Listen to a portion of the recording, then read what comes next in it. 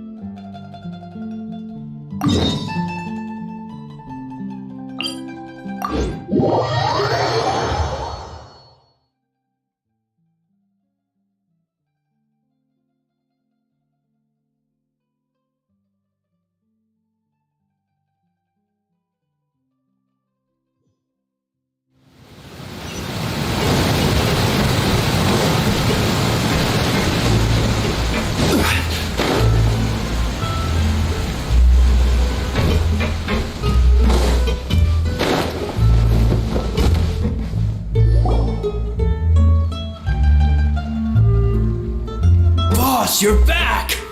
Traveler in Paimon, welcome back to Poisson. Oh, hey! Fancy seeing you again, Florent. Is it your turn to take care of Navia now? Hey, I can totally take care of myself. For the time being, I'll go around without any attendance. We did hand over some of Malus's old responsibilities to Florent, though. It's been really nice to have him around to help out. Thank you for the compliment, boss. As you see, I've been working closely with the boss on rebuilding Poisson. Mr. Malus was an extremely capable and respected member of the Spina. I've got some really big shoes to fill. All right. There's no need to be so formal. Everyone's practically old friends by now. Were you waiting here for me? Did we manage to make any progress on the statue? Yeah, we contacted a sculptor about the job, but they can't get started on sourcing a correctly sized block without knowing the design that we want to use first. You're commissioning a statue? So basically, we've been meaning to commission a statue of my parents in commemoration of everything they've done for the Spina and the town of Poisson. But since my father was known as callously unfaithful for the longest time, it would have been too controversial to commission a statue of him. But now that his name has been cleared, and the town is also being rebuilt, I thought this would be the perfect chance to actually realize this dream. The funds to build the statue were freely donated by the people of Poisson to show their appreciation for Miss Clementine and Mr. Callis and everything they did. Me? I'm just the newbie president that's running around and causing everyone trouble. Maybe we can have this conversation again in a few decades, once I've done more for the town and the people. Hey, there's no need to be so humble. Didn't you just help save the entire country? I agree wholeheartedly. I also believe that Boss should have a place on the statue. Hey, if you keep inflating my ego like this, I might just float off into the sky with my parasol. Just kidding. There's no way that I'd accept that kind of compliment at face value. At a minimum, I'd have to match what my father did for the people.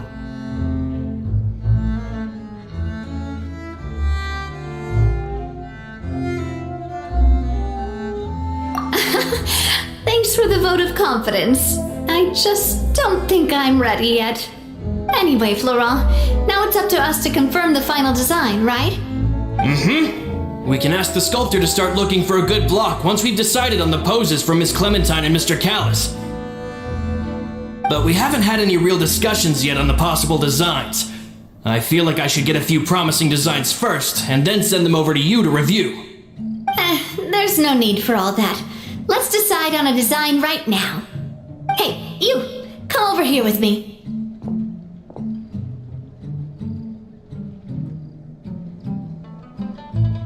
Modeling a few poses, of course. Here, just pretend to be Callis, and I'll be Clementine. Didn't you say on the boat that Callis and Clementine sounded like great partners? Well, then there's no one better to fill this role than my most valuable partner. Florent, let's grab some reference shots. You've got it, boss. I'll go get the camera.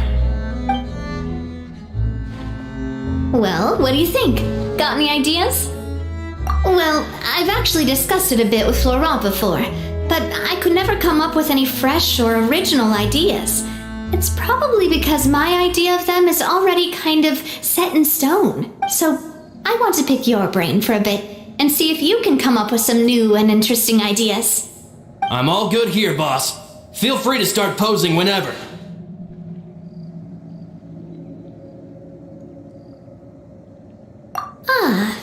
By that, do you mean as if we were standing on a boat and looking out at the sea? Sure, let's give that a try. Whoa, you really remind Paimon of a captain in their first meet. Look over there, my dear Clementine. As you can see, every tree on that island is dripping with mora fruit. But there's something off with the composition. This pose makes Mr. Callis look too tall next to the lady. Oh, I see what you mean. Then let's swap. Well, Paimon is a fan. A statue like this would look fantastic on a boat. Wait, but we can't do that.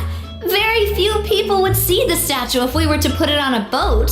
This statue is meant to be placed in the town. But then, since we're putting it in the town, the whole point of the pose would be lost. Oh, okay.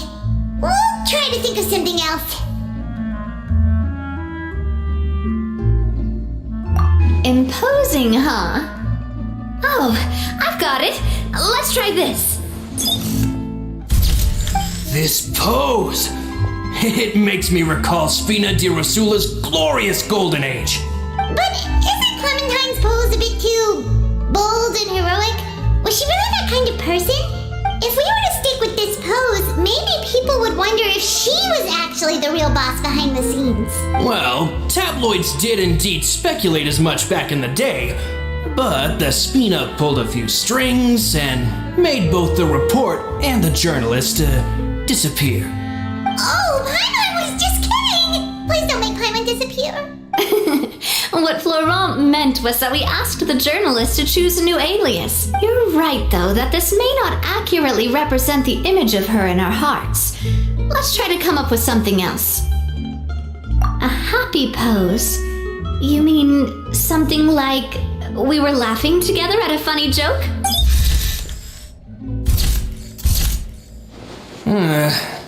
Would all that be able to come through with just a picture? Would we even be able to tell what they are supposed to be laughing about? Yeah, and that'd probably be a massive pain to sculpt as well.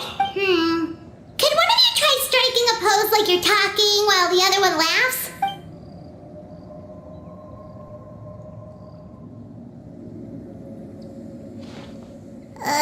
That actually sounds pretty hard to pull off. Forget it, let's try something else.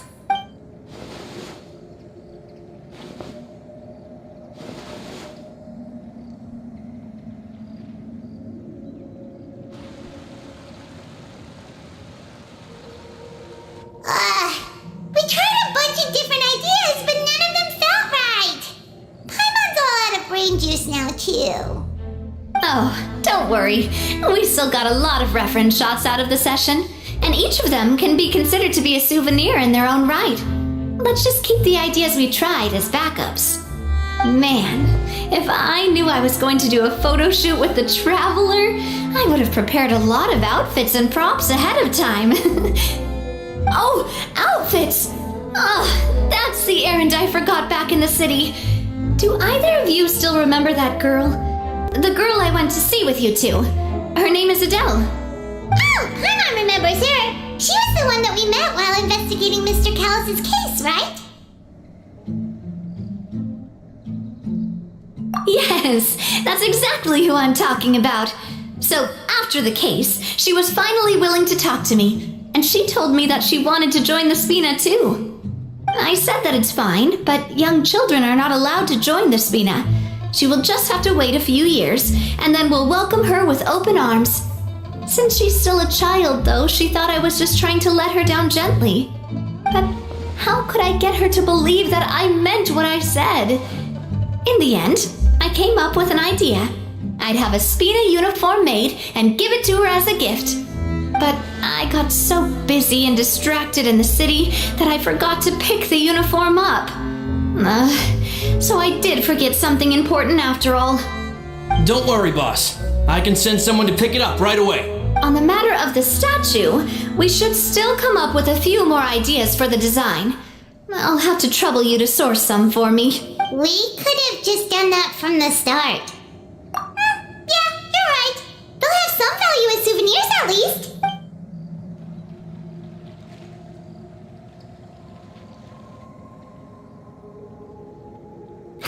Navia! Florent, guess who's back? Huh? But aren't you supposed to... Oh, well, if it isn't Coulter. Back already from the Fortress of Meripede? That's right. I finally finished serving my time. Gotta say, turns out I was a lot tougher than I thought. After I got out, I immediately made a beeline back to Poisson. You could say that familiar briny smell became a primal call, urging me to forget everything else and just come back home. You wouldn't believe how much I've missed Melissa's grilled fish. I dreamed about it every time I had to get a welfare meal down there underneath the sea. It's good to have you back, Coulter. You look as well as ever. And this guy is? Let me introduce you. This is Coulter, another of Spina di Rosula's members. He was found guilty and sentenced to the Fortress of Meripede some time ago. But, looking at it now, it was probably another one of Marcel's plots while he worked at the Confrérie of Cabrières. Wait, Mr. Marcel? What do you mean? He was involved in some sort of plot? Have you not heard anything at all about the water from the Primordial Sea case? Well, I know that Fontaine got flooded, but then the water levels miraculously receded. I thought that was all there was to it and didn't care to ask for any more details. Do you mean Mr. Marcel was somehow involved with all that? Looks like we'll have to explain everything from the top. That case, a lot of things have happened in Poisson since then. First things first, let me introduce you to these two. They're my most trusted partners, and they've been with me through thick and thin.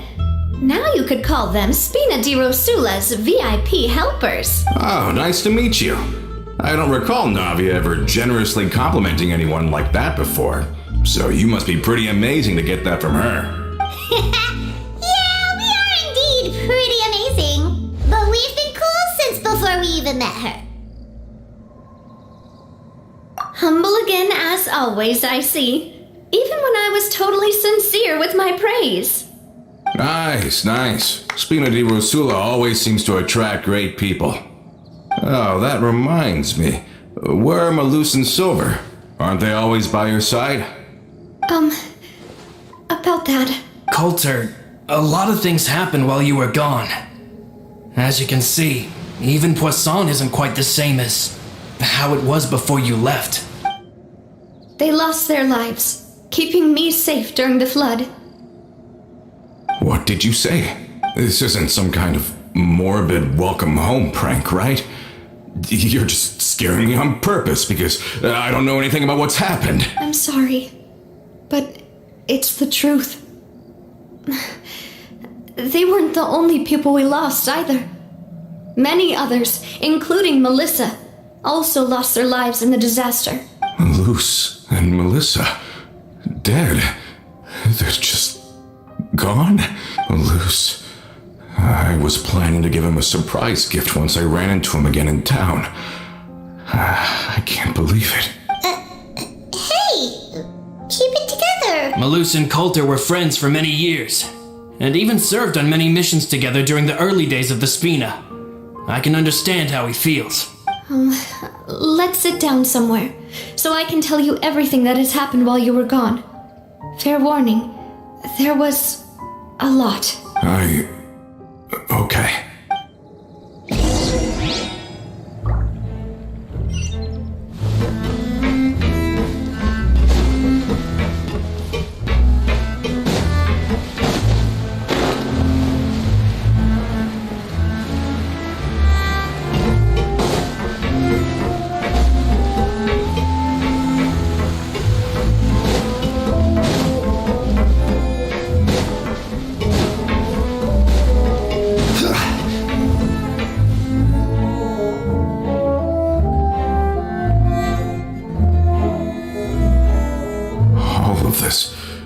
It's unbelievable.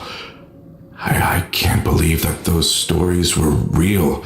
It all really happened. Has the world gone mad? I think you and I both feel the same way about the profound tragedy of Melusa's loss. And the sheer depravity of Marcel's actions. I thought Mr. Marcel would always stand by the Spina. Everything he had, the Spina gave to him. It's unconscionable to have received all that, and yet still plot to kidnap and dissolve you for his insane research. The good news is that the Confrérie of Cabriere is no more. Gone with them too is the entire synth manufacturing and distribution network. We finally closed the curtain on that long struggle. Are you sure? But if Marcel wanted to rebel against us, he probably sent word in secret to Romeu. Romu? Not a name I've heard before either. Florent should remember him. You see, there was once a major internal dispute regarding funding the construction of the Aquabus lines. Romeu was the leader of the faction that thought such a vast sum of mora would be better spent improving the town of Poisson. But Mr. Callis believed that an opportunity to collaborate with the Court of Fontaine and the Fontaine Research Institute was hard to come by, and would allow us to build many valuable relationships. Not only would the Aquabus be a good business investment, it would also boost our reputation among the general populace, eventually paying us massive dividends down the line. But the two couldn't come to an agreement. Romeu ended up taking a lot of people with him when he left Spino di Rosula altogether, and the split was on extremely bad terms. And with Papa's stubbornness, I can definitely imagine how it must have gone down. And of course, when he was suffering the slings and arrows of outrageous injustice, those relationships that he spent a fortune to build didn't help in the least. Yeah, you could say it was the price he paid for sticking to his beliefs. Oh, that's a good point. If Callis was really as stubborn as you say, then wouldn't he have argued with the rank and file all the time? Oh yeah, it eventually became a thing that just happened on every day that ended with Y. But Navia, boss, you might not know this, but he wasn't always like that. He used to be a lot better with taking counsel. With him listening to our advice, and Miss Clementine also frequently on our side, it was pretty smooth sailing for a good many years. But on the matter of the Aquabus, even Miss Clementine completely stood by Mr. Callis's side. I never knew. But from my perspective, Romeu's position had a lot going for it. Couldn't they have sat down and talked it out? I think the Aquabus was just the straw that broke the camel's back. On that topic, they eventually came to a rather radical conclusion. They believed that Miss Clementine lost her ability to serve as an impartial mediator when she became pregnant with Callis's child. So they thought she had betrayed them? But that doesn't make any sense. Before she was their mediator, my mother was also her own person, and a member of the Spina. She should have the right to take any side she wished. Yeah, but to them, even taking a side was betrayal enough. They felt like their voices could no longer be heard once their sole mediator had gone over to the other side. Of course, Ms. Clementine then passed away, and Mr. Callis began to regard the completion of the Aquabus project as her final wish. With that, the last hope of reconciliation was gone. So that's what happened. From that point on, Romeu and his people cut ties with the Spina, and never gave us any kind of professional or personal courtesy ever again. Perhaps they've regarded us as enemies ever since they left. But even so, there is still no proof that they ever acted in concert with Marcel. I've also heard that they aren't in a good financial position, so they've been lying low for a while. But as long as they exist, they'll continue to be a threat. I think Coulter's got a point. Both Marcel and Romeu had my father in their sights for a very long time. Even though Marcel's faction has been dissolved, we still don't know anything about Romeu's whereabouts. If they're still trying to get revenge on us, with how distracted and vulnerable we are, now would be the best time. Good thinking, boss. We should keep an eye on them at all times. I'll let my men know right away. Thank you for that, Florent. And Coulter, thank you for telling me about this as well. Don't worry, it's nothing. Do you have a moment right now? How about we go out for a walk? I've heard so many incredulous things today. I'm finding it a bit hard to calm down even now. I mean, to think that I'll just never see them again. In that case, why don't we go back to the court? I can pick up Adele's uniform while we're there as well.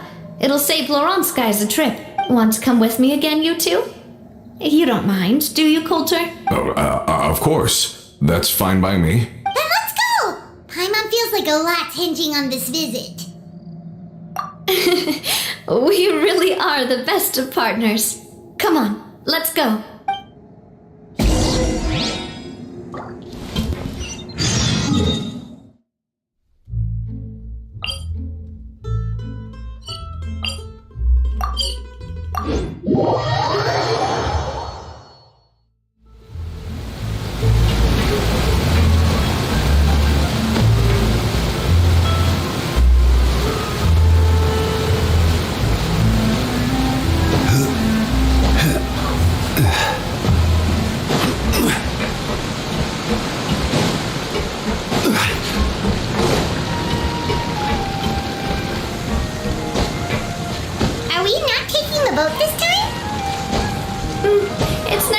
From time to time, isn't it? Think of it as something like a hiking trip. Once we're there, we can stay a few days before we return.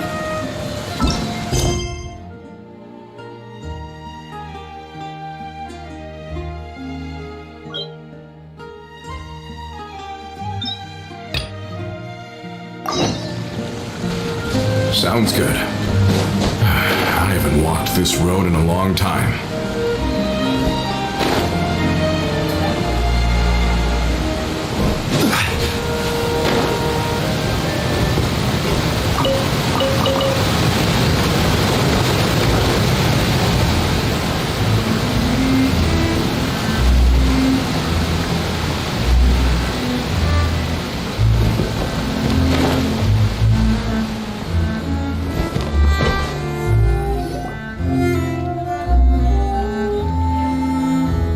If I remember correctly, this is where he's staying.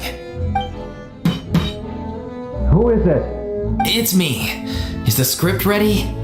You came all the way here for that? Alright. Forget that for now. Just come on out. We've got some great news. Nice try. Look, just give me some time, okay? I'm just wrapping up this last part of the script. I'll be out once I'm done. Okay then. Looking forward to your masterpiece.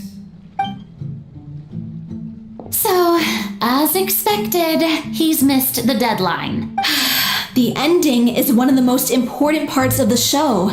Even once he's done, it isn't final until we've all had the chance to read through and make sure we agree on it. Someone told me they'd just seen you in Poisson. I assumed it was a case of mistaken identity, but sure enough, here you are. And Farina, too. I was wondering if we might run into her. So you're here for Paolo? Looks like he could be a while, so feel free to take a stroll around town in the meantime. I've made all the arrangements already. Oh, it's okay. We can just wait here. Thank you for being so considerate, Miss Navia. That sounds wonderful. We'll take that stroll. Get over here, you! How oblivious are you? How are things in Poisson now? Any better? Things are on the mend, but it's a slow process. Some people may never recover from the trauma they experienced. I'm sorry to hear that. I wish there was something I could do. Please, must our conversations take such a depressing turn every time we meet? We all have painful memories, but we don't have to let them cloud everything we do. And if you're trying to make a new start, perhaps it's best if you don't bring up the past all the time. Thank you for your words of comfort. You make a very good point. But for now, at least, I think I should stay with the way I'm feeling for a while longer. It's okay. These things take time. Moving on from a painful experience is easier said than done. Which brings me to why I'm here. I thought you should probably know that not everyone here is ready to forgive and forget after the Hydro Archon's inaction in the face of catastrophe. To avoid upsetting the peace, I told the townspeople that everyone here is a member of the theater troupe, and that you are just an actress playing the role of Farina. It's not a perfect solution, but hopefully it means you won't have to lie low while you're here. That's so thoughtful of you, Navia. Well, what do you expect? I am the courageous and considerate president of Spina di Rosula, after all, like my father before me. Anyway, that was all. Look after her now. Off we go then. Let's take a look up there. I don't have any friends that I can be frank and honest with, so maybe she's right.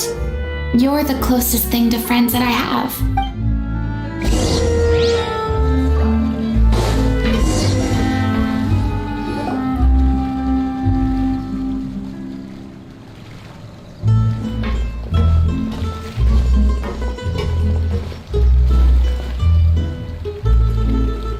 So grateful that Miss Nafia was so understanding.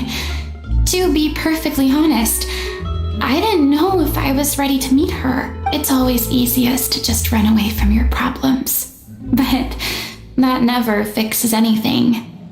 You can't get around the obstacles without facing them. So that's why you were nervous when they brought up Poisson. Yeah. I'd be lying if I said I wasn't scared of coming back here. Still, I felt it was something I had to do. As I was saying before, I want to see for myself the things that I never could in the past. I'd be overjoyed if the people here could find it in their hearts to forgive me. But they're more likely to unleash a tirade of vitriol against me. Which, of course, I completely understand and... Yeah, I can tell people are watching me. I'm sure some people here see the idea of someone coming to Poisson dressed as the Hydro Archon as extremely disrespectful. I used to be terrified of the gaze of other people, especially when they had suspicion or resentment in their eyes. I guess I wasn't quite ready for this after all. I'm not surprised you're making yourself go through all of this. I can't let myself see only the things I want to see. How would that make me any different from before? Look! There seems to be a crowd gathering over there. Probably time we made a move. How about we check out Spina di Rosula's ship? We should have a view of the whole of Poisson from there.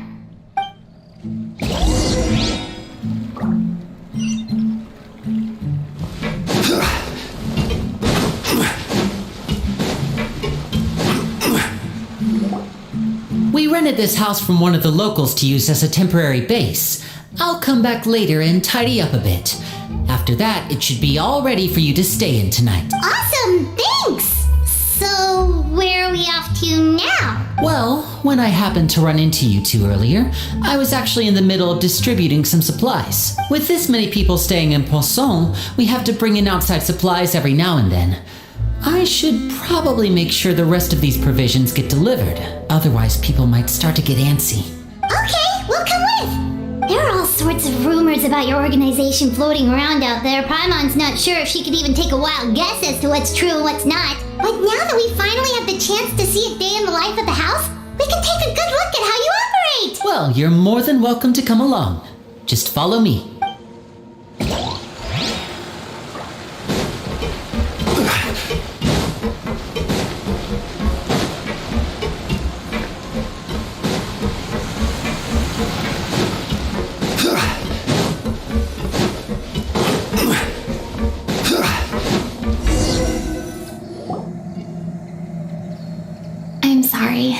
You probably just wanted a relaxing stroll, and here I am dumping all this heavy stuff on you.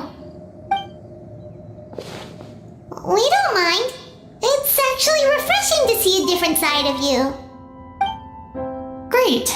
Well, I appreciate your company, so please don't disappear just yet. I don't know whether you can tell, but the years of suffering and loneliness aren't the only reason I have a hard time facing up to who I used to be. As I stand here by the ship, I can't get the images of the rising water out of my mind. One after another, people were taken by the water. All those treasured lives and memories washed out of existence in an instant. They thought their God would protect them. They had absolute faith that when disaster struck, a divine power would save them from harm. And all the while, I played my part to perfection to convince them that was true. But then the floodwaters finally came, and the Hydro Archon did nothing. You shouldn't look at it like that. You are only doing your duty.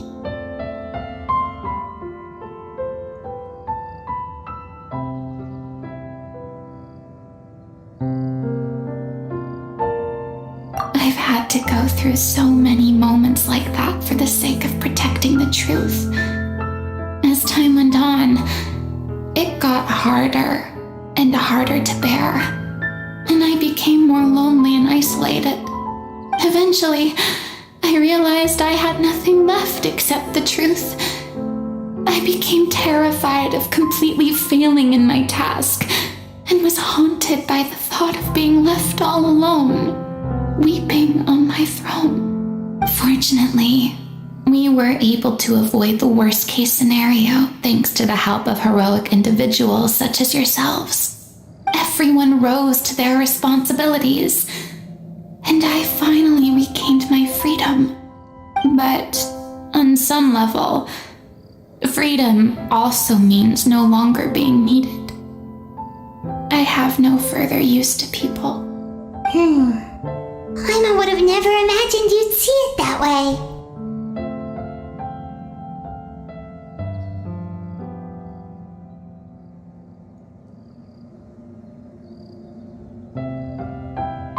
A reward?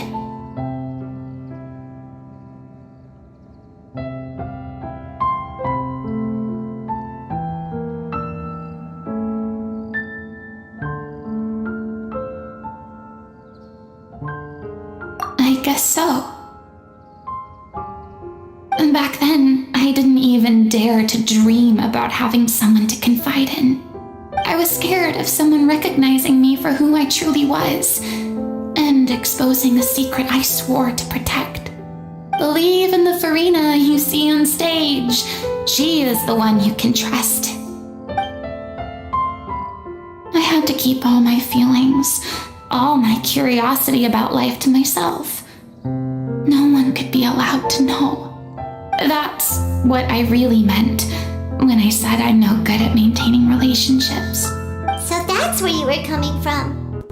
Paimon totally thought you were just a bit of a diva at heart. Could you please get off my case? I don't know what's gotten into you today. I'm making an effort here. you could at least try to do the same. I do. I once had nothing but the truth, and now I'm finally free to live my own life again. And even though I have no idea where I'm going right now, at least the choice is in my hands. All right, it's about time to head back. Paulo should have finished the ending by now. Sure. Okay, let's head back and check it out.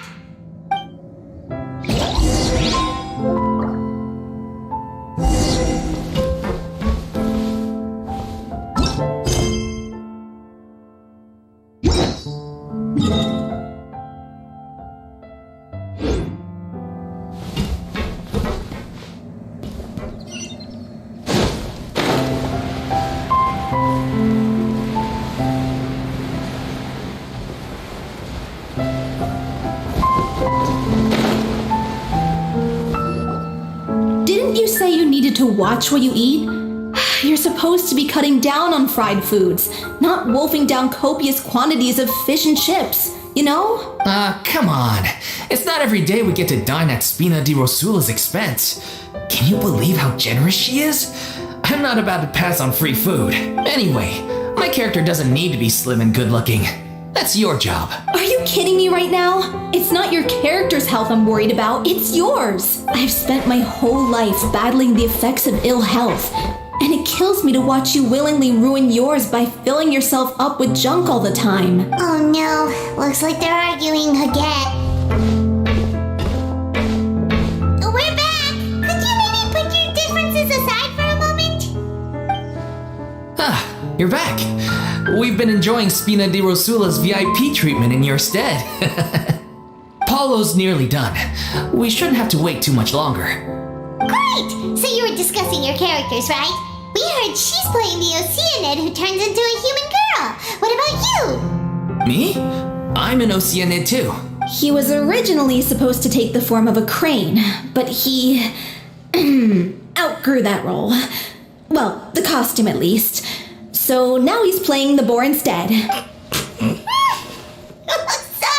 Sorry. The boar's not a bad character, actually. He's the one who raises the little Oceanid, yes? That's right. He has some pretty memorable lines too, like when he imparts some solemn words of wisdom to the little Oceanid. If you become human, you can reveal your secret to no one. You will face suffering and loneliness. Is this truly what you want? Wait, that sounds kind of familiar. It's the most important line in the whole script. I think it's a symbolic statement about our director's life and legacy.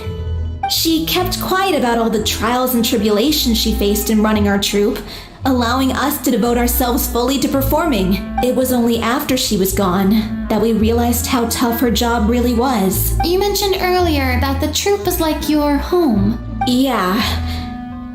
I was born with an incurable illness, and once my family found out it couldn't be treated, they decided they didn't want me anymore. I spent some years taking whatever work I could find and trying to manage my illness with various medicines.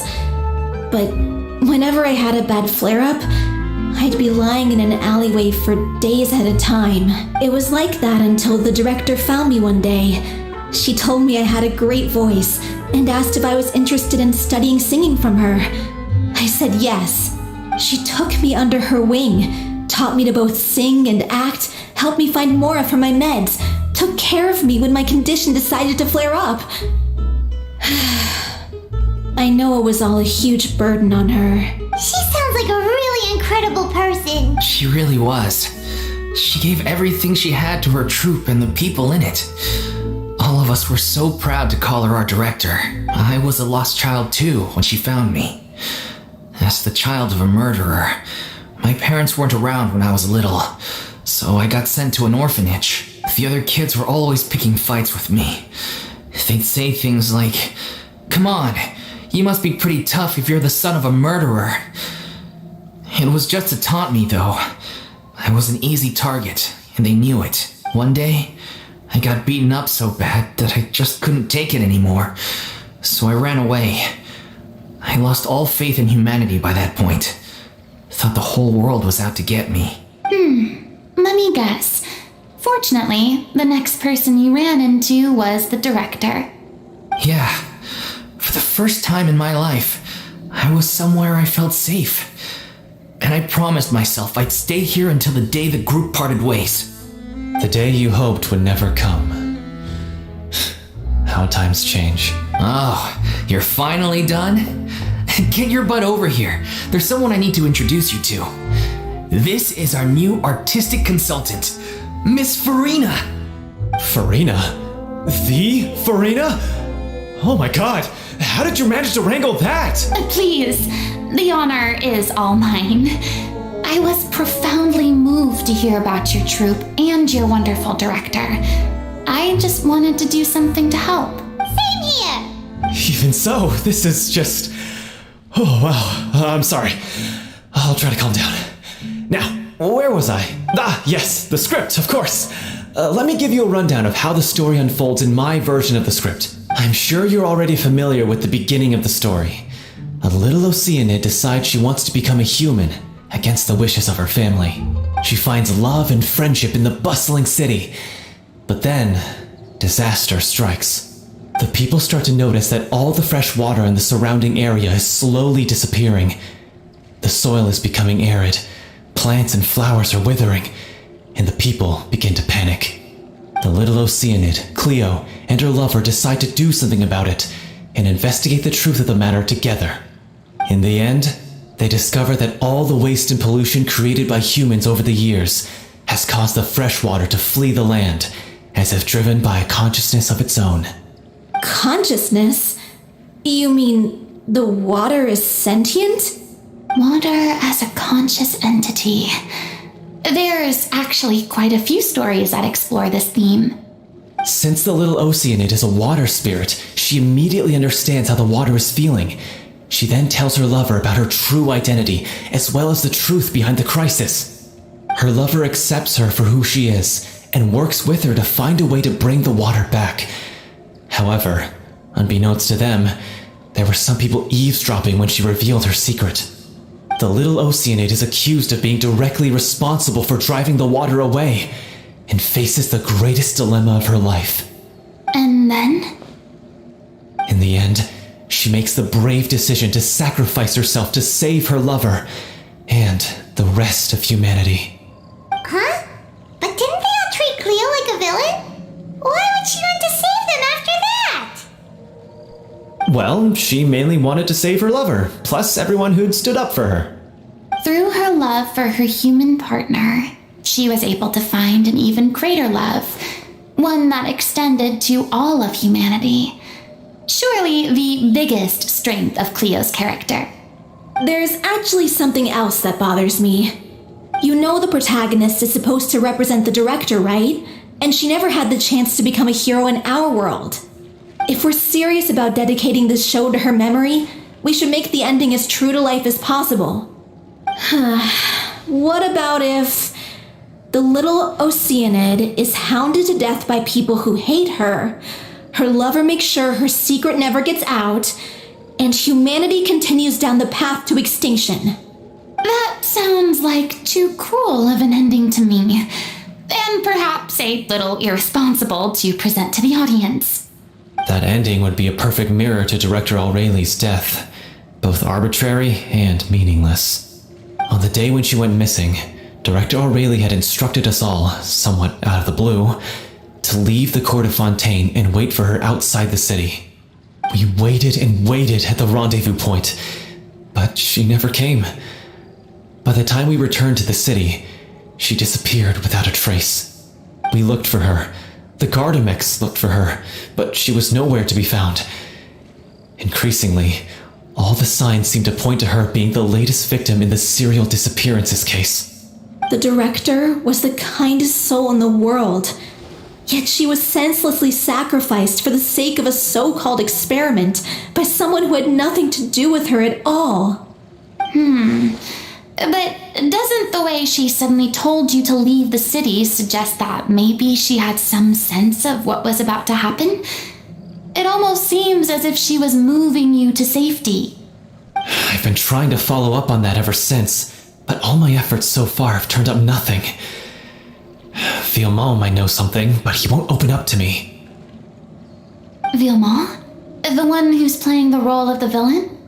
Yeah, he's been overwhelmed by grief. I think the director's death hit him hardest of all. Grief? Guilt, more like. Also, I have a hard time imagining that anyone took it harder than me. Because, well, speaking of the play being true to life, I was deeply, madly in love with O'Reilly. What? You kept that one quiet. It's time to be upfront with you all. No more keeping secrets from each other. We'll never be able to agree on the ending if we can't be honest about how we feel. I did tell her how I felt once, but she turned me down pretty much straight away. She said that we were all like brothers and sisters to her, and she never considered us as potential romantic partners. Not that it came as a shock or anything. It was what I was expecting to hear. So I told her I'd always be there for the troupe, and I'd always be there for her. I said, maybe one day in the future, when everyone's settled into their own lives and on the up and up, and managing the troupe no longer required her constant attention, well, maybe then she could reconsider what she really wanted in her life. And now, that day will never come. Oh, Paulo. So if I'm the one writing this ending, then I'm gonna make sure it does right by O'Reilly. I won't let anyone get in the way of that. In that case, you have to straighten things out with Villemont once and for all, face to face. We've all had our differences of opinion over the ending, but those two have never seen eye to eye on anything. One of them has to compromise if we're ever going to reach a final decision. Well, if that's where we're at, looks like it's time to go visit Villemont. Are you ready to face the truth? Honestly, I'm slightly terrified. But for the sake of our final performance, I'll do whatever it takes. Funny you should ask, though. You really do get what I'm going through right now. I certainly do. Come on, everyone. Allons-y! It's important to respect your diving ability.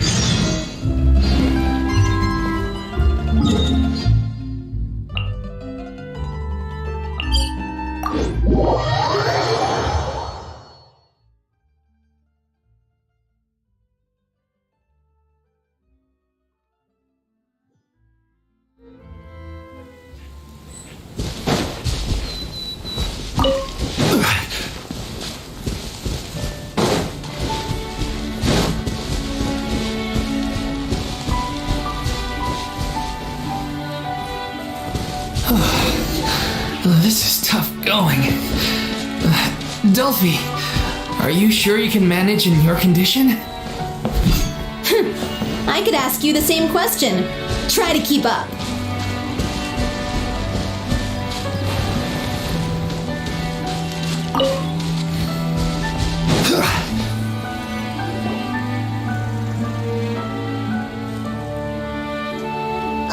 As if this journey wasn't tough enough already without a roadblock. Don't worry, we should all be fine with the traveler here. We don't need to take a detour. Wait, why are you all looking at me? You're not seriously expecting me to fight, are you? We're just curious, that's all. I don't think anyone's ever seen Farina in a fight before. Yeah, but don't you remember why? The Hydro Archon willingly gave up all her power so it could be converted into Indemnitium. Miss Farina said so herself. Precisely! And I'm not even the Hydro Archon anymore, so all my power is gone anyway. As much as it pains me, unfortunately, I should just stay put. I'm more like a damsel in distress more than anything. That sounded so smug. Ugh, secondhand embarrassment is unbearable. C'est la vie indeed. Alas, I am forced to watch on helplessly as a more brave and seasoned adventurer than I swoops in to save the day. Aw, too bad. I was so pumped to feast my eyes on fight mode Farina. Sorry to leave all the heavy lifting to you. Don't worry, piece of cake. Stabilize! I will have order. Advance! Ha! Man! Oh, coming through!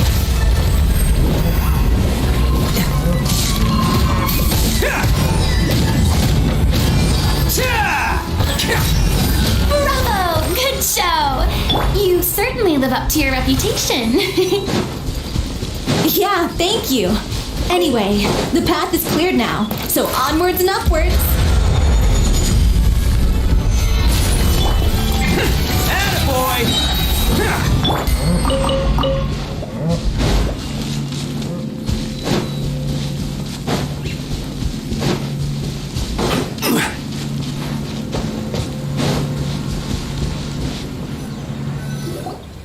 Vilmont, are you there? Huh? Oh, it's you guys. Wait, what's Lady Farina doing here? I can explain. We've been rounding up the whole troop. We now have everyone except you. So, you think knowing the truth about the director's disappearance will help you write an ending to the script that pleases everyone? I care just as much as everyone else about making the Little Oceanid a success. That's why I wanted to wait until after the show. If I open this can of worms now, I just don't want to make things difficult between us. We're supposed to be a unit when we're on stage.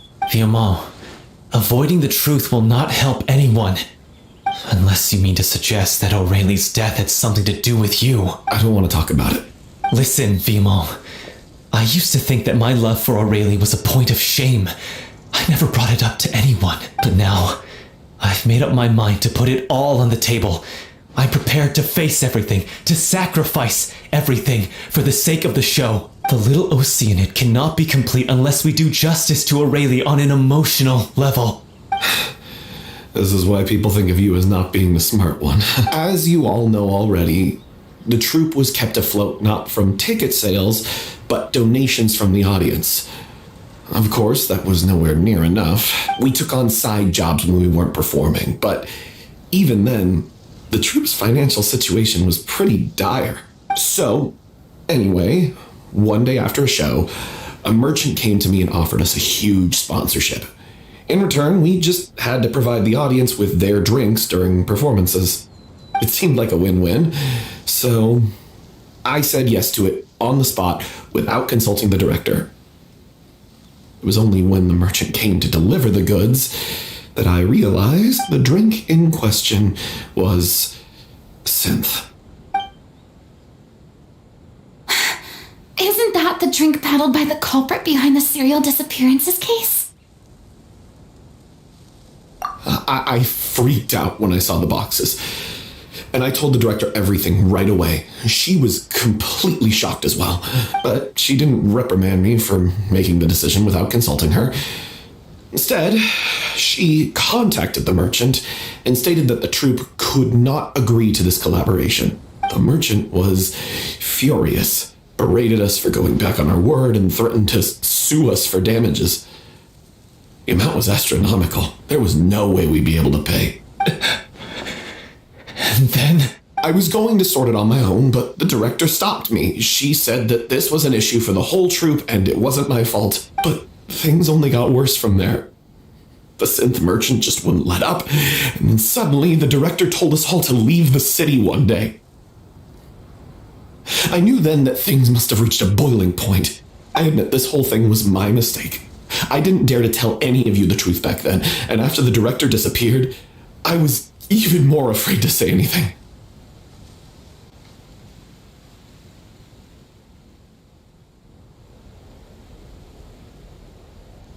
Yeah, I got Aurelie killed. There, I said it. Happy now? Hey, don't say that. You traitor! You knew Aurelie was in danger. Why in God's name didn't you tell us? What do you mean you were afraid? This was a life and death situation. We could have saved her. How could you be so stupid? Please, try not to get too worked up. Yeah, listen to him. You need to stay calm. Stay calm? How can I stay calm? This guy got Aurelie murdered!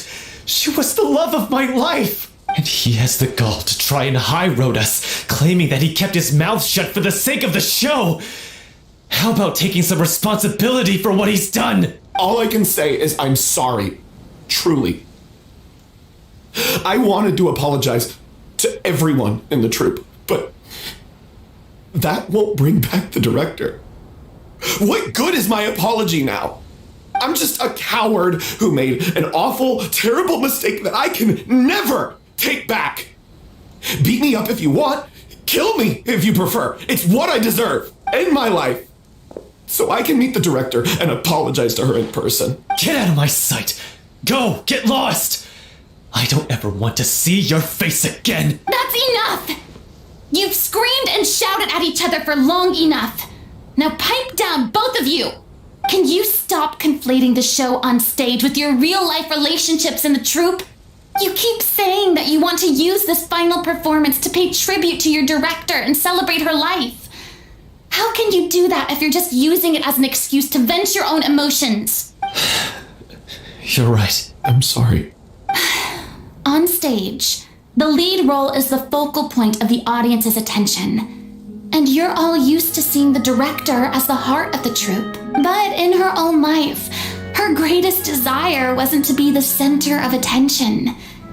I can tell how much she loved you all, and how much she loved the troupe. What she wanted was to build a warm home for all of her brothers and sisters, to shield you all from the storms that rage in the world outside. That's how you should remember her, and that's what you should be celebrating. I understand why you're trying to make her the hero of the story, but isn't she your hero already? After everything she did for you? Yeah. So think hard about what that means. And then think again about what you hope to achieve by arguing with each other. If you really hate each other and can't reconcile your differences, then you could just call it quits now. Why bother with the final performance if the group is already fractured? But you can't bring yourself to do that, can you? You care too much about Director Aurelie and the home she built you all to let go. What are you laughing at? I don't see what's so funny. Sorry, I didn't mean it that way. It's just that, for a moment there, it felt like our director was back with us again. If she'd seen Paulo and Vilmont at each other's throats like that, she would have scolded them exactly like you did, in that same stern voice. Really? But she sounded like such a gentle person. Of course she was. Even her harshest lectures came from a place of kindness, and it showed. She really was a truly outstanding person. What you said, it really puts everything into perspective. I'm truly sorry. I really meant for this to be a genuine apology, but I ended up making it all about me and my self-pity. It's all right. Let's save all this for after the performance. So, the ending. What are we gonna do about it? Clearly, everyone needs to take a step back for now and reflect on what really matters. When emotions are running high, things get lost in the fray. The end of the story needs to focus back on Aurelie herself. She's the true star of the show. What do you mean? The Traveler is right. You once investigated that underwater synth base and recovered items belonging to the victims. If you could find anything that Aurelie left behind, perhaps we can get a better sense of what she went through in her final days. You really think that's possible? I trust that nobody would object to the ending of the story being based on Aurelie's true feelings. No. Well, we'll leave this in your capable hands. Come, let's pay a visit to the Palais Mermonia. The rest of you, head back to the rehearsal location for now and wait for our good news.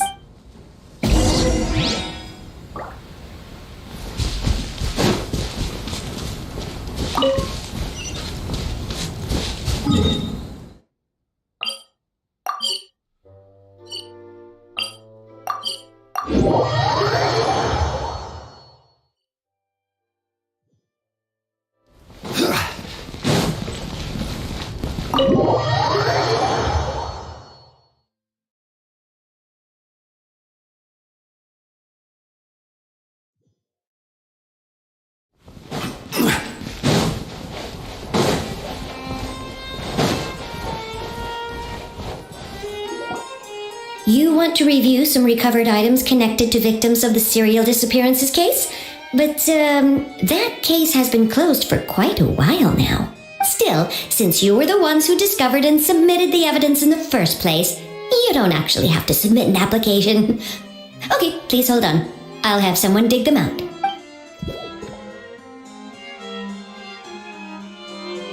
So, this is all O'Reilly left behind.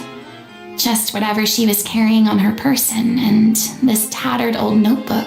Hey! It's full of script lines! And sketches too! Looks like they show where the different props should be placed on stage. Let me take a look. Maybe there's something in here from after she was kidnapped. Aha! I found something. To whoever discovers this diary, it looks like she kept a detailed record of her captor's actions. She even mentions the truth behind the experiments on dissolving young women. If we'd had the chance to examine this notebook carefully back then, it would have been a conclusive piece of evidence proving Vacher's guilt. Vacher took so many lives. It's still so unthinkable how many victims he had. I guess O'Reilly must have written all of this down in the hope that her records would one day be of use to investigators. Wait, it cuts off. Her handwriting here gets patchier and more illegible by the line. She probably didn't have much strength left. Her final words are... I'll let you read them for yourselves.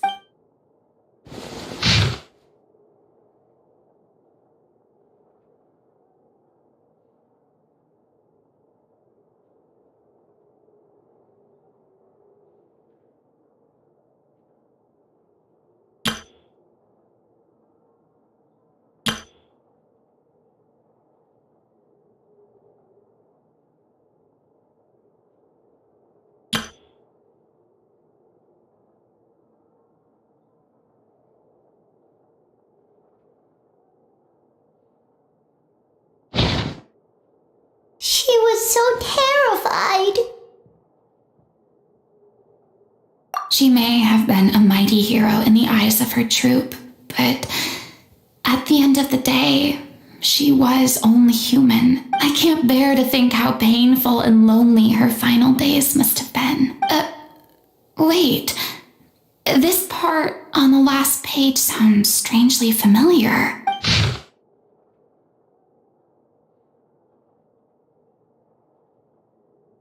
If you become human, you can reveal your secret to no one. You will face suffering and loneliness. Is this truly what you want? Isn't that the most important line in the Little Oceanid? Because I am an older sister to them. Oh. So she didn't regret her decision, even as she sat in silence, waiting for death to come. I'm sure this is what the troupe would have hoped to hear as well. She had their utmost trust, admiration, and love, and she truly deserved it. Let's go. It's time for them to learn Director O'Reilly's final thoughts.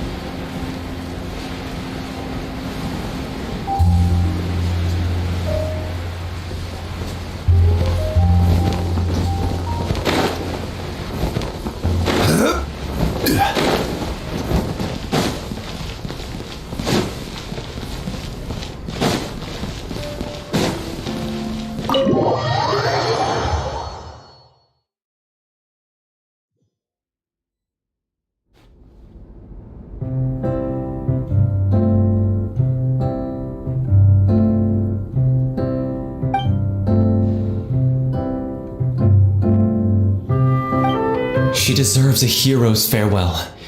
If that's the only way to convey to the audience the courage and selflessness that she showed in the face of death, then it's a meaningful way to end the story. Even in the last moments of her life, she was still leaving a trail for others to follow.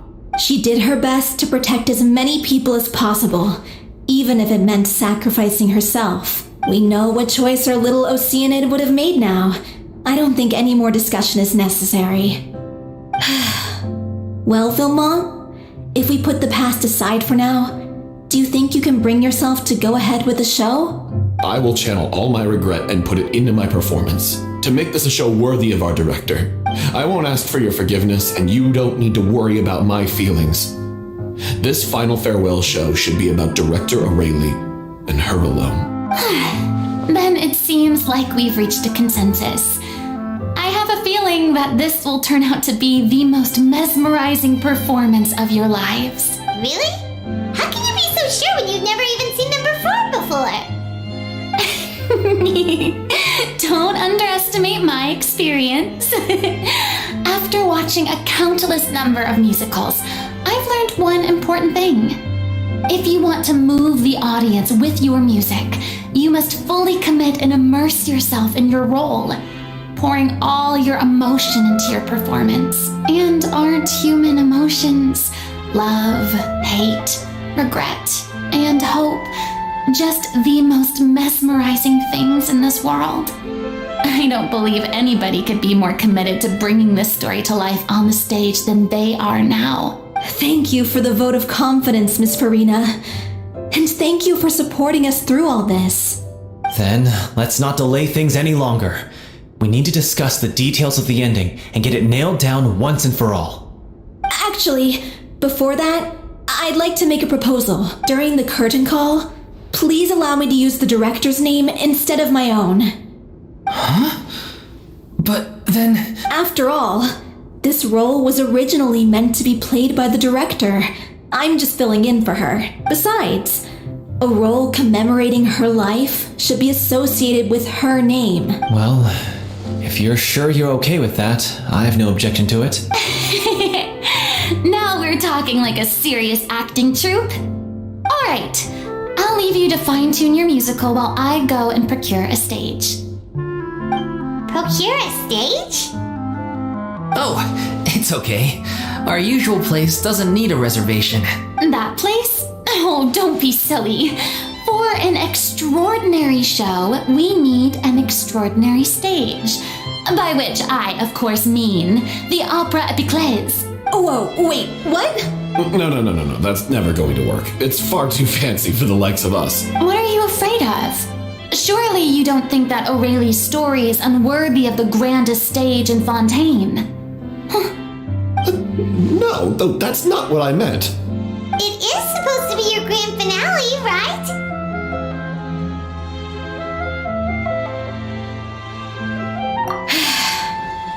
I have no problem with it then. How about the rest of you?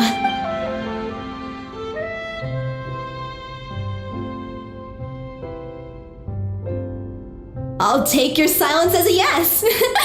Thank you for giving us this opportunity. It really is a dream come true. Well, then don't disappoint me. If you mess this up, it'll reflect poorly on me too. Come on. We'll need to get the go-ahead from Nerilette. I know just where to find him.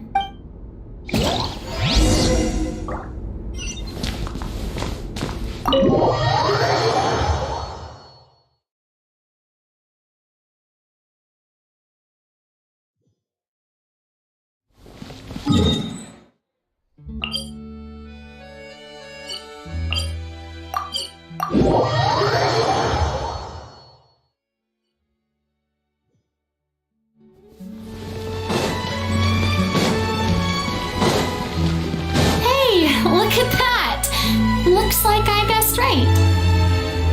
You were just... I knew you'd be here.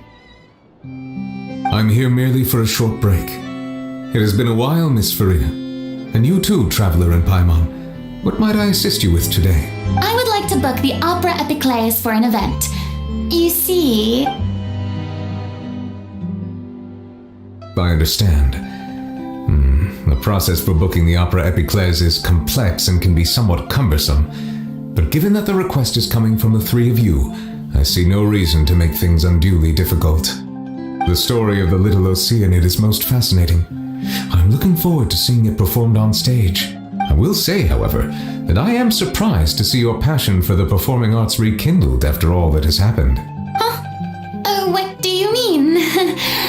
Do I look excited? Yes, and this is the first time that I've seen you like this since your departure from deityhood. At first, I just felt bad about rejecting them, so I wanted to learn a little bit more about their situation. But one thing led to another, and, well, here we are. In the past, we sat in our high chairs in the court, giving our opinions on isolated cases, all while knowing very little about the human stories behind each and every one. Maybe it's because I finally become an ordinary person and gained my freedom, but I've developed a great sense of curiosity about their lives.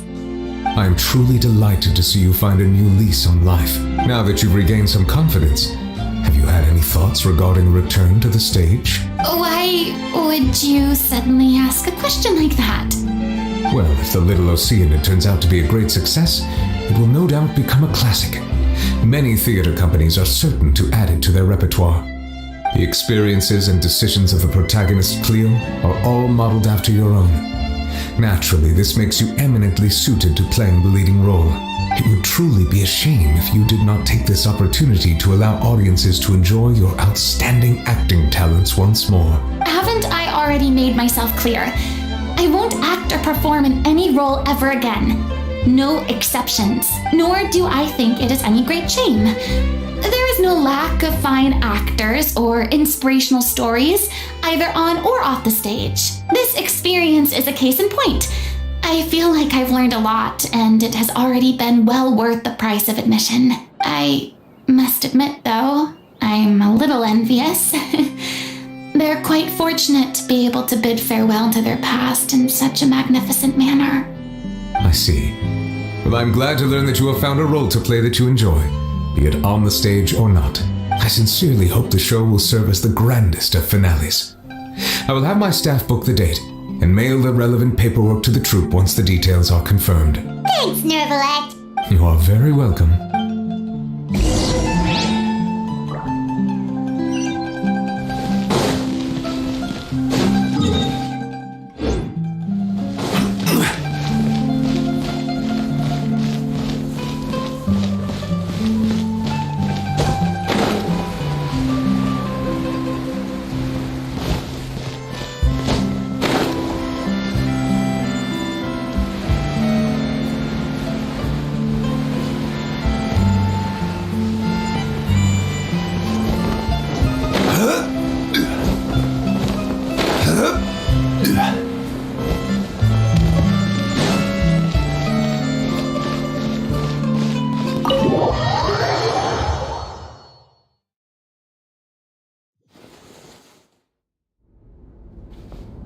Everyone, it's done.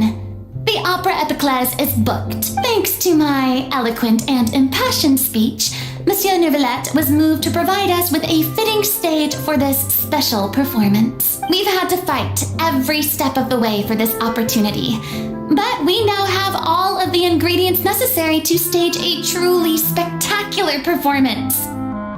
A touching story, a magnificent venue, and last but not least, a passionate and dedicated cast. Now, let's work together and make this show the best it can be. This is truly wonderful. The sooner we can finalize the ending, the more time we'll have to rehearse. Fiamma and I just went over some parts of the script and tweaked a few things. I think it's really going to resonate with the audience now. Wow, you two had a constructive conversation? That's great! Communication is vital to any good performance. Look at us! We've come so far. I never could have pictured this scene a few days ago. It's amazing! Even though Farina's still being a bit of a drama queen about it all, she's really fired everyone up! Please feel free to give us any comments or suggestions you have. We really value your input. Hey, Loic, get over here. Time to practice the opening number.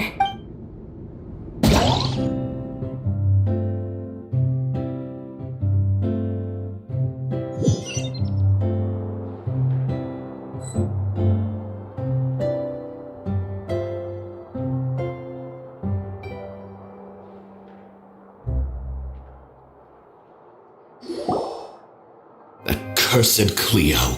She stole the waters of life from us. She's a fraud, and she must pay for her crimes. This has nothing to do with her. The ignorance and hatred of our people is to blame. How can we hope to win back the water's favor if we don't change our ways? This guy could be useful. Take him hostage. If Cleo wants him back, she'll have to show herself. Leave this place, O little Oceanid, and never, ever look back!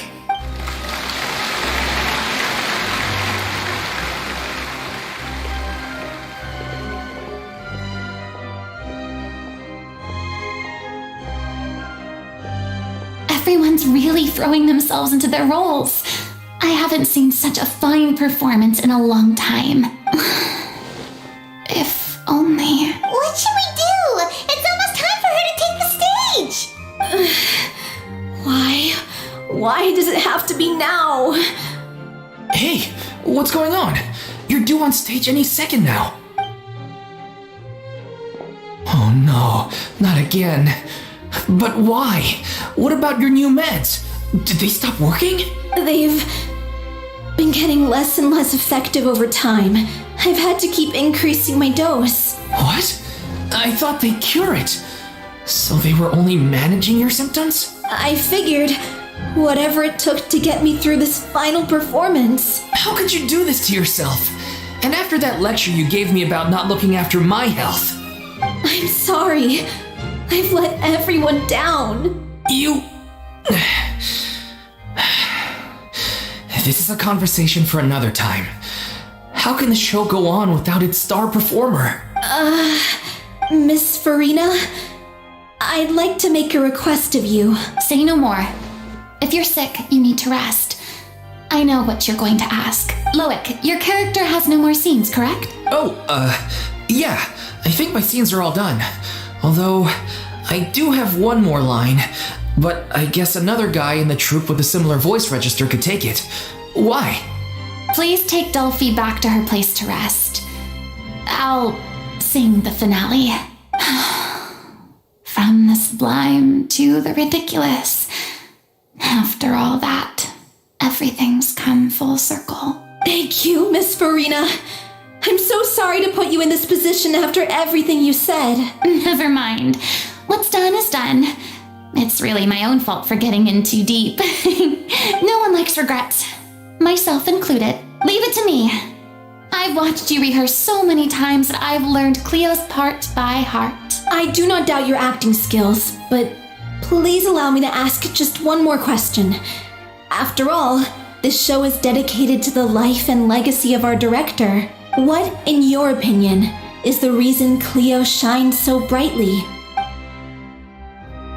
It's her pure heart, despite all the pain and loneliness she had to endure.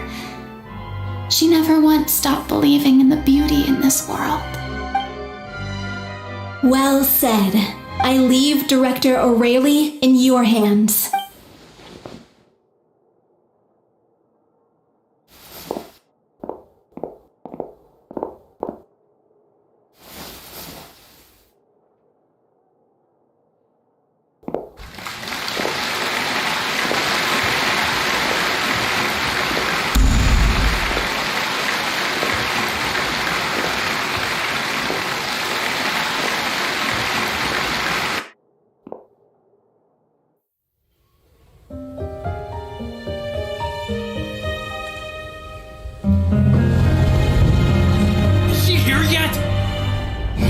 Get here! She's not coming! You're wrong. She's here.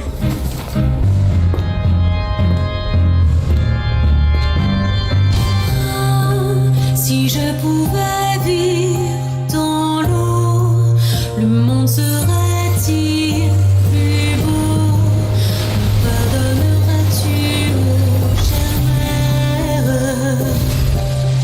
l'eau dans son courant fait danser nos vies et la cité elle nourrit ainsi que toi mon doux amour. But what about your wish? My wish.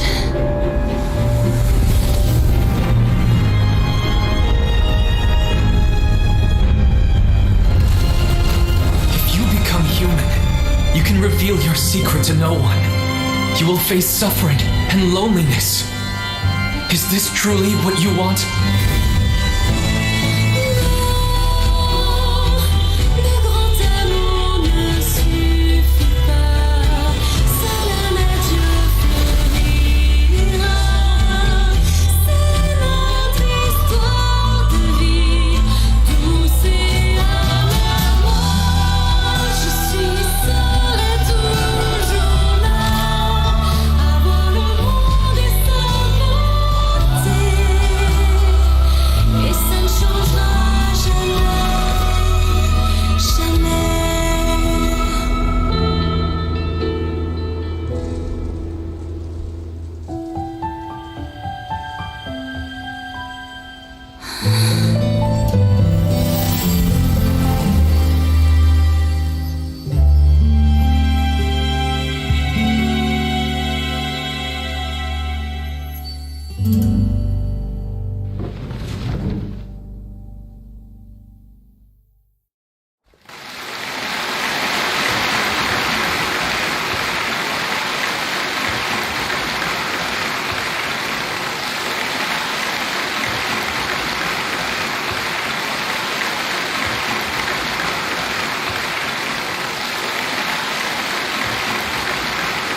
Is it just me? Or was that Lady Farina on the stage just now? She hasn't been seen for a while now, and she just appears out of nowhere? Gotta say, though, her acting skills are as superb as ever. The little Oceanid, Cleo, played by Aurélie Fumont.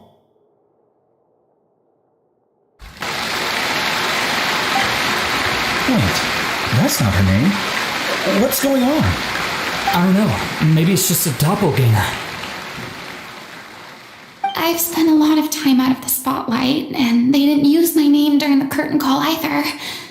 Hopefully, not too many people recognized me. It's too bad that I had to break the one clear rule I'd managed to make for myself, even if I had no choice.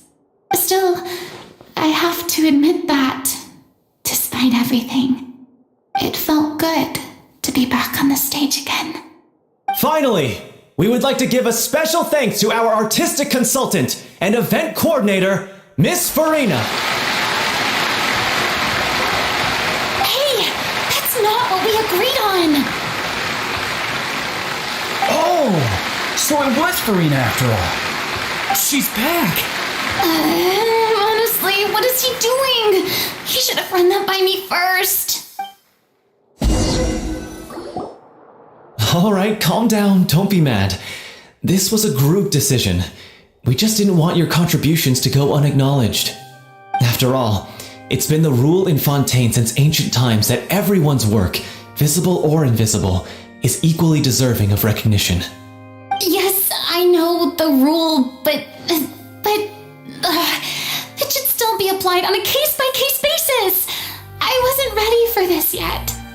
It's no big deal. What's the worst that could happen? Oh, yeah? Well, since you think it's so easy, you can sign them for me. This is a great chat and all, but can we talk about that crazy thing that happened during the show? It nearly gave Paimon a heart attack. Paimon flew over to where she was supposed to be and was about to drop the prop vision, and then suddenly, a real one popped out of thin air! Oh, that. I've got no idea what happened there either. But hey, it worked pretty well, didn't it? I'll bet the audience has never seen such a realistic prop.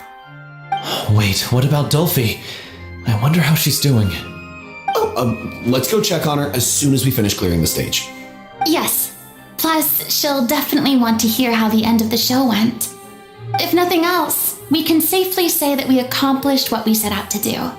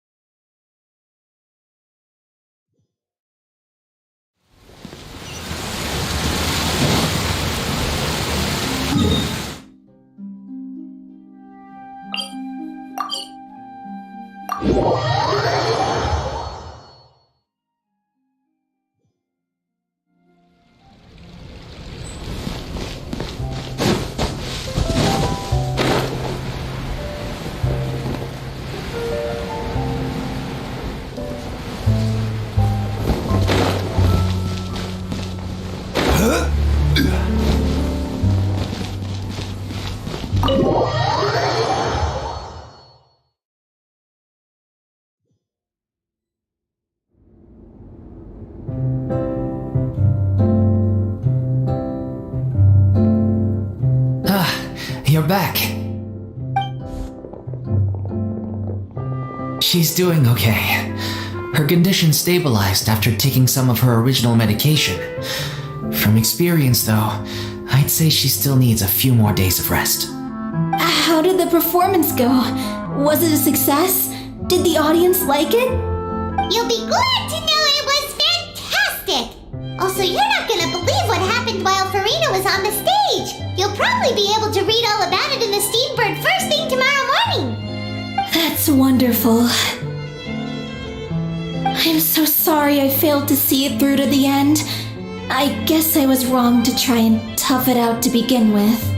No, don't worry about it. Like they told me after announcing my name during the curtain call, everyone's work deserves recognition.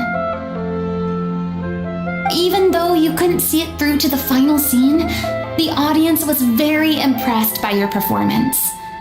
It's safe to say that you made your mark on this memorial show. Well, one way or another, we did it. I've had bad luck ever since I was born, so I never expect things to go smoothly in life. I'm just happy to know that we went out on a high note. That's all that matters. Blaming your bad luck again, are we? Maybe if you didn't push yourself past your limits so much, your illness wouldn't be flaring up all the time. Oh, don't you start. I don't have the energy to argue with you right now. Aw, you two clearly care a lot about each other. I don't know what you're talking about. You mean we never stop arguing with each other?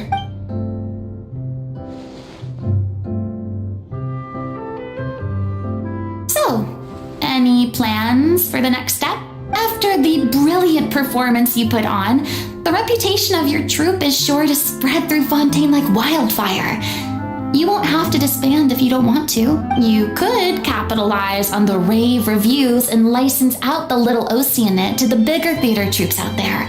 That would do wonders for your financial situation. No, we should still disband. Yeah, it's what we all agreed to. After all that's happened, I should give you guys some space. But maybe our paths will cross again one day. Hey, don't just walk off! I still want to keep performing, so I might join another troupe. After watching Miss Farina's performance, I think I'm starting to understand our director's infatuation with musicals. You should do it. It suits you. I'd originally hoped to keep performing too, but I don't know if my health will allow me to.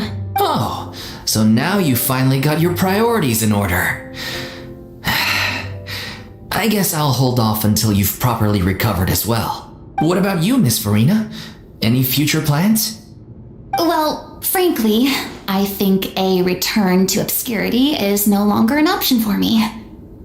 I'm sure a slew of consultancy requests will hound me wherever I go until I finally acquiesce. You rather sealed my fate there with your special thanks at the end of the show. Sorry. It's quite all right. No need to apologize. What I meant to say is that this whole experience has shown me that perhaps I'm not as averse to a return to the stage as I previously imagined. Maybe Nervilette was right. Maybe Cleo is the right role for me. I still don't wish to pretend to be someone else, but I do have a desire to express myself. So, maybe the show will go on for me after all.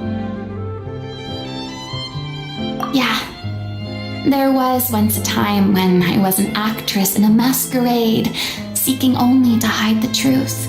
But from now on, I want to spend my time learning real stories about real people and how they touch the lives of others around them. I want to watch them blossom and wither, see them refined on the page, retold on the stage, and remembered long into the future. I'm sure this is what captivated director O'Reilly as well. Sounds like you're ready to stop running from your true calling. The more you get out into the world, the more you'll discover what a fascinating place it is. Then it's a deal. If a vision is a gift from the gods, then I should do my best to honor it.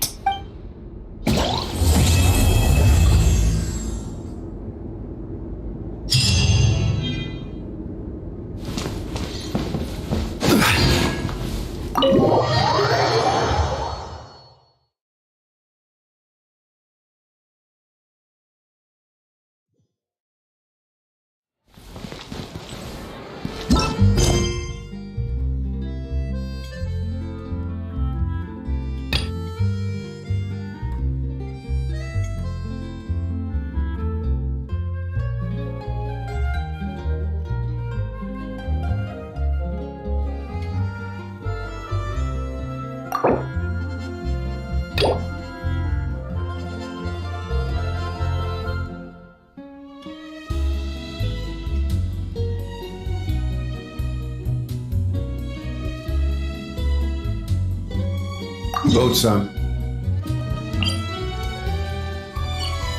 Made for transferring commodities back and forth. And those that come across Leo tend to stay a while. So it is where many things come to settle.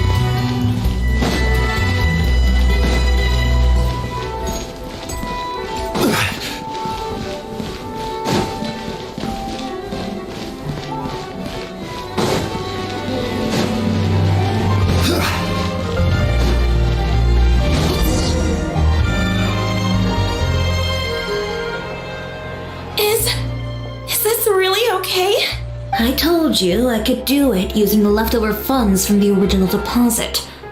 Don't tell me you're afraid that I cheaped out on the dress. No, not at all. I have only the fullest faith in your work, Miss Chiori. I'm just in shock, that's all. It's always been my dream to wear a Chioria boutique dress for my wedding. I really thought the chance had passed me by. Wait, isn't that Chiori? She's actually at her shop today?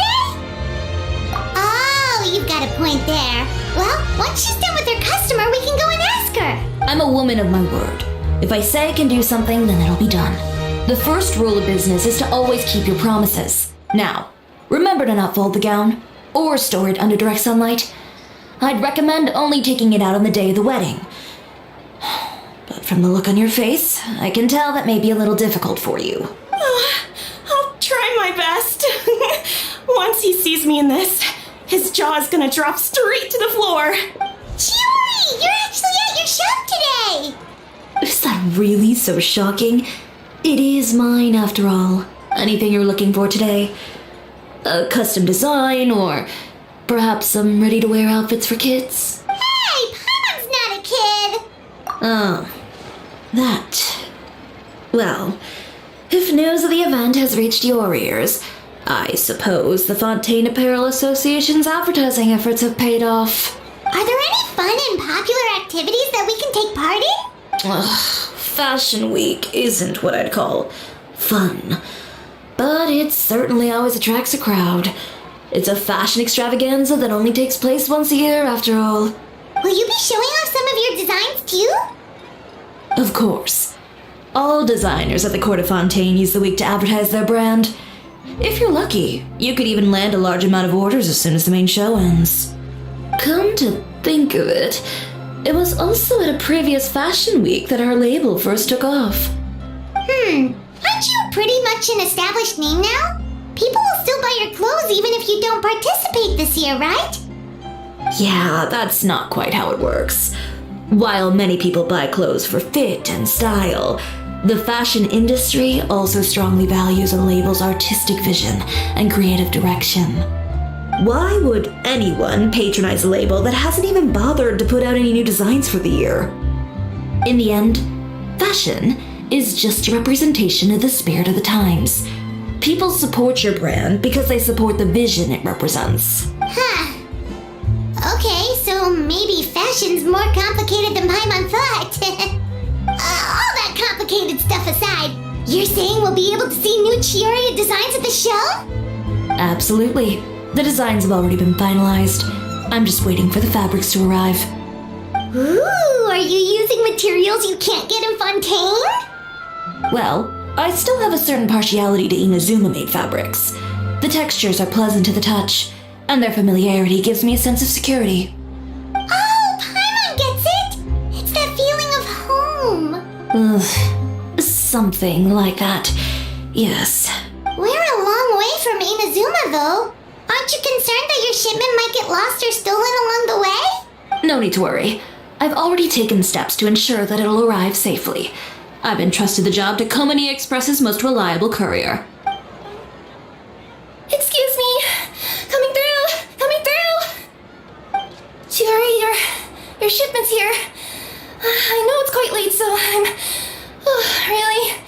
really sorry. Deep breaths, Kirara, then start again. Oh, so Kirara's the courier you were talking about. Oh, hey, Traveler and Paimon. Fancy seeing you here in Fontaine. It's been a while. Wait a second. This is the second time that you've seen me flub a delivery job now, isn't it? Oh, you somehow always happen to catch me off my game, huh? So, what was the holdup? Sailing delays, bad weather? Huh? No, nothing like that. I just ran into a bit of trouble, that's all. Bandits, then? Or treasure hoarders? A few run-ins on the road aren't usually enough to give you any trouble. Well, I didn't run into anyone exactly. I just got a little lost. Keeping you honest as always, I see. Alright. I was stopped by a group of bandits as soon as I entered Fontaine. They were a little different from the ones I usually run into. I could hear them mumbling about Komani Express. It was obvious they were looking for someone with two tails. So it was a targeted hit? I got the sense that they were actually targeting Chiori's goods. My fabric shipment? Yeah, they said that I could go as long as I left the goods with them. Otherwise, they'd stuff me into my delivery box and toss me into the sea to drown. Oh, are you okay, Kirara? Oh, I'm good. I'm still a yokai after all. I turned them over to the guards. It just took me a while to round them all up. Well, it's not completely out of the ordinary for one of your deliveries to get intercepted. But it still doesn't make sense how you knew it was my goods they were after. You've got other deliveries to make in Fontaine, don't you? Is there something else that you're keeping from me? Well... Perhaps I need to reconsider how many stars to give you in my review. You always know how to get me, Chiori. Alright, I'll talk. So, I kinda wanted to know why anyone would order a hit on me, so I spent a bit of time investigating. One of the bandits had a loose tongue, which saved me some time. He said that a certain person had commissioned them to intercept Chioria Boutique's delivery. And who might this person be? Chiori, why don't we just let this one go? I mean, I didn't really get injured, and you've still got Fashion Week to worry about. I appreciate your kindness, Kirara, but if I don't teach this person a lesson, I doubt they'll stop here. Anyone that dares to mess with one of my friends deserves a stern talking to and then some. Alright. The guy said that the commissioner was someone by the name of Uter. Uter? Now that name rings a bell.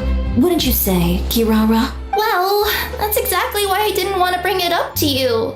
So you both know this Uter guy? Through Chiori's complaints about him, sure.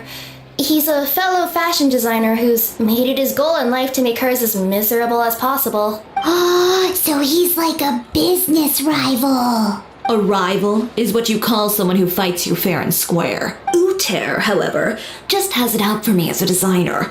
He's publicly disparaged my design choices, my use of materials. He's practically tried every trick in the book to ruin my good name. I've already warned him before to compete with me fair and square, but I guess he prefers playing dirty. Well, I'm more than happy to oblige. Wait, Chiori, where are you going? To teach someone a lesson. You must be tired after your long journey. Why don't you rest in my shop for a little while before heading back? Chiori! And she's gone. Oh no. What should we do? You seem concerned. Should we be worried about Chiori? Well, she's always been the type of person to face things head on. But with her fiery temper, I'm just worried whatever she's about to do will feel negative publicity about her right before the start of Fashion Week. Traveler, Paimon, could you go after her and check out the situation for me? As a formal employee of Komonia Express, it wouldn't be appropriate for me to get involved. Yeah, we'll take good care of Chiori. To be honest, I'm more worried about that Uter guy's safety.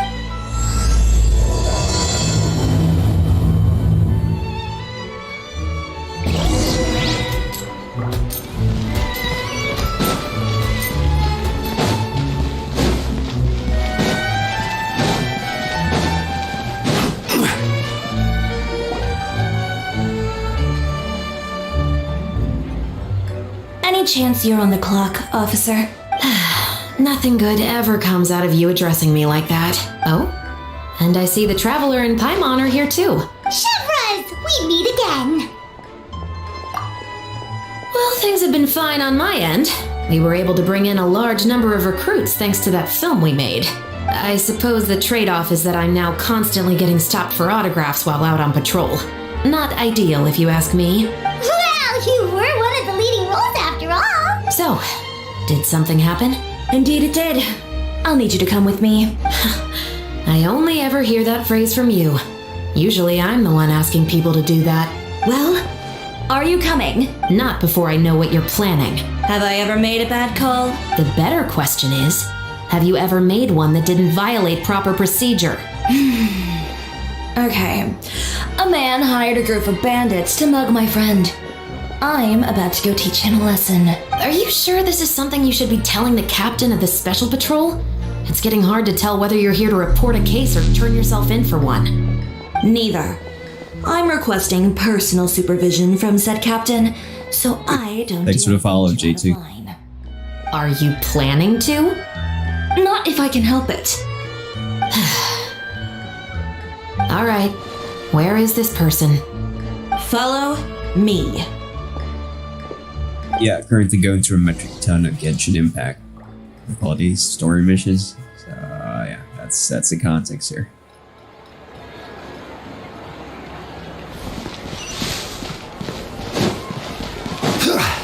Just promise you'll start trying to keep yourself out of trouble. Well, when trouble stops coming my way. This should be the place. You all wait here. I'll go have a chat with him. You know, Chevraz, Paimon gets the sense that you two are actually pretty close. It's just as Chiori said. We got to know each other pretty well in our lines of work. You could call it a you scratch my back and I'll scratch yours sort of situation. Does Chiori often need your help? I'd say it's mutual. The Special Patrol needs her help quite often as well. We've got tough problems of our own. Getting people to talk, for example. The uniform, the musket, they're intimidating. Most people clam up the minute they see us. Lips sealed so tight, getting them to talk almost feels like trying to break into the fortress of Meripede.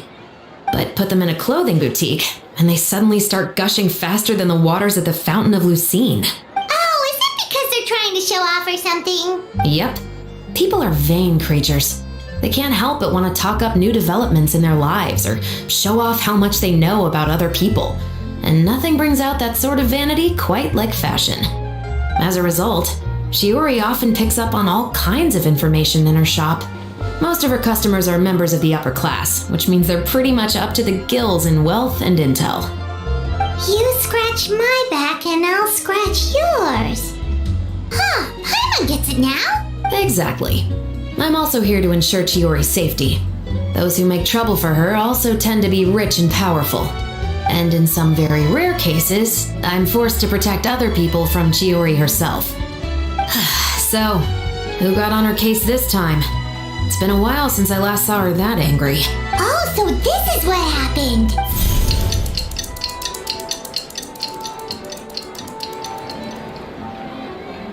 Huh? Uter, you say? You've heard of him? Yep. He's made trouble for Chiori several times already. He's fond of pretty much every dirty trick in the book. I heard that even the Maison Gardiennage issued him a warning due to his behavior. So he's back at it, huh? His funeral, I guess. Whoa, what's this about a funeral all of a sudden? I just meant that Uter's done for. Now bring it in, you two. Get right up close. Sure, but why? Because this is probably going to turn into one of those very rare cases I just talked about.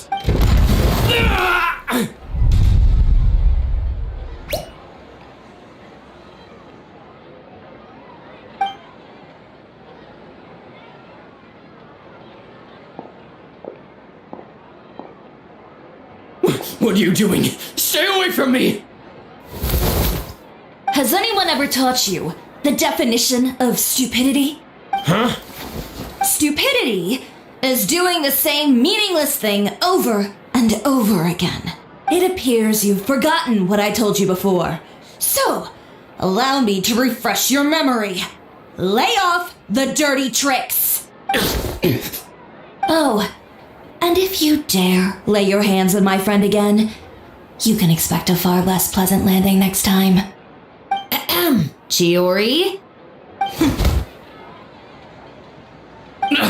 Officer, an assault's in progress! Please, officer, you've got to do something!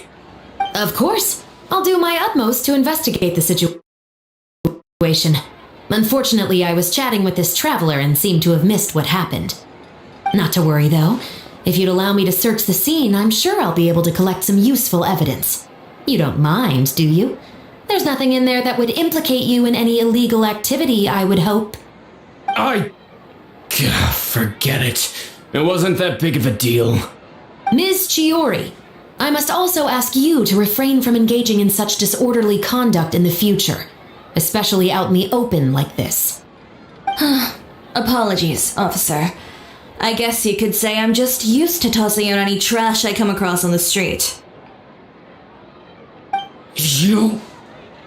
Is there anything else either of you have to say for yourselves? That's all from me. I sincerely hope that today's events will never happen again. We'll see about that. Whoa, that scared the heck out of Paimon! How did he just go flying out like that? You're too kind. Now's not the time to be accepting compliments. What happened to not doing anything too out of line? Not if I could help it, is what I said. And I think I kept to that. I started with a verbal warning, but he displayed neither shame nor remorse. If anything, he kept running his mouth with insults and threats. Insults and threats so bad that he deserved to be tossed out like a sack of trash? Believe it or not, they were that bad.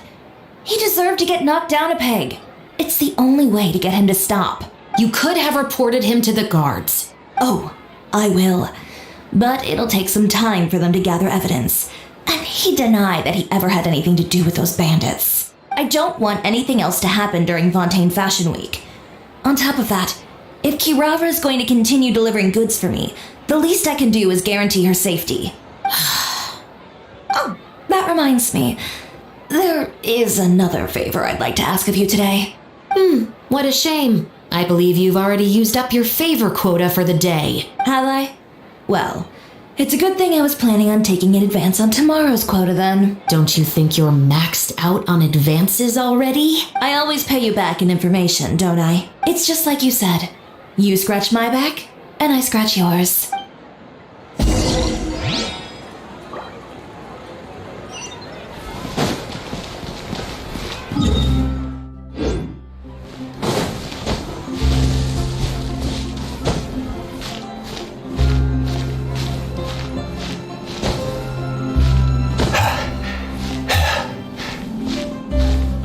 Fashion Week is coming up. My husband promised to give me a replica of the most eye-catching outfit from the show. We're back. You were gone for an awfully long time. Oh, please tell me nothing bad happened. There's nothing to worry about. All you need to know is that you'll never have to worry about someone in Fontaine messing with your deliveries again. Sorry, Chiori. I didn't mean to cause you so much trouble. What are you talking about? You didn't do anything wrong. Those greedy bandits are to blame, along with a certain someone who doesn't know when to lay off the petty tricks. The next time you need to leave the city, call the Special Security and Surveillance Patrol. They'll escort you half of the way, and the Spina di Rosula can take the second half. With that sort of escort, the next time you make a delivery, those treasure hoarders won't go anywhere near your goods. Unless, of course, it's to offer to carry them for you. Good one, Chiori. I'm being serious. You know me. If I bring something up, you can assume it's already a done deal. You're going back to Inazuma tomorrow, right? Wait, you don't mean... I've already spoken to the captain of the Special Patrol. As discussed, the patrol's going to take a small detour during their daily training tomorrow. As for Navia, I'll give her a heads up in a bit. There's really no need. I'm just a simple courier.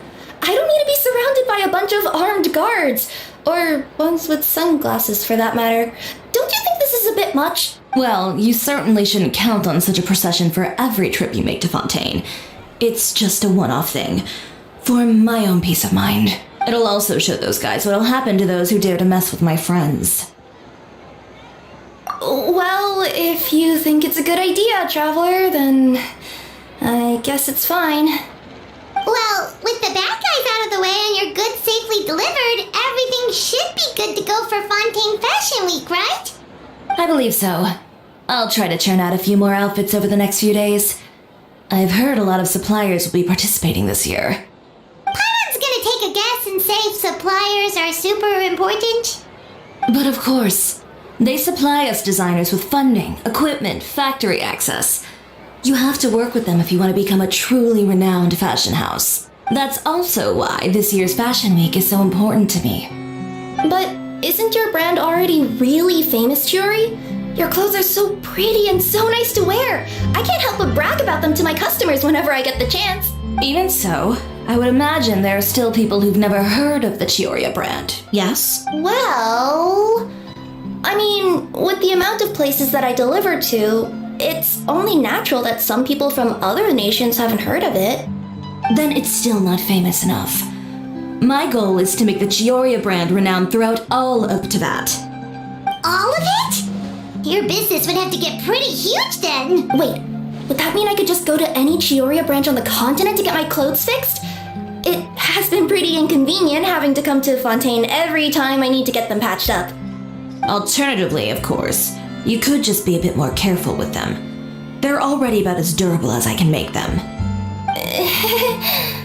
Okay, I'll admit, they do get snagged on branches pretty often, but I can't help it. It's hard to be careful about that sort of thing when you're trying to take a nice nap in a tree. Well, if that's your dream, Chiori, then we should do our best to make it a reality. Is there anything we can do to help out with Fashion Week? I'm sure I could think of something. Oh, what is it? What is it? Why don't you come to my shop tomorrow and model for me? Simply put, You'll serve as my living mannequins. Oh, so we get to try on some of your clothes? Got it! Seeing them off the rack will also give me the chance to make some small adjustments to the stitching and the silhouette of the designs. Sounds easy enough. No need. We've already booked the models for that. If you like them, though, feel free to visit the boutique and see if anything catches your eye. I'll even give you a special discount. Ooh, sounds great! I was just starting to get curious about all this design stuff. Then we have a deal. You'll model some formal wear, traveler, and I don't know. Paimon here will show off some kids' designs. I'll see you both tomorrow then. Yep, sounds good. Wait, kids' clothes? Paimon told you already she's not a little kid. Is coming up. My husband promised to give me a replica of the most eye-catching outfit for the show.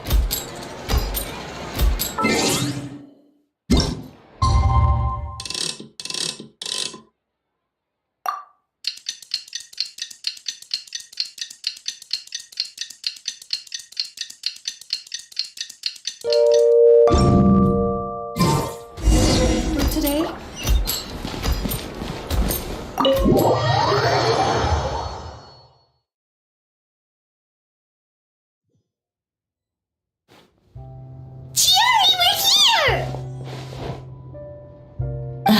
You're here early.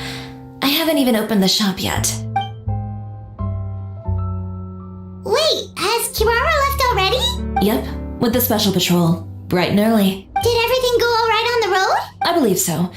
The patrol makes for quite the entourage. The way they marched forward with Kirara in the center, you'd think she was some sort of VIP. For the second leg, the Spina also came with a pretty large group, led by Navia herself.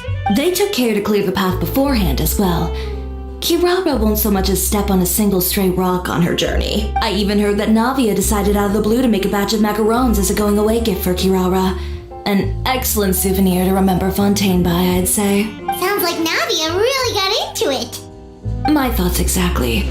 She even lamented the fact that she didn't have time to prepare something even fancier. I'm pretty sure she can't wait for another escort opportunity to come her way. You know, now that you mention Navia, Paimon thinks the two of you are actually pretty similar. You say what you mean, and when you have an idea, you really hit the ground running. I suppose that's why we're such good friends. Navia has a certain resilience about her. It's part of who she is. No matter what comes her way, she never bows down in the face of adversity. That sort of determination and courage is something I really admire. That same spirit is the true vision of my brand. When she first mentioned commissioning an outfit for my boutique, well, I'm sure you can imagine my excitement. It's like finding the perfect brand ambassador, huh? Indeed. Customers pay attention not just to the clothes, but also to the figures in society who wear said clothes.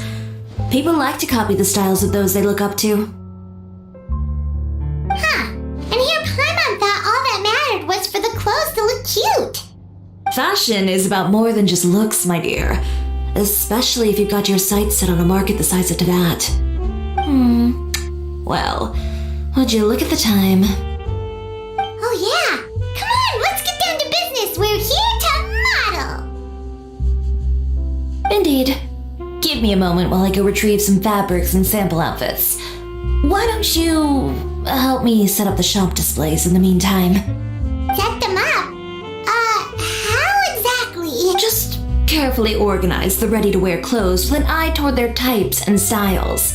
This way, we can guarantee that the customers will see something different every day. Whoa, there sure is a lot that goes into running a store. Well then, I'll leave the displays to you.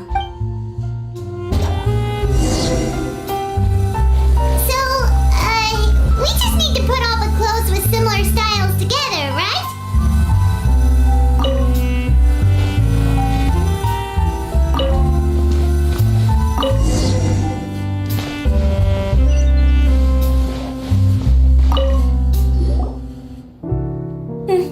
Not bad. You might just have an eye for design. Anyway, let's move on to the real task at hand. Over here, stand still. I'll take your measurements first.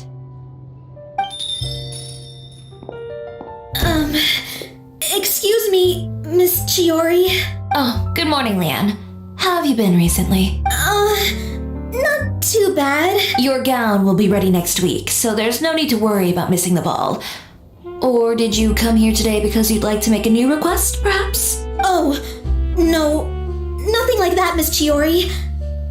To be honest, I came here today to cancel my order for that gown. Cancel your order? But you can keep the deposit, of course. I know you can't return any materials you've already used. Don't worry about the materials. I'm more concerned about you. Did something happen, Leanne? Have your plans changed? It's alright. I'm not trying to make things difficult for you. I'll take note of the cancellation. Thank you. I'm really sorry. Don't worry about it. Just let me know if there's anything I can do to help.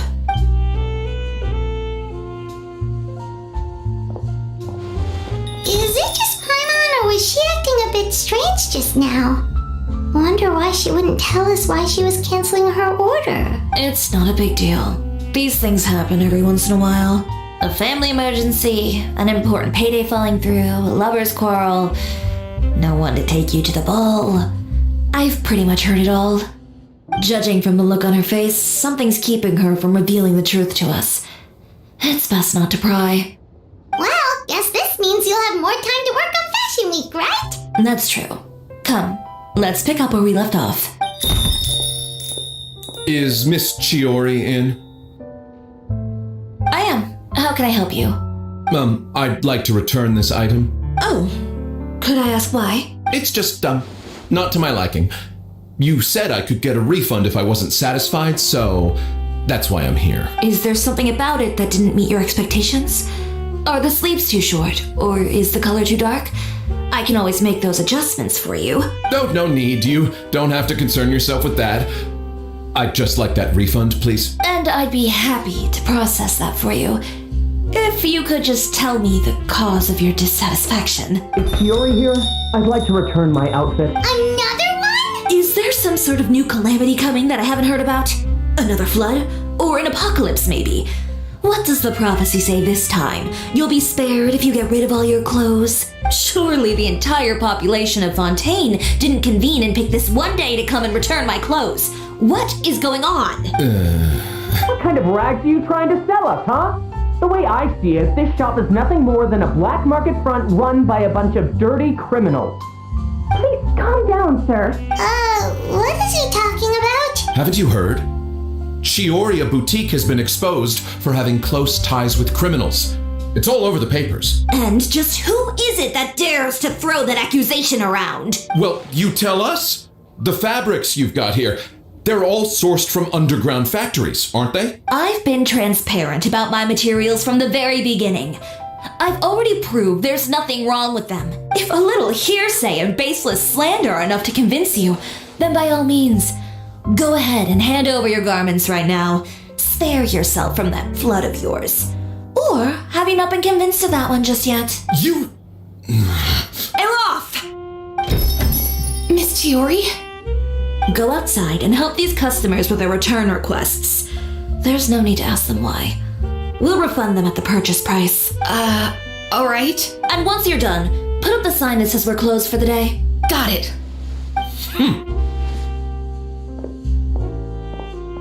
Chiori. They couldn't be more fabricated if you tried. No need to worry about them. I'm sure they'll go away on their own in a few days. The real goal here is to divert my attention away from Fashion Week. The best response right now is to tune it out and focus on finalizing my designs. If you say so, but Paimon still can't help but worry. The best way to respond to public skepticism is to let your work speak for itself. There will be no doubt about the quality of my work once my new designs are released. The public just has to see it for themselves. Miss Chiori, bad news! Oh, for the love of... Can a woman not get a moment of peace to do her work? Go on. What's the matter now? It's our accessories supplier. They just sent word that they'll no longer be able to supply us during Fashion Week. What? No accessories? Not even the ones we pre-ordered? Yes, that's what their messenger said. And what about the models we asked them to book for us? I think they'll probably pull out as well. Even the suppliers believe those nasty rumors? Is the messenger still here? No, they've already left. So, no accessories means no brooches, no bow ties, things like that? Not just that.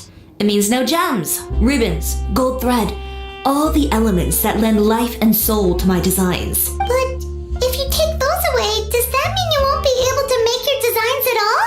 Aloth, you stay and watch the shop. I'll go talk to the supplier myself. Yeah, and we can vouch for you too. We'll make sure your supplier knows there's nothing wrong with your clothes. Thank you. In that case, please come with me. It's been a while since we last saw Neverlet. Paimon wonders what he's been up to. Paimon.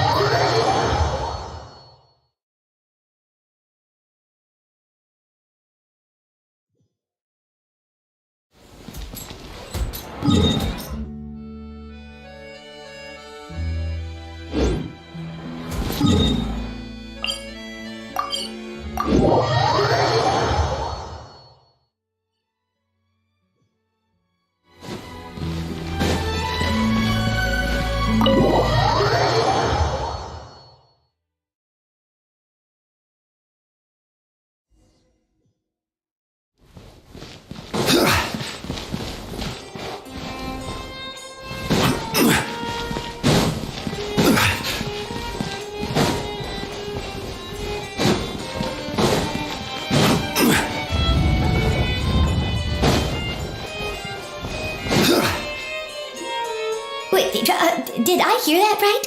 Monsieur Neurvalet, are you sure you'd like to take over the case yourself? That's right. No, but why? Technically speaking, cases like this are better left to the guards. Neverlet! Sabine! Hey there! What are you two talking about? Traveler in Paimon, please help me talk our Chief Justice out of this. He wants to investigate a case on his own. This is completely unprecedented. How can we have the UDEX acting like a private detective? Thank you for your concern, but I currently have no such plans. Oh, apologies, I took your question in earnest, but it now occurs to me that it was most likely in jest. So, what is it exactly? It sure sounds serious if it's something you've got to investigate personally. A Melusi named Kiara received a threat letter. And then? That is all the information I have acquired at this stage. Huh? I have no idea why you're so hung up over this. I've checked the schedule in advance and it seems like there aren't any trials today. So, if you insist, I have no objections. Thank you for understanding. Then I shall return to my post for now.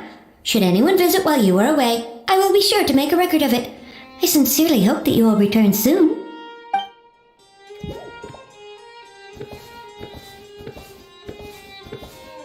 Judging from Sadine's reaction, it must be pretty rare for you to investigate stuff personally. What's so special about this case? I cannot tell you just yet, but it reminded me of certain past events. There could be complicated conflicts of interest behind all this, so I must eliminate all risks in advance.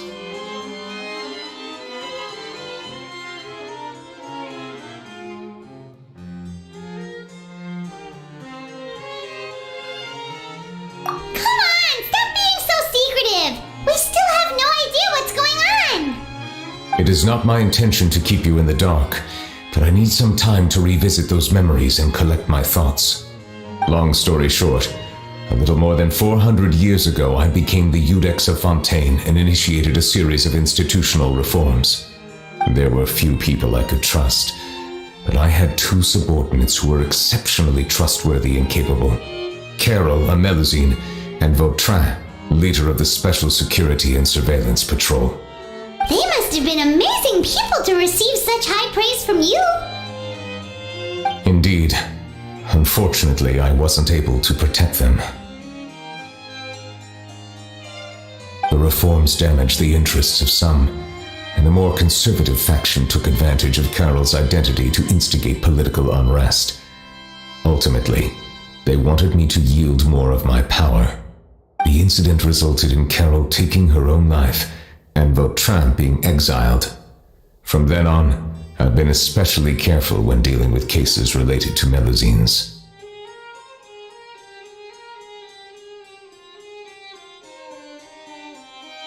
All Melusines used to live a secluded life away from human society. I granted their wishes when some of them, including Carol, asked me to bring them to the court of Fontaine. Many common folk believe that I share a special bond with the Melusines, and whatever they do can be traced back to me. Some of them, especially those who hold a grudge against me, exploit that belief and stir up conflict over Melusines in an attempt to lay the blame on me. I have nothing against the opinions of others, but the moment a whirlpool of conspiracy forms, it inevitably affects the innocent. It has already happened once, and I want to make sure it does not happen again. Even so, why do you have to be the one investigating? There's the guards, the Marechaussee Phantom, and the Special Security and Surveillance Patrol. Aren't they more than enough to figure out what's going on? Based on prior experience, there is a high chance that those who hold hostility towards me do not belong to the same department. The political system of Fontaine is relatively complex and involves the interests of multiple different factions. However, since I am technically an outsider in Fontaine, a lot of trouble could be avoided if I personally took on the case. Outsider? But aren't you the Chief Justice of Fontaine? Why would you be an outsider? I understand where you are coming from, but there is not necessarily a connection between my responsibilities and how I perceive myself. You know very well about my true identity, and have even met others of my kind in other nations. Even though I was born with a human form, there is a fundamental difference between dragons and humans. Taking on the role of Chief Justice does not make me a part of this community. In fact, the status I was granted has prevented me from forming deeper bonds with others. I have lived in Fontaine for a long time, but I do not belong here. That is why I call myself an outsider, a fish out of water. Yeah, we have nothing to do with all those organizations anyway, so how about we come with you on your investigation? Let's team up and round up all the bad guys lurking in the dark. That does not sound like a bad idea. I rarely investigate cases on my own, but with professionals like you around, I'm sure it will go a lot smoother. Oh, Paimon's starting to get a little embarrassed. Just leave it to us. Let us go. We should visit Kiara first and try to gain a better understanding of the situation.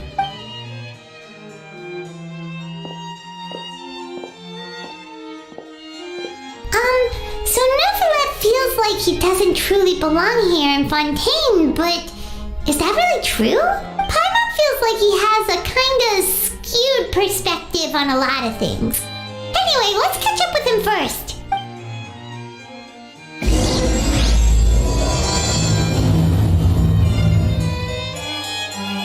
Paimon's been thinking. You called yourself a...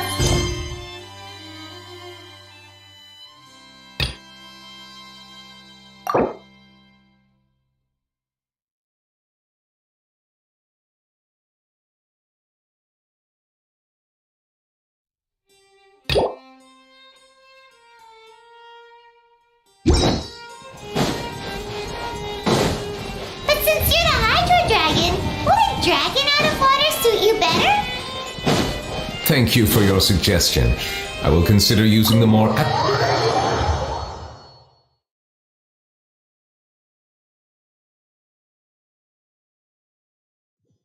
Please allow me to rephrase. Has a dragon out of water? Ugh. That sounds kind of weird. Let's stick with the previous version.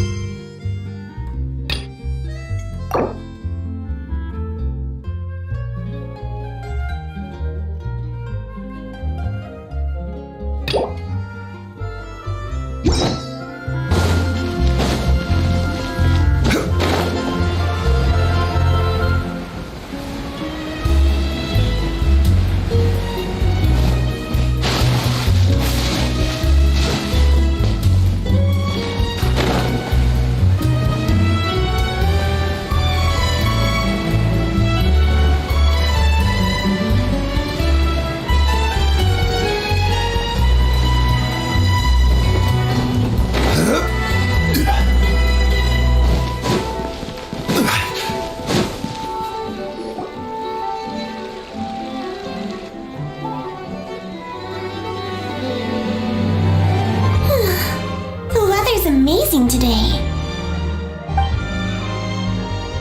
Kiara. Huh? Monsieur Neuvillette! And you are? Oh, I remember. You're the Traveler and Paimon. Aww, she's adorable. Hey there, it's nice to meet you. Thanks for the compliment. Is there anything I can do for you? I heard from Sidine that you received a threatening letter. A threatening letter? Oh, right! I remember now. The letter fell through the crack in my door as I was heading out this morning. It said something about catching me, so I thought someone wanted to play hide and seek. But Sidine told me it was a threatening letter, and that I could be in danger. But that's not gonna happen with everyone looking after me, right? Have you run into any suspicious-looking people recently? Suspicious-looking people? What counts as suspicious? Did you think of something? Nope. I don't remember meeting anyone like that. Do you still have the letter with you? I want you to show me what it says. Oh, let's see. Found it. Now then, get lost. If you don't leave the Maréchaussée Phantom, I will come and catch you in person. Don't say I didn't warn you. A simple threat. Neither the handwriting nor the content itself reveals anything about the writer's intentions. We can't rule out that possibility. Since you can't think of anyone suspicious, I will be heading back to the Palais Mermonia to review some official documents. Kiara, you should come with us. It's safer if you stay close by. Sure! Wait, no. I still have a case to work on. I promised Alof that I'd check on her place later. But you are being watched right now. Going off on your own could be dangerous. And that's where we come in to help. We'll stay with Kiara and make sure she's safe. With us around, anyone scheming to hurt Kiara can forget about it. Thank you, Traveler. Big Sis Paimon. Don't worry, your Big Sis Paimon is super strong. All right, let us go our separate ways for now. Please take care of Kiara. We'll take her to Alaf's place right away. See you around. So, Kiara, how old are you? Let me think. 1, 2, 10? I can't remember. But I remember coming to the Court of Fontaine with Carol and Neuvillette. That must have been a long time ago. Carol? Didn't Neuvillette mention her just now? That was more than 400 years ago. Why would Paimon be a big sister to you? My memory isn't that good. But Carol told me I could address others based on how I feel about them. Paimon feels a lot more grown up than me, so you're a big sis. Huh. Paimon sees. Hey, Traveler, did you hear that?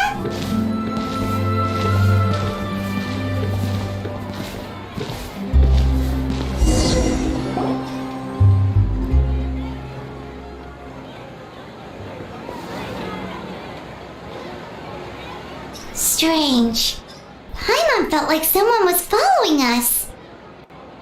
Olaf! Kiara, you're here.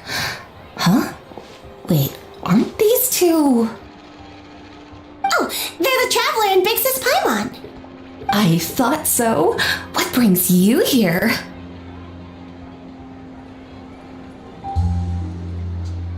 Did you run into any trouble? It's not really trouble anymore with us around. May I begin inspecting the store as planned? Of course. Go ahead.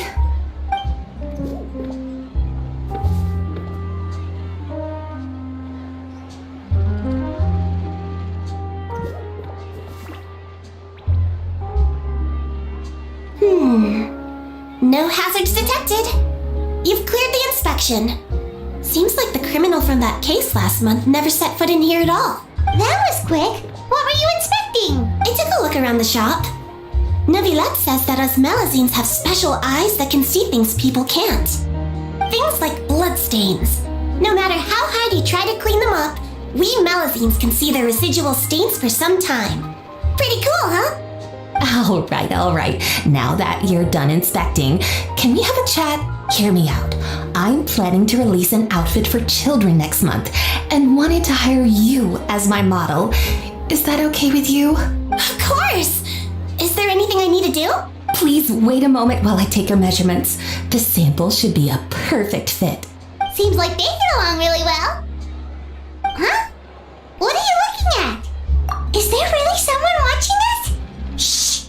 Let's sneak over and take a look.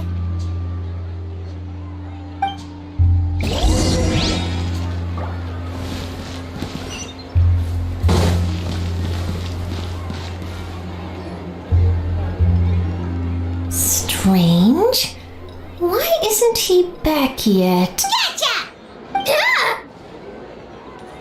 Charlotte, what are you doing here? Oh, wait, don't tell Paimon you're the one who sent Kiara that threatening letter. But you don't seem like the type to... Threat letter? What threat letter? This is starting to feel like an interrogation. Okay, I'll be straight with you. I don't know the slightest thing about that threat letter you mentioned. I only wanted to follow Monsieur Neuvillette and request an interview with him. You want to interview him? That's right. I'm not the only one, you know. Interviewing him is every journalist's dream. But it's not an easy task to accomplish. The Palais Mermonia rarely accepts appointment requests from us, and we never have the chance to interrupt when the court's in session. So imagine how surprised I was seeing him out on the streets today. It seemed like you were investigating something too. The perfect opportunity to whip up an exclusive, don't you think? Of course, I'll make sure to turn in my manuscript to him for review. I have my principles, and I'd never publish an article without the consent of all parties involved. Yeah, we're doing a secret investigation that can't be made public knowledge. I see. Well, if you say so, I guess I'll put this matter aside for now. Oh, what a shame. Chances like this don't come by very often, you know. In exchange, could you tell me what the threat letter is about? I swear I won't tell. All right, then. What? Someone's targeting a cute little Melazine? Shh, not so loud. It just so happens that I did an interview with Kiara. Last month, in fact. It was well received by our readers, so I was planning to continue the series. And now someone's coming after her. I'll ask my colleagues about it. Who knows? We might find something. And don't worry, I know what I'm doing. This secret's safe with me. But I gotta warn you, even if I keep my lips sealed, others will know eventually. Why? People care a great deal about Monsieur Neuvrelet's each and every move. Some may have already realized that something was up. Besides, the case involves Melazines. So, anyway, I'll get going now. Watch yourselves, alright? Well, that was a nice chat. Let's head back and check on Kiara.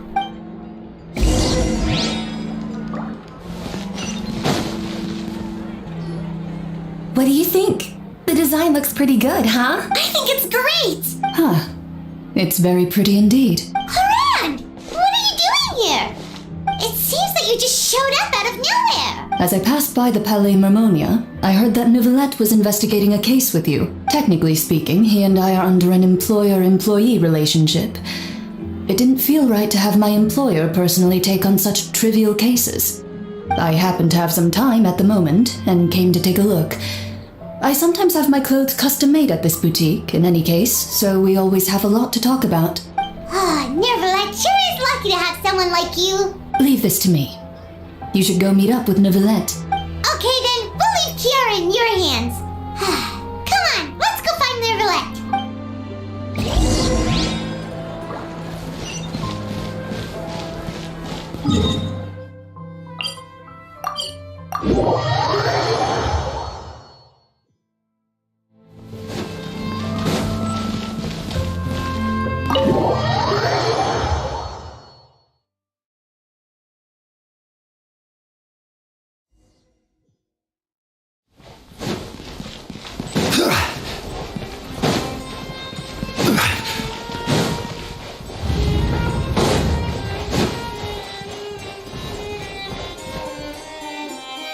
Oh, you're back. Is everything all right? We ran into Cloran. She offered to help us protect Kiara. That is good to hear. I trust her abilities. It looks like Kiara is in good hands. We thought so too. Well, did you find any leads? I've been looking over the case records, specifically inspection reports submitted by Kiara and major cases I've judged over the past decade. I've come up with two plans. On one hand, I could start with Kiara and track down the group behind all this step by step. On the other, I could also analyze the conflicting interests of these major cases and confirm my suspicions if there is indeed a mysterious group that bears a grudge against me. They both sound like pretty solid plans, but can you really finish browsing through all these documents? That's a lot of reading even for Paimon. Don't worry, I'm a fast reader when it comes to official documents. After all, I have several hundred years of reviewing under my belt. We'll help you read through them. We have nothing else to do. Thank you. I will continue looking through the ones piled up on the desk, but feel free to browse through anything else in this room.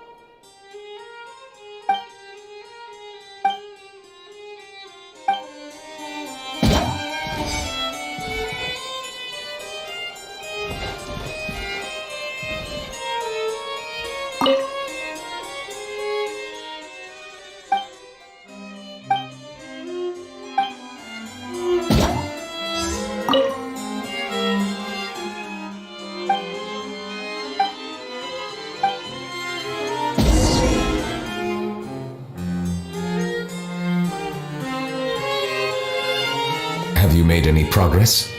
We skipped through some of them, but there wasn't anything useful. Oh, there are so many documents lying around. Just how many cases have you handled? I would love to answer that question, but the truth is I've never made a precise calculation myself. If memory serves me right, there should be at least 100,000 cases. The documents you see are just a small fraction of what's really there. Whoa, that's a lot. Looks like the work of a Chief Justice justice isn't easy at all. That might be how it seems from another's perspective, but trials and official duties are, to me, simply routine. There are many documents here. Take a break if you are tired. You read Paimon's mind. All right, let us take a break then.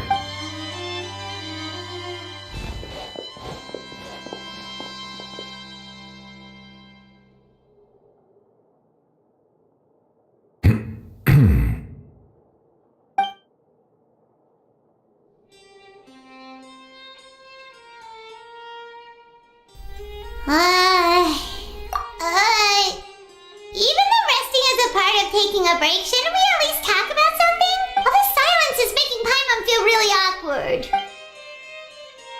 Please pardon my lack of consideration. People rarely come to the Palais Memoria for matters outside of work. To be quite honest, I am not sure what we should do. Would you like to have some drinks, perhaps? You must be thirsty after all that work. Ooh, drinks! Thank you! Paimon wonders what Novelette likes to drink. Oh, maybe he's a fan of really fancy wines. He seems like the type of person who'd own an entire winery. You know, like Diluc.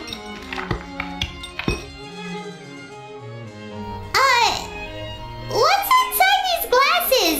It looks just like water. An astute observation. It is indeed water. So it's just plain old water? What did you think it was? Since you're the Chief Justice and all, Paimon thought you'd prefer something more sophisticated. This water is indeed very special. It would not be an overstatement to call it sophisticated. I believe you've already tried Fonta. In fact, there are many other drink factories in Fontaine, including those that specialize in packaging pure drinking water. Said water is sourced from all across Teyvat, including Mondstadt's Cider Lake, Liyue's Chintsa Village, and Inazuma's Konda Village. Here is one of their latest products. Water from Sumeru's Apam Woods. If I were to comment on their mouthfeel, the waters of Cider Lake warm the heart. The waters of Chintsa Village have a poignant touch, while one might call the waters of Konda Village placid. Distinct differences exist between the waters of each area. You will appreciate their intricacies once you taste them carefully.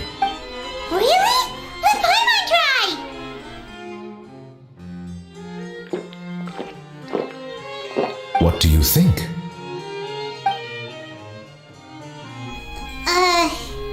Nope.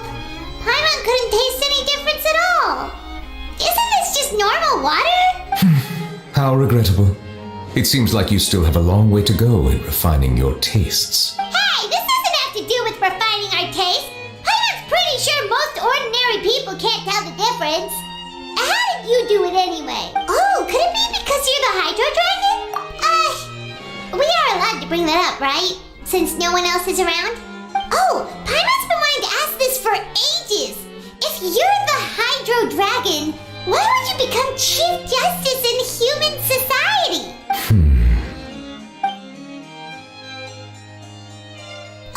Sorry. Paimon was just curious. You don't have to answer. There's nothing to hide.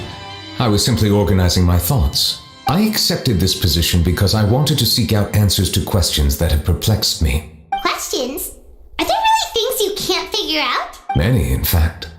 But the one question that puzzles me the most concerns my own existence. In essence, I neither know why I was born in this form, nor do I understand where my long life should take me. For a long time, my memory was rather incomplete. With regard to the primordial sea, for example, I used to only be able to vaguely recall its connection to me, but I was unaware of what that connection was exactly. Perhaps the elemental dragons of other nations may have some form of an answer. However, they are scattered across all of Teyvat. Abruptly visiting could very well pose an unpredictable risk. True. Some of them have very unique personalities, too. I have been holding on to these unanswered questions for a long time. But there is one thing I've discovered along the way. My emotions easily resonate with those of others. Even I don't have the slightest idea what they mean. My guess would be that there are at least some similarities between humans and myself. By observing their behavior, perhaps I could one day understand the meaning of my existence. Have you made any progress then? Perhaps, but I find such progress difficult to describe. As an outsider, chances to engage in meaningful interactions with others are few and far between. That's why I'm quite thankful for this chat. Such opportunities are rare. Alas, time is limited. We should move on with our investigation. Are we gonna continue reading these documents? Paimon's getting dizzy already. I wasn't able to find any leads even after browsing through most of the documents. But while we were on the topic of water a moment ago, another idea came to me. Water? Do you mean... That's right. The Fountain of Lucine is where all of Fontaine's waters converge. It is the vessel of countless memories and emotions. If there really were an organization attempting to use Melusines against me, they should also hold an intense resentment towards me. Perhaps we'll be able to find some new leads by sensing the hydro element within the fountain. Huh. Why didn't Paimon think of that? Come on, let's go take a look. Perhaps we should go. There shouldn't be too many people near the Fountain of Lucine during the evening.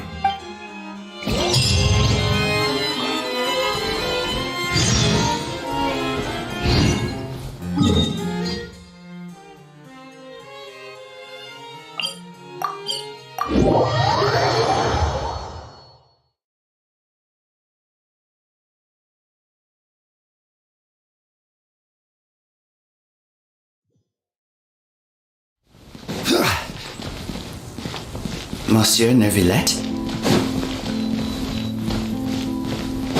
I probably shouldn't disturb them. Looks like we got lucky today. There's hardly anyone around. What should we do next? Oh, Traveler, can you still hear the voices from the fountain? Perhaps leave the investigation to me. I need you to take a few steps back and keep a safe distance. A safe distance? Neuvillette, what exactly are you... Whoa, it's glowing!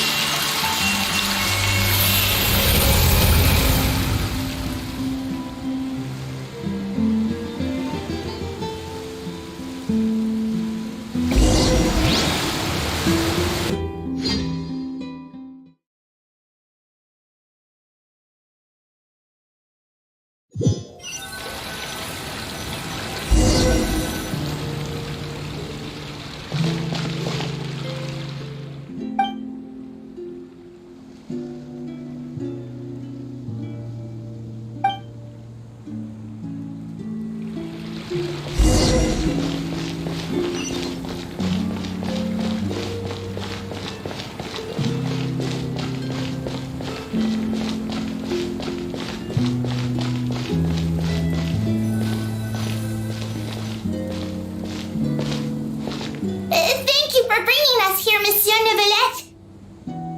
The court of Fontaine is truly incredible. There's so many things I've never seen or heard before. I understand your excitement, but there's no need to thank me. Although I have responded to your wishes, it was not without personal interest. Melusine's special sight make them especially suited for joining the Maréchaussée Phantom. I'm certain you'll become an indispensable part of Fontaine's detective force. I know, but I'm really glad to be of help.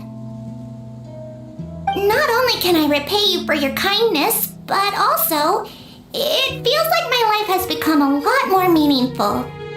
But a meaningful life also comes with its risks. It's definitely the safest to just stay in the village, but I want to see the outside world nonetheless. In truth, I have never really understood the purpose of my existence, or what I'm capable of contributing to this world. For almost 20 years, we've stayed in our village without finding any answers. That's why we wanted to leave our village and look for the meaning of our existence elsewhere. I understand your confusion. In fact, I feel the same way. I too came here for an answer to my questions about my own existence. Really? Could you tell us what we should do to fit in as you did? The truth is, many people threw rocks at us today and told us to go back to our village. It hurt a lot when they hit me in the head, and I tried really hard not to cry. Logically speaking, both time and effort are essential when different species attempt to peacefully coexist. It will be a difficult road ahead, with countless obstacles to overcome. Different identities and ways of thinking all contribute to strengthening the barrier between one another.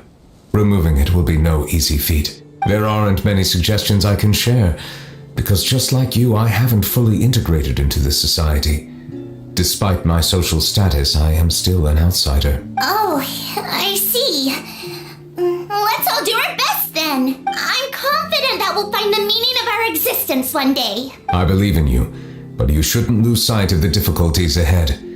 If you run into any trouble, I suggest that you inform Vautrin, the captain of the Special Security and Surveillance Patrol. Huh? Is he the person I met in the Palais Marmonia earlier? Yes? Do you have any concerns? That stone-faced human. He didn't even bother to look at me when I tried talking to him. It felt like he wasn't interested in anything but work. He is an earnest man. There will be plenty of opportunities to work together in the future, so please try to get along.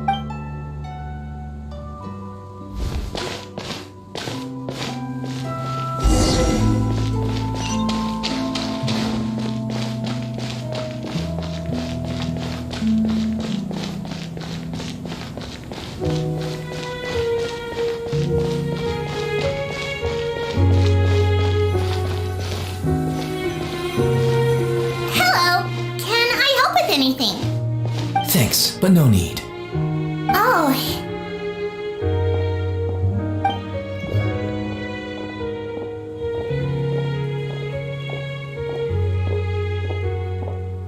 Hello, I'm Carol, a Melazine. Is there anything you need help with? Get away from here! I'm calling the guards. Please, calm down. I don't mean to cause any harm. Hard to say. Yeah, we should probably stay away from these monsters. Haven't you realized? Strange incidents have been increasing ever since they came. Why should we trust this species from who knows where anyway? I can't believe Nervilat allowed them into the court of Fontaine just like that. Exactly. That so-called Chief Justice even granted them official positions. Not only that, but they're now responsible for investigating cases as well. I swear, there's some hidden agenda at play here. Go away! Quit acting innocent! I'm not leaving. I won't let you say bad stuff about him. We joined the Mari Shosei Phantom and solved lots and lots of cases. We've never done anything wrong. Solving cases? With Nervilet in cahoots with you? You could have fabricated it all, and no one would know. So tell me, how can you guarantee that you Melazines aren't involved in anything that occurred recently? Didn't I tell you before? Don't go advertising if you're not a good talker. Vautrin? Aside from spreading unjustified rumors, if you continue insulting members of the Mare Shosei Phantom, the Special Security and Surveillance Patrol has every right to subject you to interrogation. There have indeed been an increase in cases recently, perhaps due to the shifting currents of conspiracy, and I understand your concern. However, there's been no evidence pointing towards Melazines being involved. Even the captain of the security patrol is on their side. Nervilet's newly reformed police force is already corrupt to the core. How can two completely different species possibly coexist? You heard that? Yeah. I don't understand. Why won't anyone believe us? There have been rumors saying that you were born from calamity, and that you inherently bring danger to those around you. There are countless negative rumors about you floating around in Fontaine. It's near impossible for you to become a part of this society. Best if you give up before it's too late. Monsieur Nervilet said that we needed to put both time and effort in. I don't know how long it'll take, but I can at least try making my best effort. I still want to try a little harder. Thank you for bailing me out earlier. Okay, I won't be taking any more of your time. I painted a lot of flyers last night, so I have to stay and hand them out to everyone. Give them to me. You're not gonna take them away, right? We'll hand them out together. The faster we get this done, the sooner we can head back.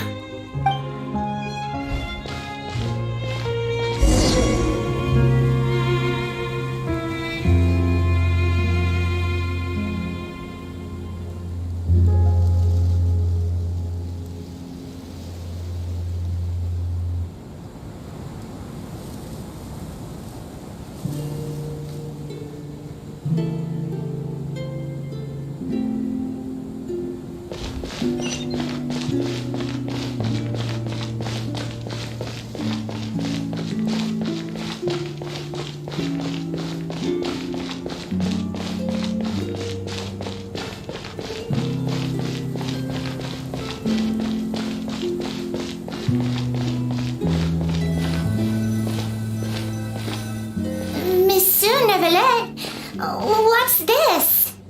Medals of Peace, awarded to you and Vautrin. Thank you for your continued dedication in the past 5 years. You've taken one small step forward in helping Melusines gain the trust of humans. I think I'll pass. Hey, don't say that! We wouldn't have made it this far without you! It won't be long before Melusines begin living peacefully with the humans! Just the thought of it makes me happy! Don't keep your hopes up. We've barely scratched the surface. There's still a long way to go before that dream of yours comes true. You blockhead! Don't ruin the mood! Vautrin brings up a good point. The trust humans have placed in you is still very fragile. Any small incident could undermine the hard work you've put in. Please be on your guard for the next few days.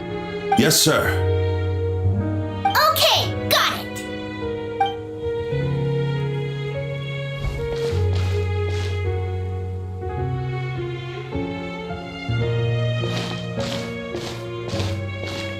Medal of Peace? Peace isn't going to give us back what's rightfully ours. Are you sure we should do this? We're no match for Neuvillette, even with all our powers combined. What if... Nah, not gonna happen. As long as he remains in his position, there's no chance he'd take us out personally. There are rules even he must comply with in the political sphere, unless he wants to become an enemy of Fontaine. So quit worrying and just go ahead with it. I've already planned out the murder. Once we lay the blame on the Melusines as the person who brought them to the court of Fontaine, Neuvillette will be left with no excuse. I guess you're right. Ugh. If he just left things the way they were, it never would have come to this. But he's forced our hand. Time to teach him a lesson.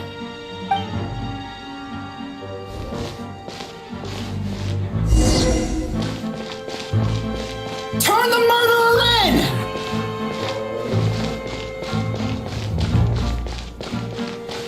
Melusines can't be trusted! That goes for Neuvillette too!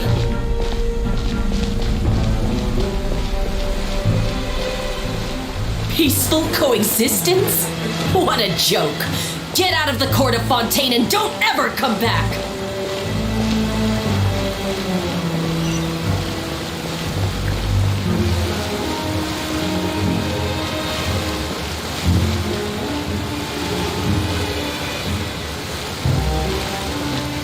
The results of the investigation are in, Captain Vautrin. Go on. There is no direct evidence, but reasonable inference indicates that the ones controlling the situation are supporters of the old regime, whose interests have been undermined by the reform. They tricked Miss Carroll into going to the crime scene and pressed charges against her. After that, they incited panic among the people in order to make Monsieur Neuvillette confess to his mistakes and yield up power. The guards were stopped by the enraged mob and couldn't intervene in time. Miss Carroll chose to sacrifice herself to pacify the situation. And She called me a blockhead. A little investigation would have cleared things up. Why didn't she wait until we'd established the truth? She didn't have to prove her innocence like that.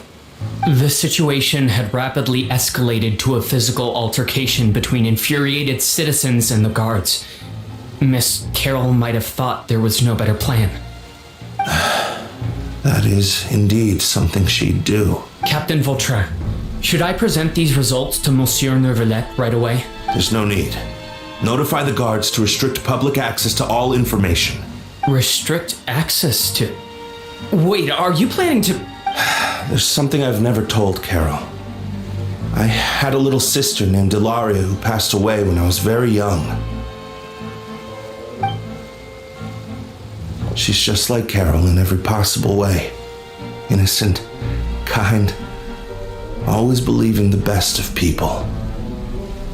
People like her are the most vulnerable to deception and betrayal. From the moment I met Carol, I knew that she'd be easily manipulated by others. I kept a cold demeanor and tried lecturing her into giving up. Looks like she was unfazed by that. Yes. In fact, some of her spirit must have rubbed off on me instead. Because I too began working towards that pie-in-the-sky dream of hers. I should have known. Those cowards don't have the guts to confront Neuvillette. They even avoided causing trouble for me. They were after Carol all along. Can you understand how I feel? Right now, there's only one thought on my mind. Only through bloodshed can their debt be repaid. I understand, but I'm certain Monsieur Neuvillette wouldn't accept that as a solution. That's exactly why we need to keep this a secret. Give me the list of suspects. What happens after this has nothing to do with any of you. I will take responsibility for everything.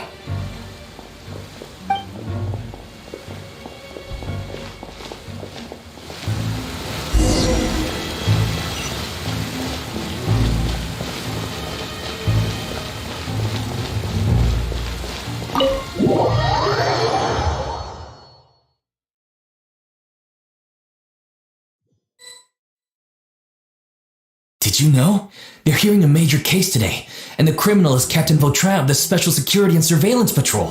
Apparently, he resorted to personal measures to seek revenge for Carol and settled the score with the group that framed his friend. Hey, why aren't you saying anything? I'm thinking... we should try our best to bail him out when the trial commences. Bail him out? Why? Shh, keep it down! Haven't you realized? Both Vautrin and Carol are Neuvillette's most trusted subordinates. After everything that happened to Carol, Neuvillette's guaranteed to do everything he can to keep Vautrin around. Besides, now that the old regime has been uprooted, Neuvillette's status is secure as can be. As long as we redirect public opinion, Neuvillette will be able to give Vautrin a reprieve. The benefits are endless. Vautrin sought vengeance for his friend for a valid cause. This represents the justice he upholds. Please think about it. If the same thing had happened to you, wouldn't you feel the same way he did? Yeah, that's right! This whole thing started because of those despicable cowards who levied false accusations against Carol. How could Vautrin be declared guilty for seeking revenge? Monsieur Neuvillette. Mr. Vautrin is innocent! He's innocent! Order! I acknowledge your arguments. Vautrin, your revenge could be seen as a form of justice. I understand your decision, which is why I cannot help but feel regret and even grief about the judgment I must now impose. Personal justice does not equate to justice as defined by the law. To execute your plan for revenge, you abused your authority and conducted informal executions. Your actions have thus violated the law. Therefore, you will be declared guilty. What? That can't be! Monsieur Neuvillette, please give this a little more thought. He has done so much for Fontaine. Vautrin, my friend, Is there anything else you want to say? Neuvillette, what have I done to deserve this? I've closely followed every one of your orders. Can't you see? Everyone in this room believes that I'm innocent. Why can't you just let me off? Is this what justice means to you? Answer me, Neuvillette! Order. Since there have been no further objections, the Oratrice will now deliver the final verdict regarding the charges against Mr. Vautrin. According to the judgment of the Oratrice Mécanique d'Analyse Cardinal, Mr. Vautrin will be declared guilty.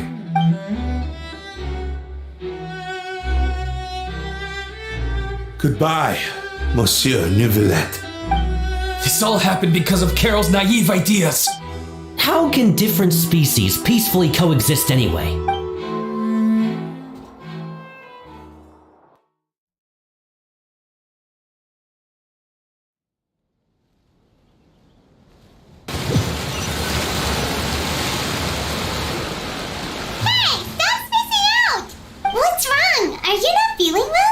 Apologies, it seems like my memories got the better of me.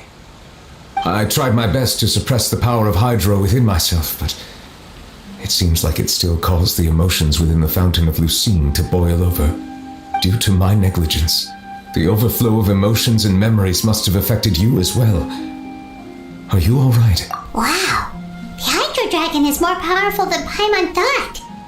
Anyways, the last time we came here, the Traveler only heard voices from the Fountain of Lucine. No emotions boiling over or anything. It is as you said. This might be because I am different. It is not only the fountain. I can sense emotions from all waters in Fontaine. Rivers, lakes, and even the rain. That sounds awesome! But I rarely ever do anything like this. Emotions carried by water are always chaotic and disconnected. As an outsider, having my mind occupied with irrelevant memories isn't exactly a pleasant experience. Which ones?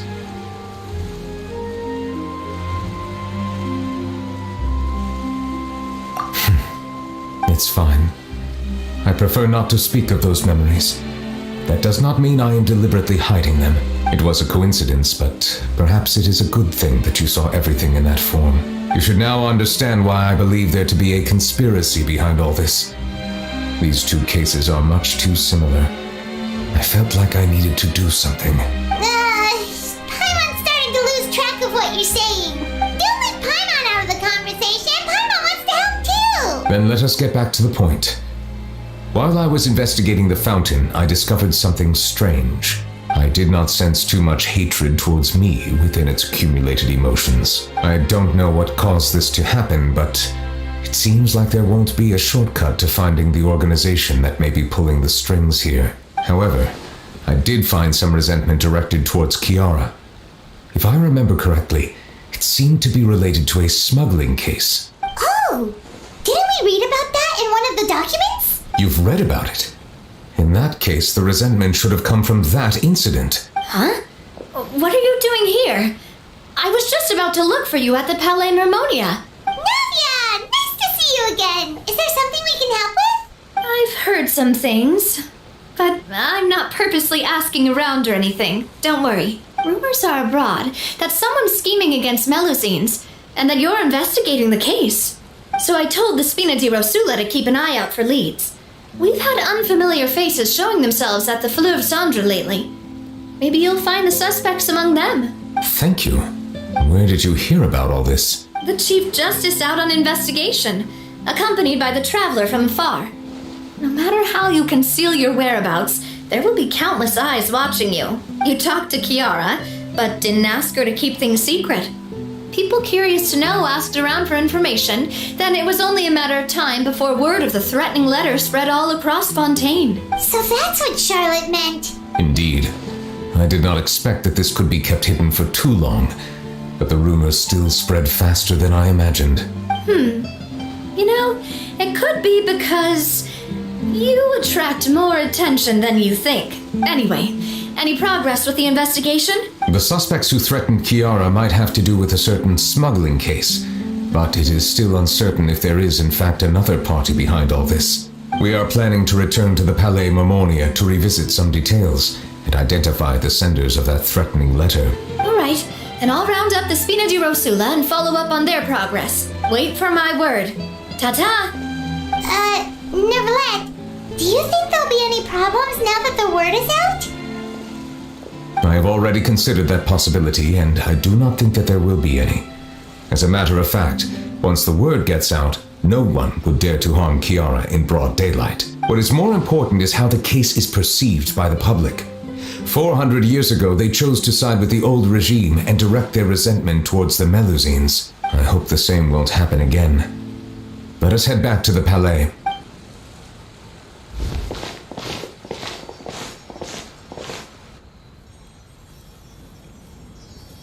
Strange. What are these people doing out on the streets so late at night? Did something happen? Let's take a look around.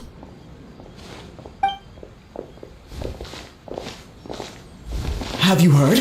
Someone's plotting against a Melusine. This is 100% the truth. Even the Chief Justice is investigating in person. What? That's it! Who's been threatening Melusines? Show yourself! Our enemies are lurking in the shadows and won't easily reveal themselves. But no amount of hiding will keep us from finding them. That's exactly what I wanted to say. The guards have already begun to take action. We can't just stand by and watch. Think about how much we owe them. Now that they're in danger, how can we just sit back and do nothing? Everyone, please stay alert to your surroundings from now on. If you see any suspicious persons, report them to the guards immediately.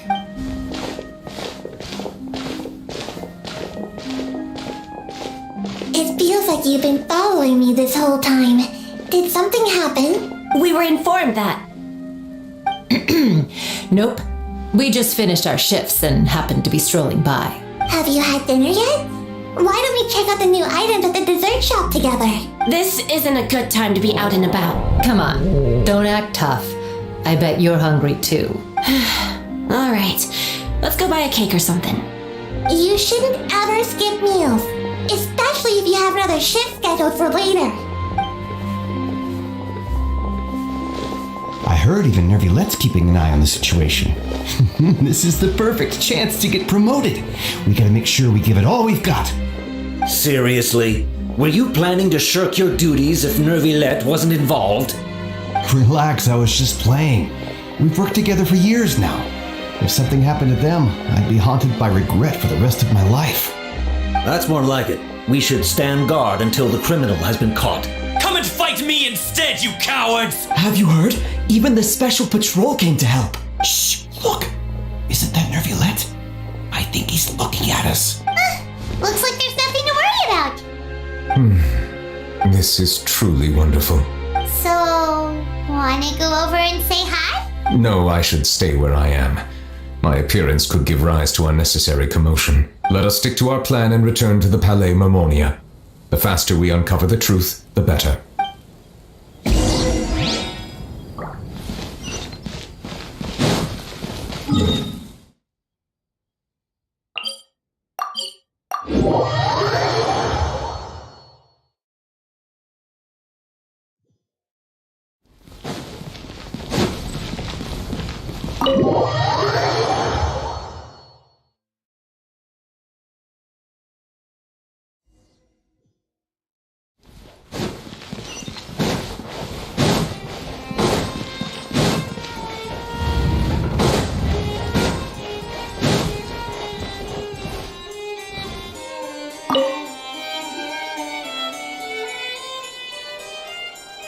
The smuggling case was solved by the joint forces of the guards and the Maréchaussée Phantom. This is the one. The list of involved suspects should be... found it. What does it say? The principal offenders Domenico, Inica, Yuna, and others have been caught.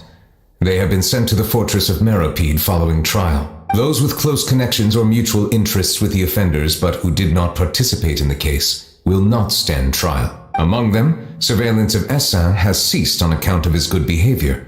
All other personnel remain on our watch list. So many names. Is the one who sent that threatening letter to Kiara on the list? Yes, there is something suspicious about Essin, to be precise. It seems like he's closely related to the core members of the smuggling case, And he moves around without much restriction. Monsieur Neverlet, someone claiming to be from the Spina di Rosula just checked in with us. He said, and I quote, "We have located the suspect. They're chatting at the cafe." Huh?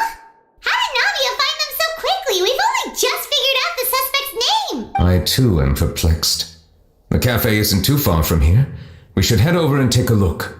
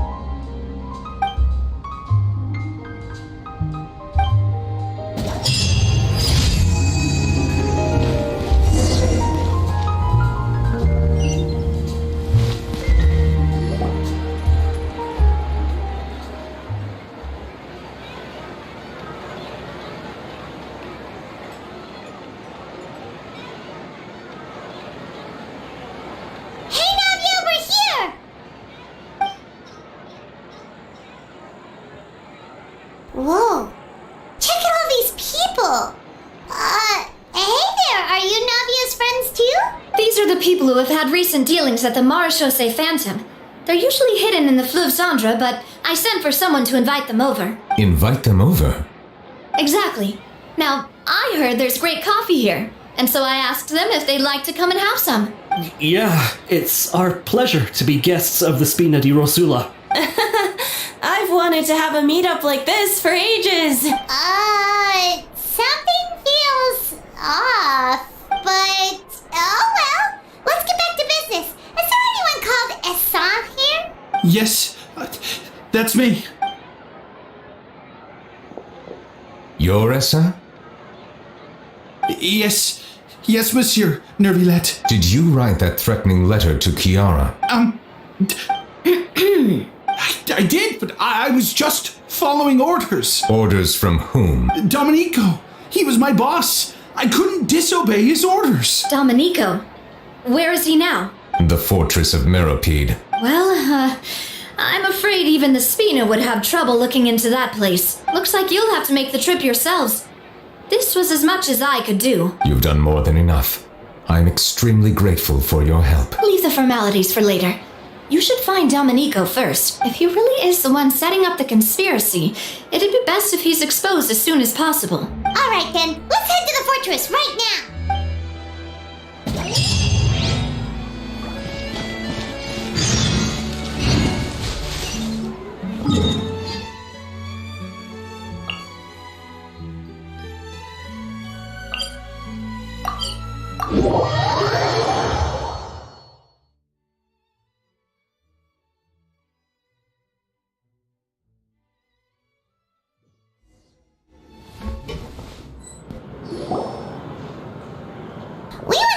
Fortress of Meripede would be super scary, but looking back on it, it really wasn't that bad at all.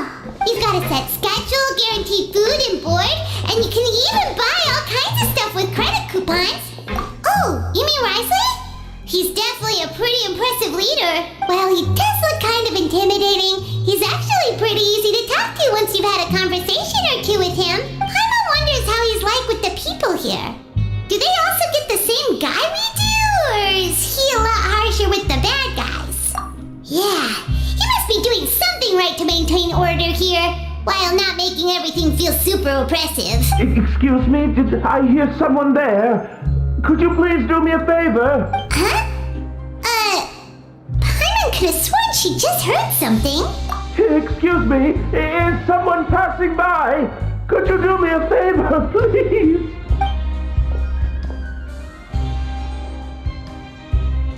Nope, Paimon wasn't dreaming. There's someone over there for sure. But Paimon doesn't see anyone. Did you hear my call? Thank you so much. I'm over here, inside this big box. You're inside the box? Oh, no wonder Paimon didn't see anything. Well, come on, Traveler, let's go take a look. Why are you hiding in here anyway?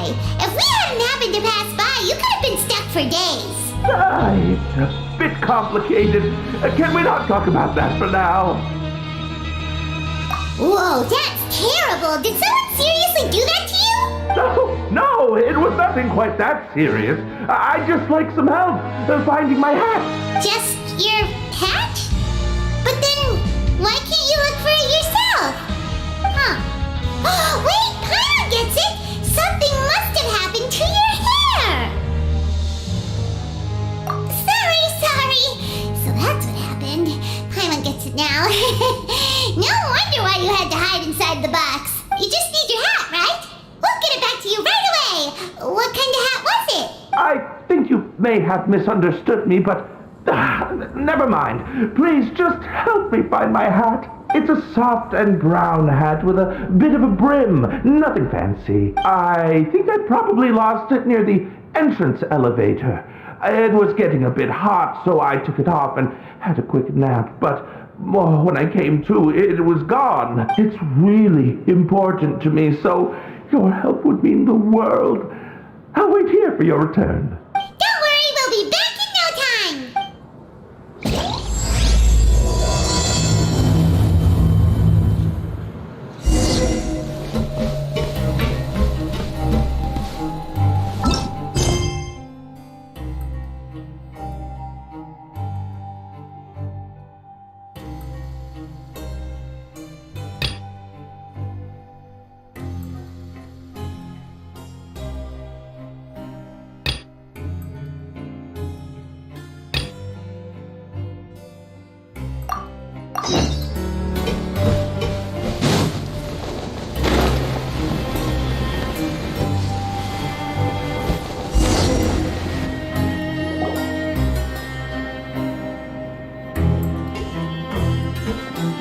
Welcome to the Fortress of Meripede, dear esteemed guests. We're back!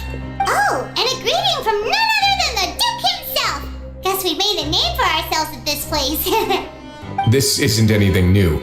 I figured you had important matters to discuss when the two of you, not to mention the Chief Justice, showed up. Let's assume we've gone through the pleasantries and cut right to the chase.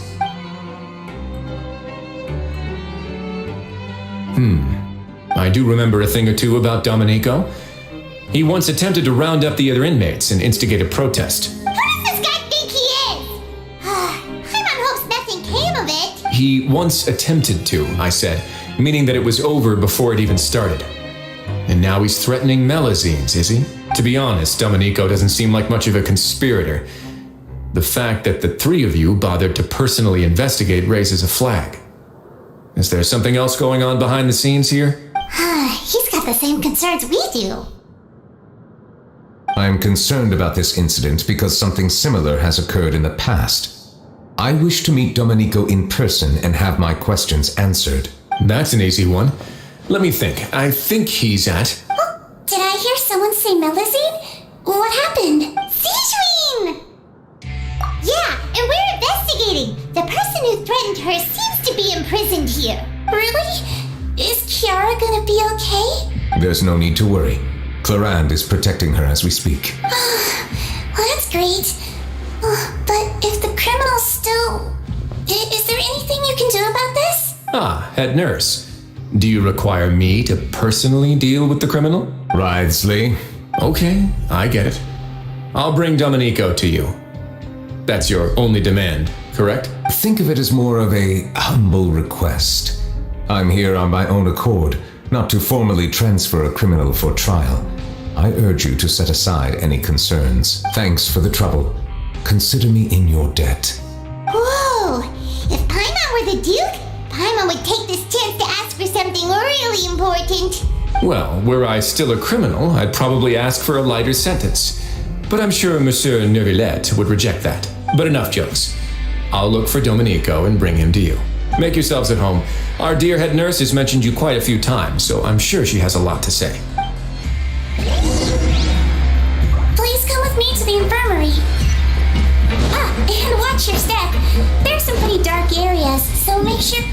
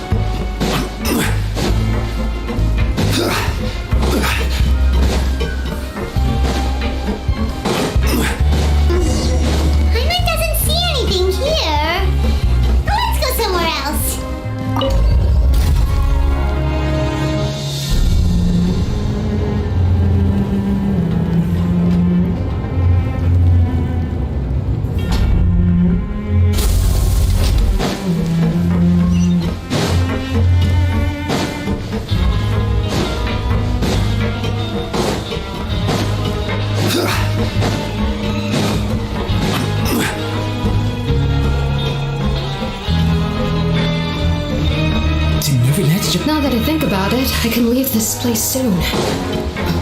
Huh?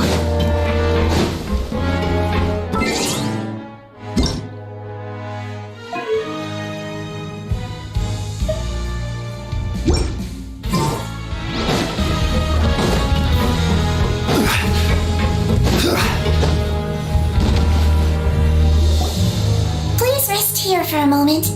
Oh, and would anyone like anything to drink?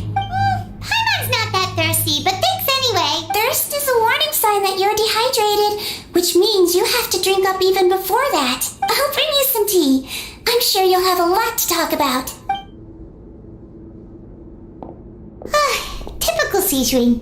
Concerned about everyone's health as always. Why aren't you two saying anything? You noticed them too. The badges they wore on their chests looked quite familiar. Familiar? Paimon didn't even realize they were wearing them. But if both of you say so, let's go ask them about it. That's not a bad idea. I will stay here and wait for news from you.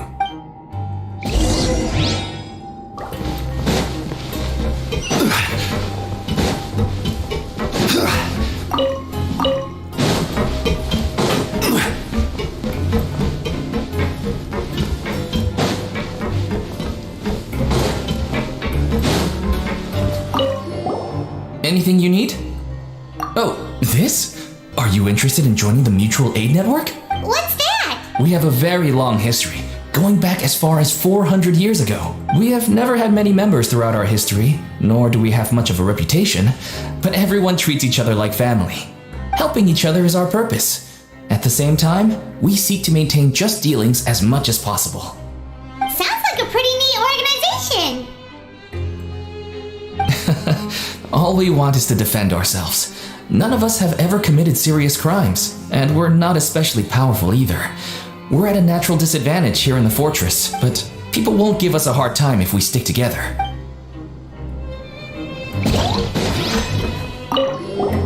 Interested in joining the Mutual? Here's our flyer. Our slogan may have evolved over the centuries, but our goal has remained unchanged. Here, this book is for you. You're welcome to come and sign up anytime.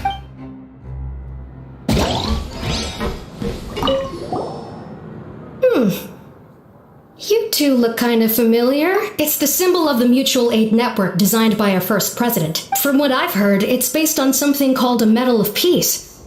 I've never seen one of those medals for myself, though. The first president of our network was an amazing person. Powerful as he was, he never used his strength against anyone. He encouraged the weaker criminals to stick together and look out for each other. All of us have a lot of respect for him. We should have gathered enough information. Let's head back and talk to Neuvillette.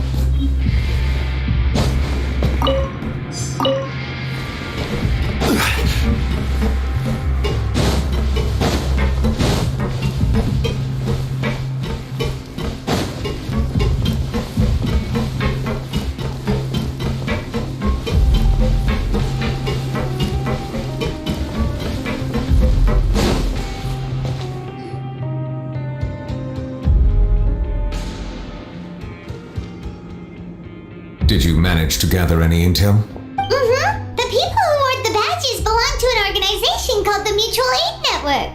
According to them, the badge's design was inspired by the Medal of Peace. Have you seen any of those before? I personally crafted 2 of them myself. They were awarded to Carol and Vautrin. Carol's medal was destroyed in a fire. The only one that remained should belong to Vautrin. Oh, so the network was inspired by... Monsieur Neuvillette, His Grace has requested your presence in his office. He's found Domenico. All right. Let us talk to him first and get to the bottom of this situation.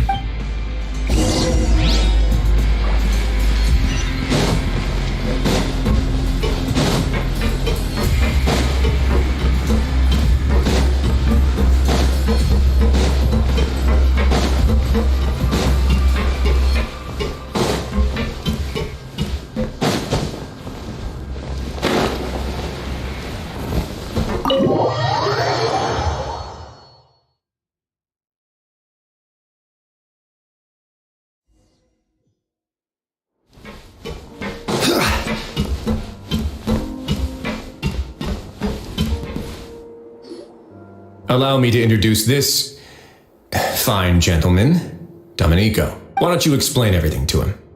Neuvillette? What do you want?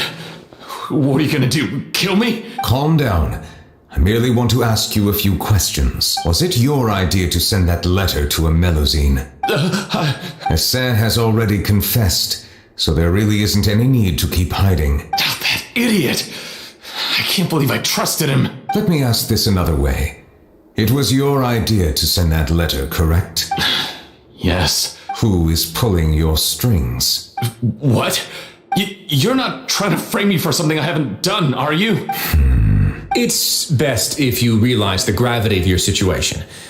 The Chief Justice of Fontaine has been personally investigating your case. I assume your previous attempt to incite unrest at the Fortress of Meripede has something to do with this as well. I admit I acted on impulse. I'll tell you the truth.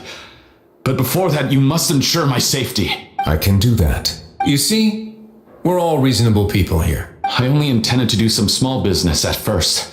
Someone contacted me about delivering some goods and promised me a generous sum of more in return. After making a few trips, I was suddenly approached by the Marechaussee Phantom. They accused me of smuggling prohibited items, and I was put on trial. But I refuse to accept any of that. The ignorant can be rightfully absolved from guilt, right? Well, I suspect that someone got me locked up here so they could get their hands on my goods. And then you decided to take revenge on the Melazines? My initial target was Nervilette. Everyone in the fortress of Meropide was declared guilty by him after all. So they must more or less hold a grudge against them, right? If I could get them to strike back. But for some reason, no one wanted to team up with me. That mutual aid network in particular. What did those nobodies even gain from trying to challenge me? Seriously. In the end, I had to redirect my focus onto Melazines to salvage things. I recall that Kiara was the one who confiscated my goods for inspection. So I asked one of the more approachable guards to send a letter, claiming that I meant to contact my family. But the letter was in fact addressed to Essa.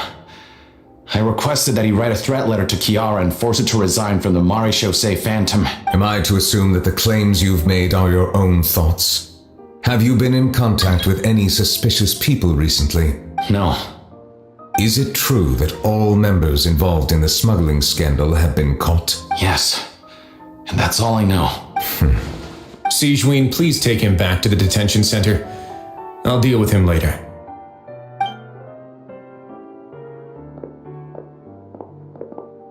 So, Monsieur Nervilette, you were concerned that there might be a shadowy faction looking to capitalize on the delicate situation with the Melazines to stir up greater chaos? Yes. I experienced a similar incident in the past, so I had to be prepared for any possibility.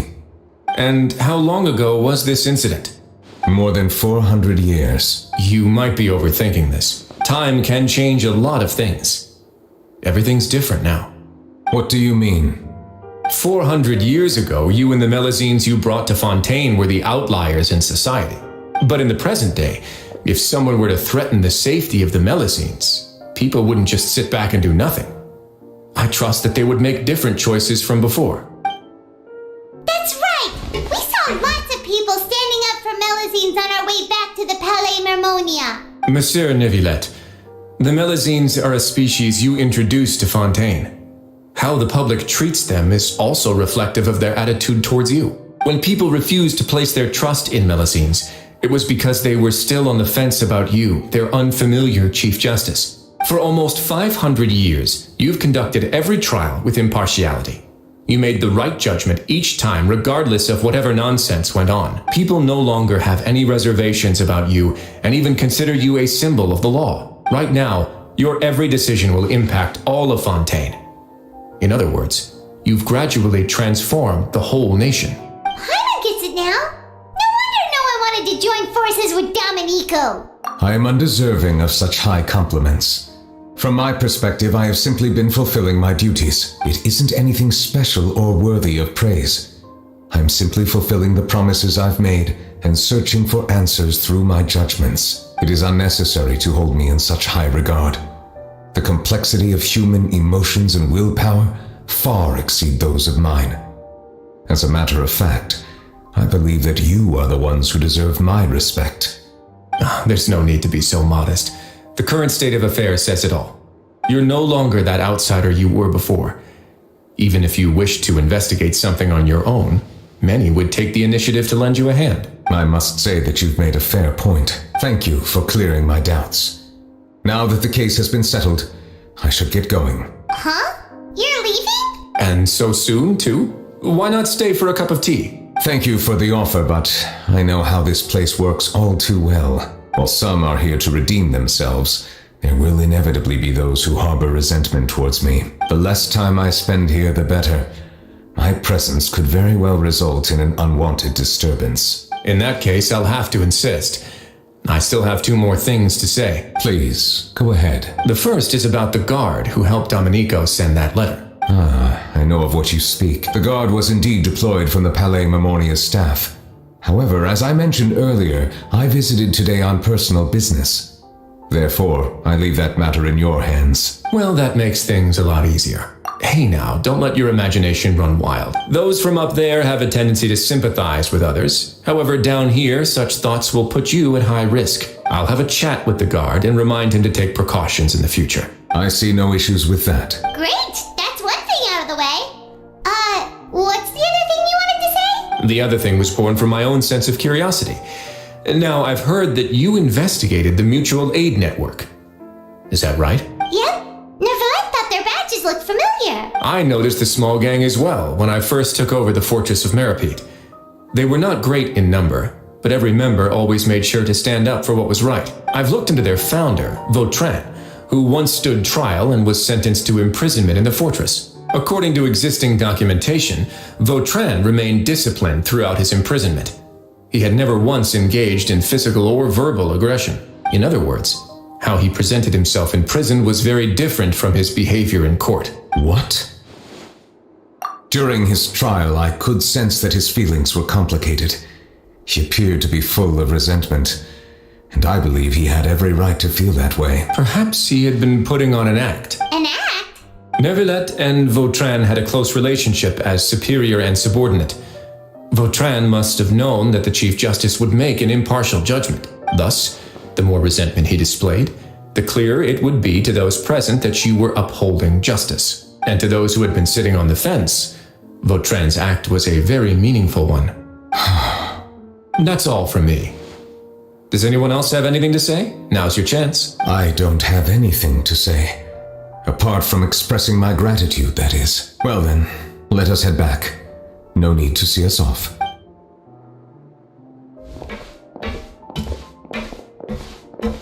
Please, take care.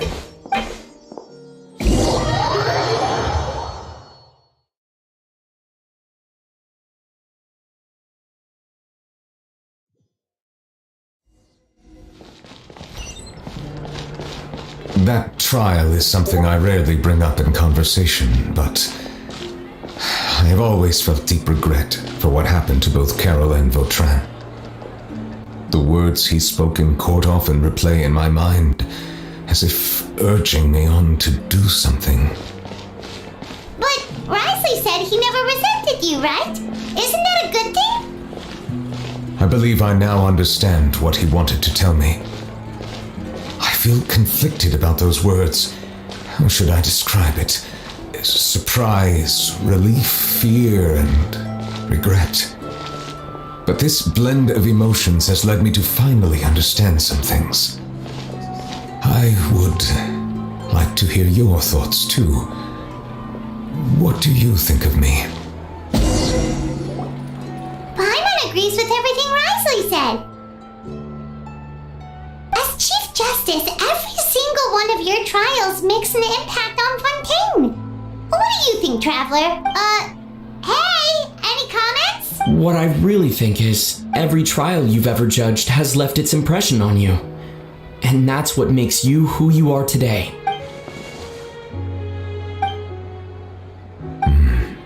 That is indeed a reasonable assumption. As I said, I find it difficult to express my emotions because I cannot fully understand myself. But I trust your judgment. Since some time ago, I have begun to notice the changes that have occurred upon my person. These changes were not due to any specific occurrence, but emerged as a result of time itself. I will try to contemplate this further. Thank you both.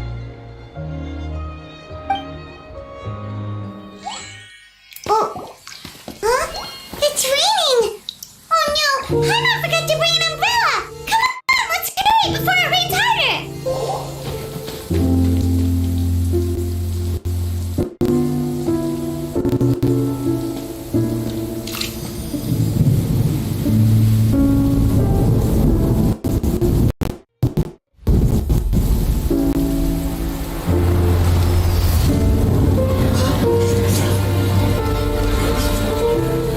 It's raining again? I've had enough of this weather. There go my travel plans. Did you read the news this morning? Quick, put away everything on the clothesline. When is this rain going to stop? Hydro Dragon, don't cry!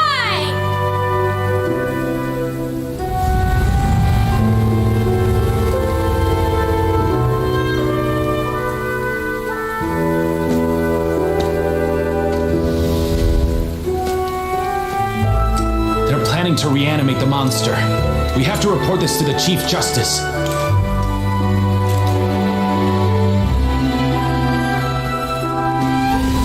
The Fortress of Meripede. It's a good place for me.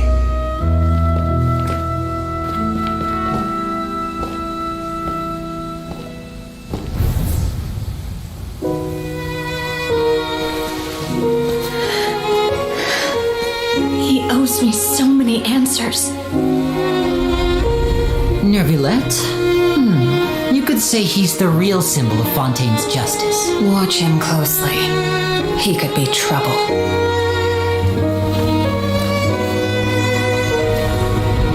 How can two completely different species possibly coexist? Who's been threatening Melusines? Show yourself!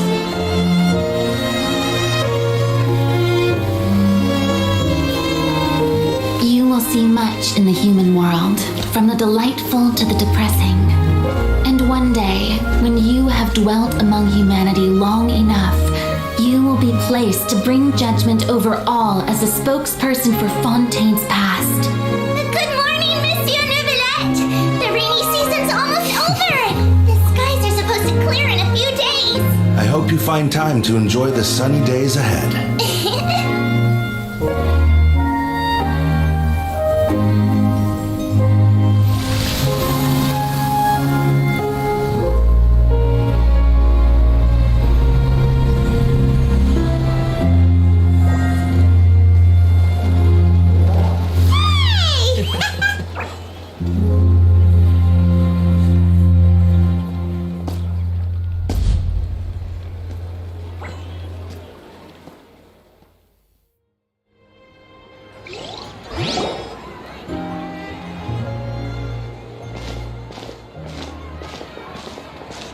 Is the matter resolved? Yep, we found the person who sent that threatening letter. Risley said he'd keep a close eye on him, so the Melusines should be safe now. Oh, that's wonderful.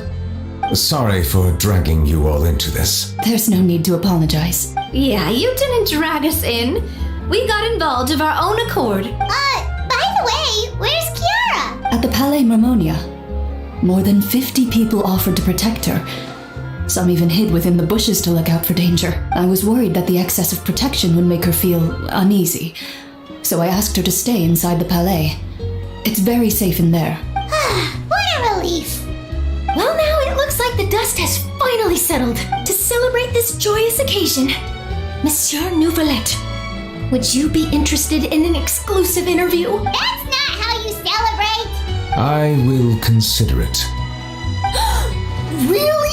Of course. My schedule is full for the following weeks, but I should be available next month. Come up with questions during the intervening days, and I will answer them to the best of my ability.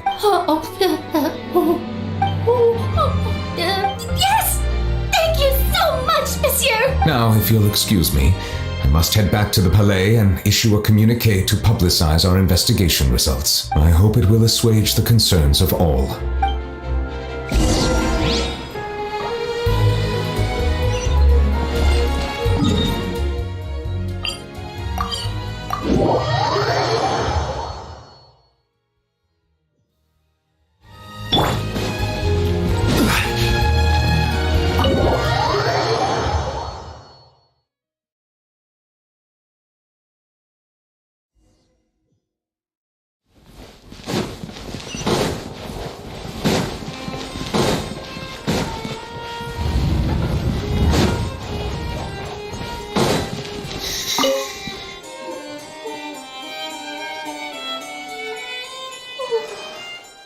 Kiara?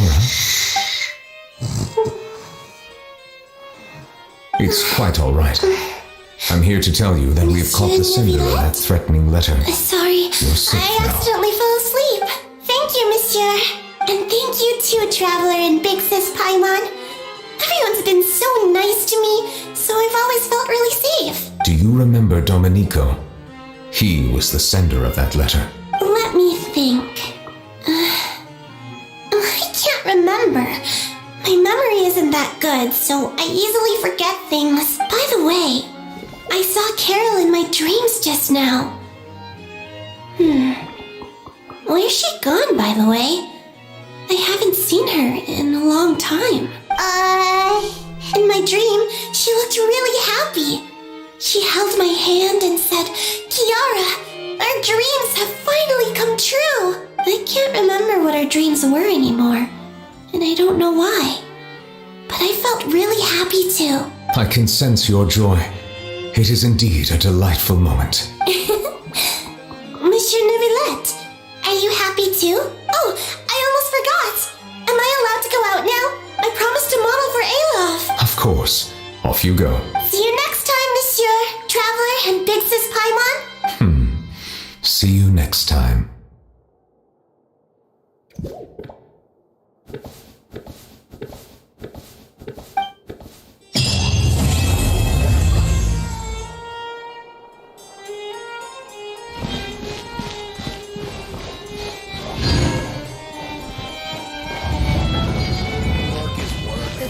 Wherever you go.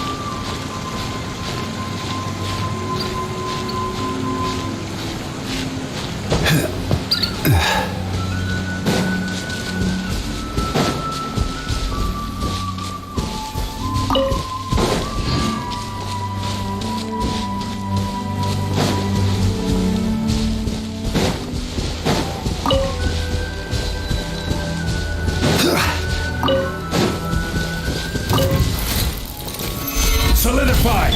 Burst forth!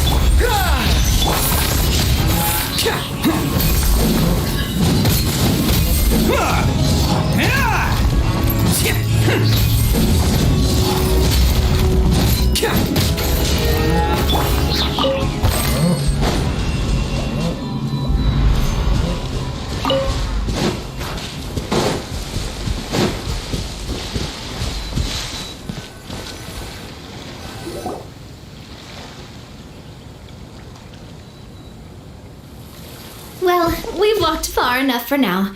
Let's take a break. Since we're out for a walk, we shouldn't stress too much about the destination. I've grown old, so I'm not as fit as before. It's a good thing that at least my work down in the fortress was quite the workout. Well, Paimon thinks you're doing great. We didn't have to slow down for you at all. Back in the days before the aquabus lines were built, we often had to hike north with our goods, then catch a boat to the court. Malus and I must have traveled this way hundreds of times. When we were tired, we would lay down for a while in the grass, and when we were hungry, we'd catch a fish or two. The Spina was still on the rise back then. Mr. Callus was generous, and everyone had the chance to strike it rich.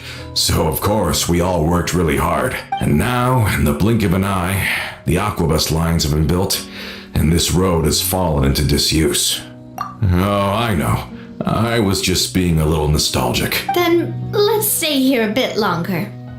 Anyone want snacks? Oh, is this another chance to try some of Navia's mech rolls? Paimon's been dreaming of them. Yep, I figured you wouldn't say no to a few more. Oh, wait. let me check if I have all the ingredients. Malus and Silver used to take... Okay, the stove's looking good. And as for the ingredients, seems like we're all out of flour and sugar. The two most important ingredients of all. Oh, would you? Oh, but it would be too much to ask you to go on a trip just for those. We should contribute to making the macaron too! Don't worry, we cook out in the wild all the time, so he should have some stuff on hand. Oh, that's great. Then I'll leave the ingredient gathering to you. As long as we have some sweet flours and wheat, I can start the baking. Then I'll go look for some boxes nearby for a makeshift table and chairs. Great. Then I'll prep the stove. Let's get to work, everyone.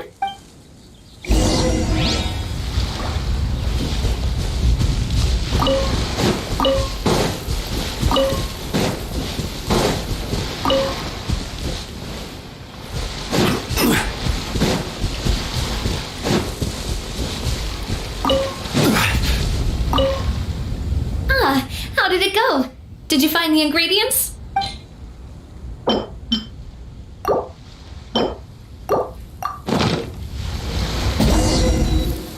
You've all done your part.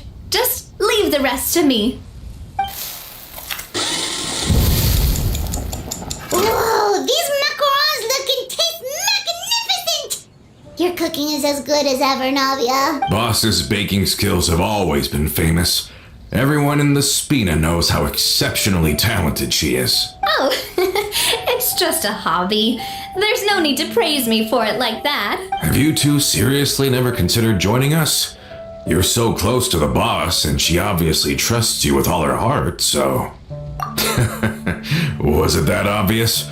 I just thought you would be a great fit, that's all. You just happened to walk in on our little reunion. It's actually been quite a while since we last spent time together. Adventurers never stay in one place for long.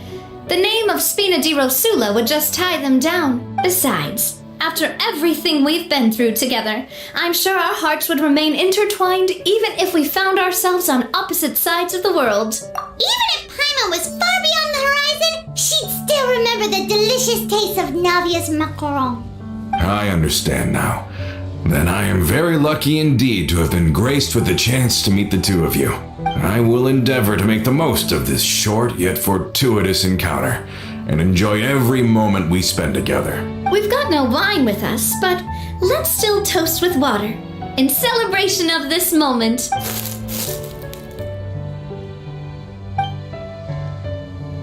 Cheers! Hey, what are you doing? Quick, join in on the toast! May your travels go smoothly, may the Spina continue to grow, and may our friendship last until the end of time. All set? Let's move out then. I asked some old acquaintances in town to make a Dell's...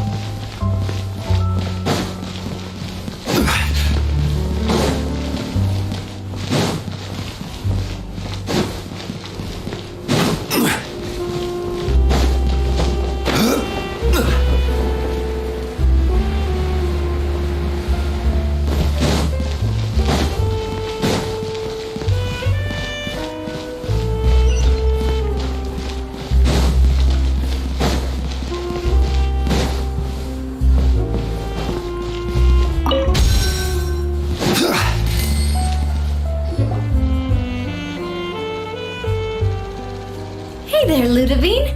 How's business lately? The Demoiselle of Spina di Rosula. I must say, your generous patronage is the one thing keeping me from going bankrupt. Nonsense. We all know what a talented businesswoman you are. No, man, don't forget, she's the boss now. My mistake, my mistake. I just got so used to calling her Demoiselle. Are you here for the uniform? Yep. I forgot to drop by earlier when I was running errands around here. I didn't expect Demoiselle to come and pick it up in person. It's just a uniform after all.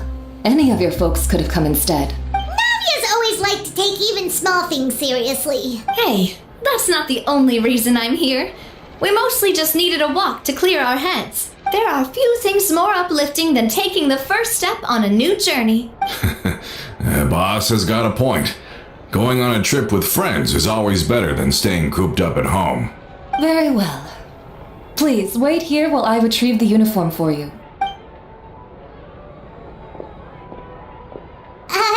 Can someone remind Paimon again why Adele wants to join the Spina? She hasn't given me any concrete reasons. All she says is that she really looks up to me. After we cleared her father's name, she became a lot more cheerful and outgoing. It's probably because she now knows for sure that her father was never a bad person. She said she used to be terrified of Papa, so as a result, she found all the rest of the Spina super scary as well. But the Spina is very different now. She mustered up the courage to talk to me, and felt like I could really understand her. Yeah, you could say that. By uncovering the truth about the case, I was able to give her closure at the same time. She said that she wanted to become someone like me. Someone who could lend a hand to others, instead of standing still and waiting for others to help her. From the sound of it, she'll be a wonderful addition to the Spina. I think so too. But for now, let's focus on giving her a great atmosphere to grow and thrive.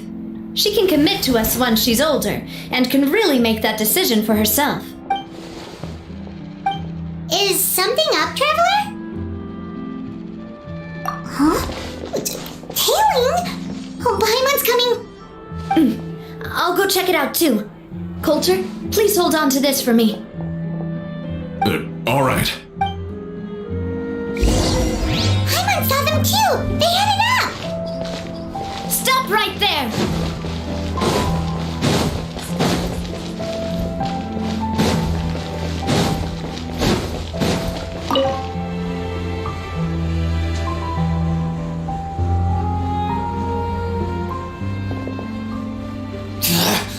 We knew you were going to be difficult!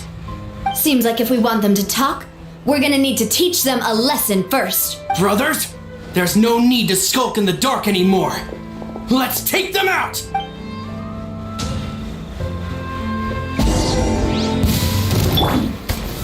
Stabilize! Then! Pull in!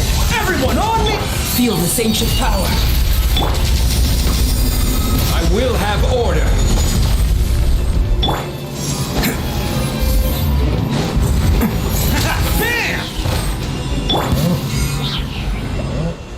Now, talk. Who are you? And why were you tailing us? Don't think we'll let you off easy if you keep silent.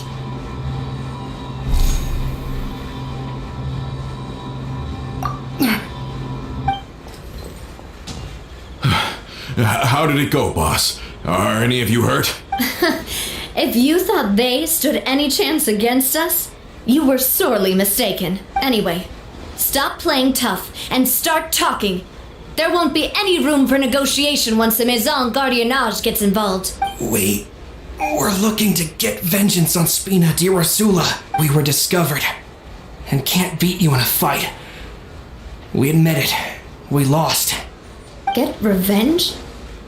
Wait, you're not Romeu's followers, are you? You actually know that name? But if you do, then surely you should understand why we hate you so much. Indeed. You haven't got the faintest hope of winning right now. We were out drinking when we saw Navia. We got so angry we decided to follow you guys and look for an opportunity to really mess up your day. Too bad you guys messed up ours first. Huh?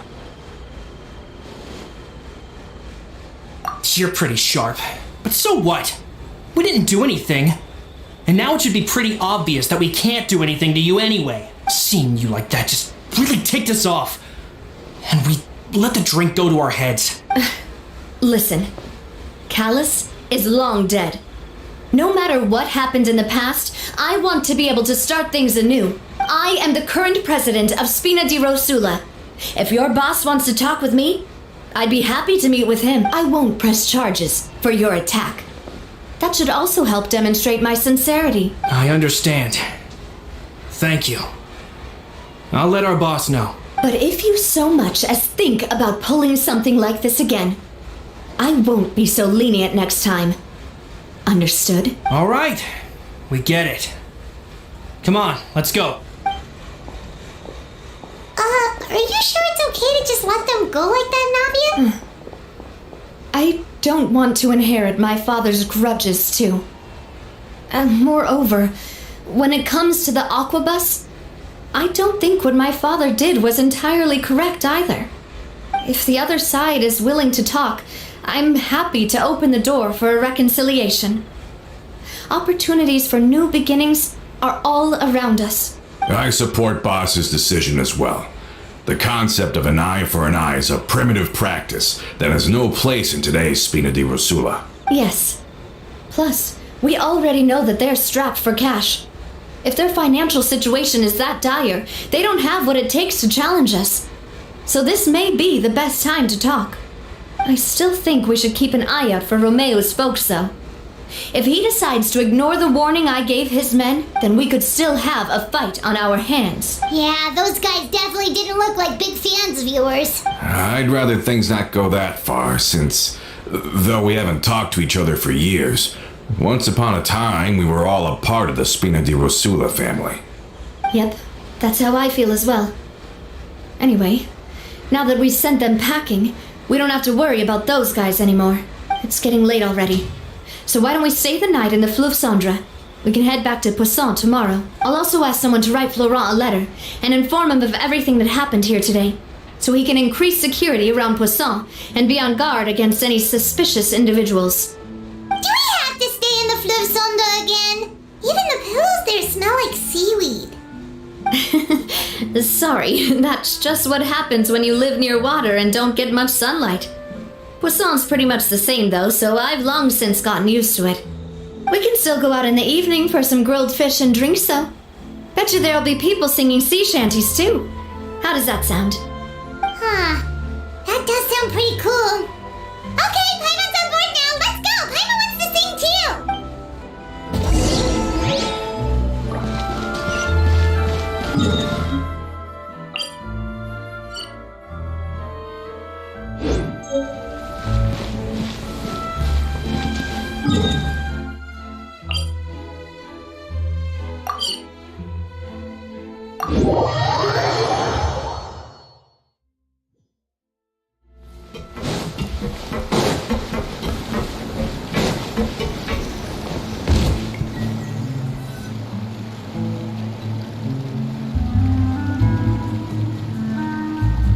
Coming back here really does feel like this place is starting to grow on Paimon.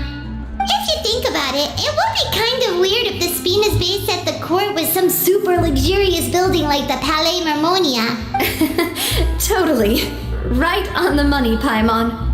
Although, of course, with the continued growth of the Spina, Papa wanted Poisson to eventually grow into a metropolis, not unlike the court. He was a very ambitious man, who rarely looked behind or beneath him. For better or worse, that always made him stand out from the crowd. And that's also why people hated him just as much as they loved him. All right. Why don't you go wait for me at the restaurant? I'll go do some prep and I'll get someone to tidy up your room while I'm at it. You can use the same room as last time. You still remember the room number, yeah? Yep. Kinda hard to forget when there are only so many rooms here after all. Oh, did I just hear someone taking a dig at Fleuve Cendre? I'll tell my guys to stuff your pillows full of actual seaweed right now.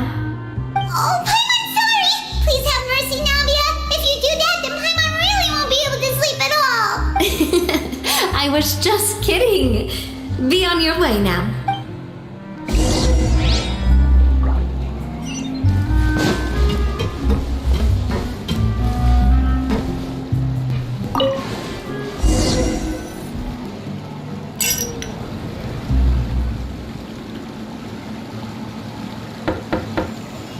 Hello? Are you asleep yet? Oh no, not at all. I just figured that since we don't get to enjoy nights like these very often, we should try to enjoy it to the fullest. Wanna go fishing? I've got some rods and lures ready. Oh, so that's the prep you were talking about. Sure, we'll come. Hopefully I didn't wake you or anything. Don't worry, you don't have to do any actual fishing if you're too tired. Just think of it as keeping me company. How does that sound? Okay, let's go. To the fishing spot.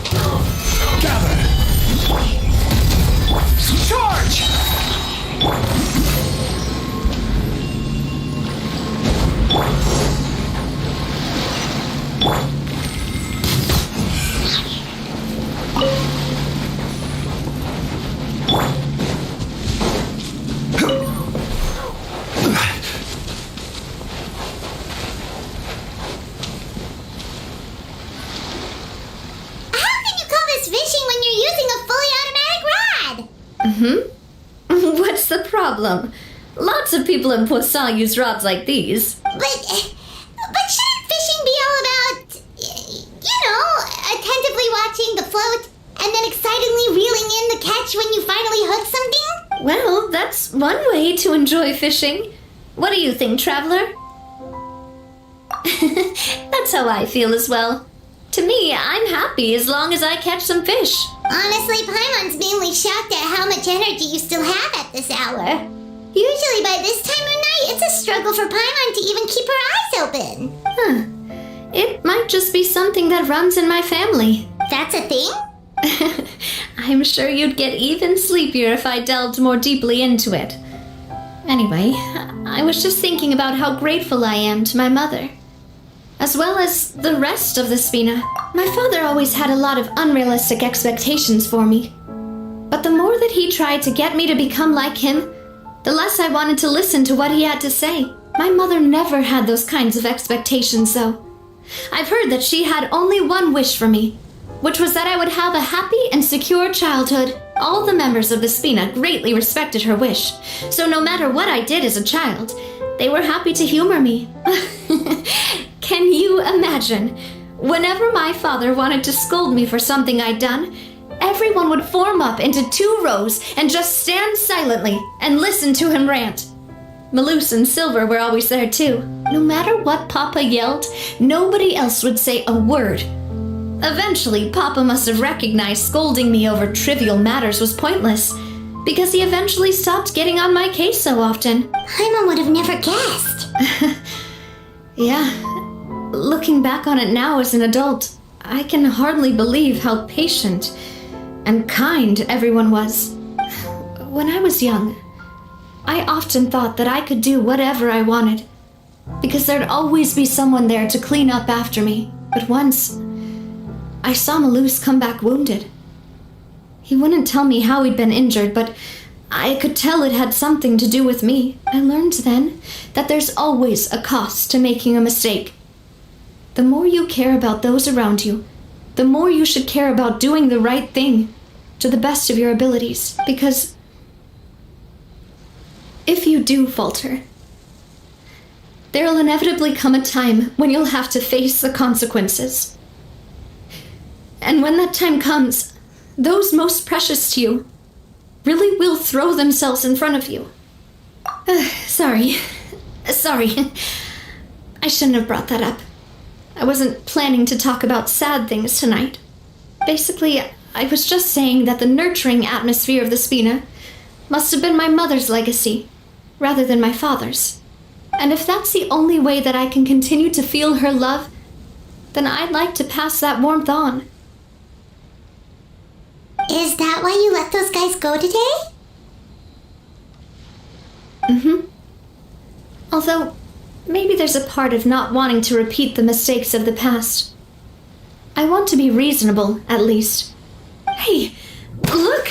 I think you've got something on the line! But why isn't the rod automatically reeling it in? Oh, there must be something wrong with how I installed the mechanism. It was my first time putting one of those rods together. We can't let it get away. Come on, you two. Let's catch it. You want Paimon to help too?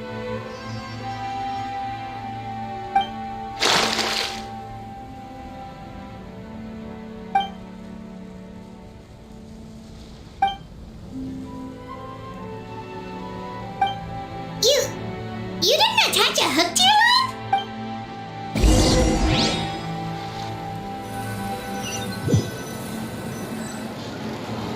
Stop wasting time! The boss ain't gonna wait all day. We'll go ahead with the operation tomorrow. Do with that information as you wish.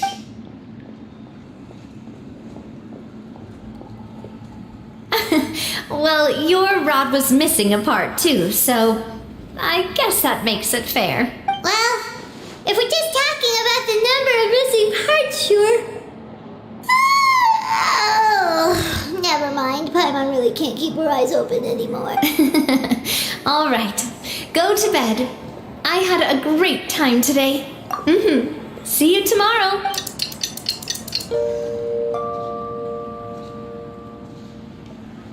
So how was last night?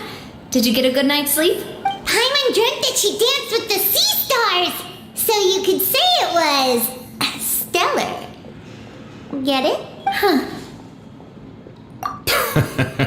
I didn't know you had such a great sense of humor.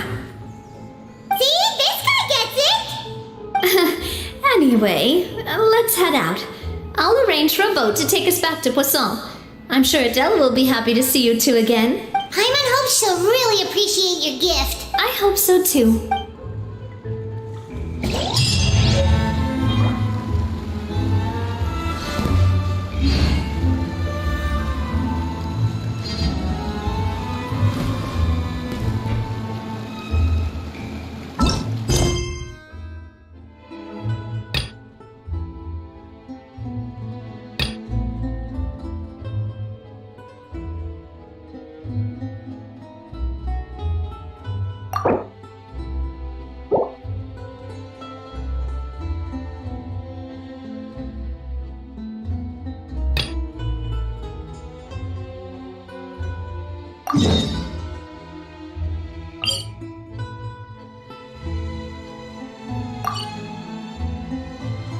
Every journey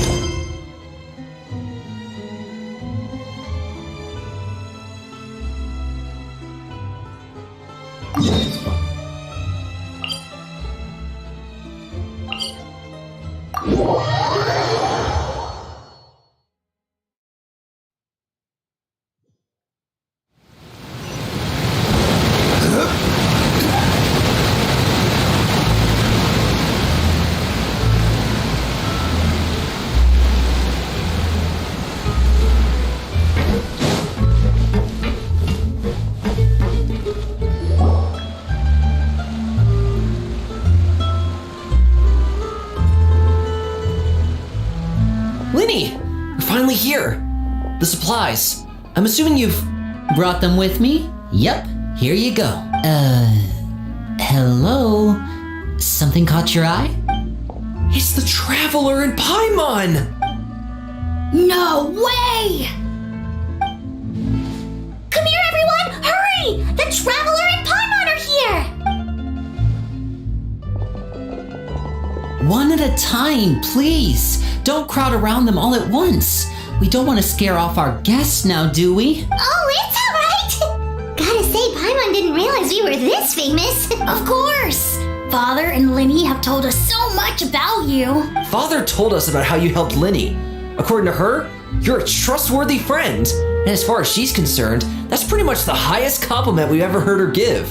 As you can imagine, everyone's been very curious about you. I heard the Traveler is so strong that he can move a mountain with his bare hands. I heard Paimon eats so much that she can clean out the entire pantry at Hotel Tabor in just 3 days! Wait a second! That's the rumor you heard about Paimon? Oh, not cool at all! Oh, wait! When guests visit, you're supposed to give them gifts and stuff, right? Oh, we don't need something like that. Besides, we don't have anything to give to you! Come on! We insist! I can give you some of my new potions. Just pick your poison. And by that, I mean medicine or actual poison. I've got both. Huh? Or maybe Shaplo can teach you guys about stealth! He's super good at it! He's never been caught! Ah, now that's not a bad idea. I know you usually prefer to fight head on, but it never hurts to expand your bag of tricks, right? When it comes to eliminating your enemies, staying quiet can go a long way. Trust me, I would know.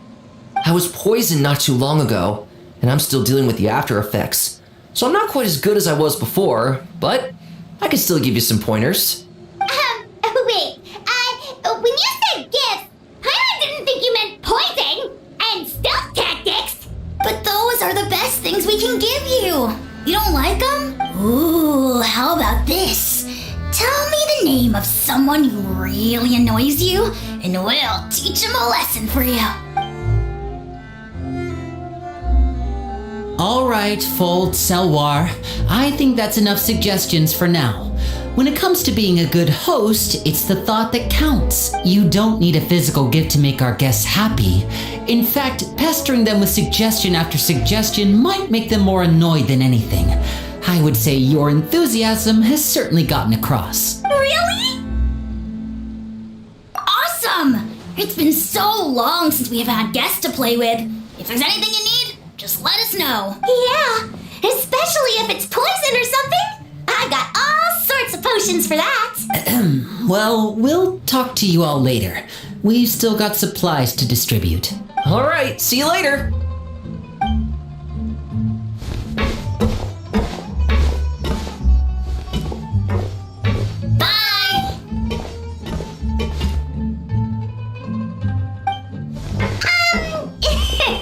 Lenny, about all that poison and stealth tactics talk just now. Scared you, did it?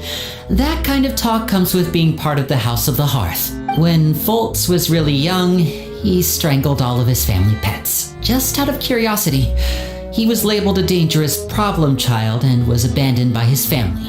Elwar has an unnatural obsession with potions. Father has forbidden her from trying all the different concoctions she comes up with, but she still tries to test them in secret. You really have to keep an eye on that one. Chaplot is around my age. While I'm mainly responsible for collecting intelligence, he handles surveillance. He's very passionate about his work and has no reservations about taking on some very difficult missions. I know you two probably aren't used to that kind of talk, but I can promise you they only had the best of intentions. Things like stealth tactics and developing different poisons, they really mean a lot to them. They were just trying to share the best of what they could offer, that's all.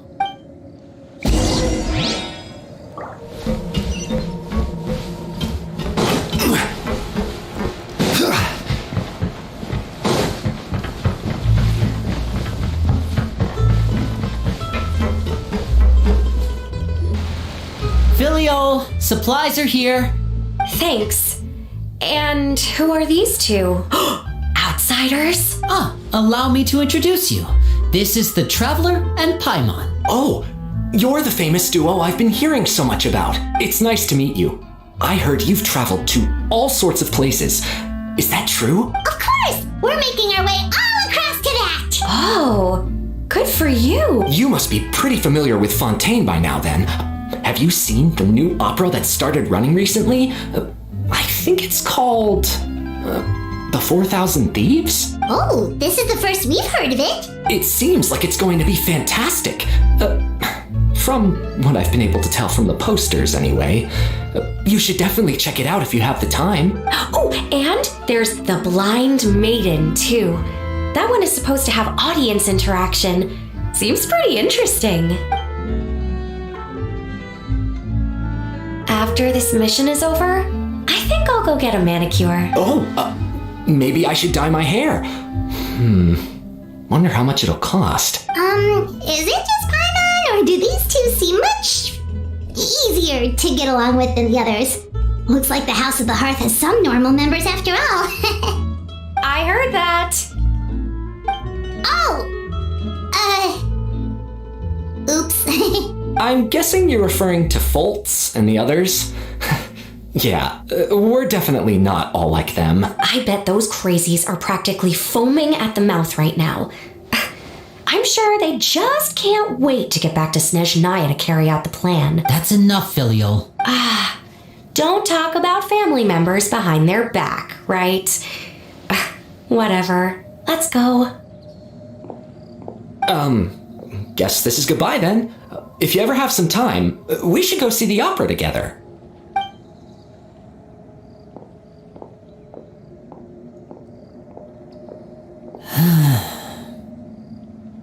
Well, that's it for the supplies. We should probably head back as...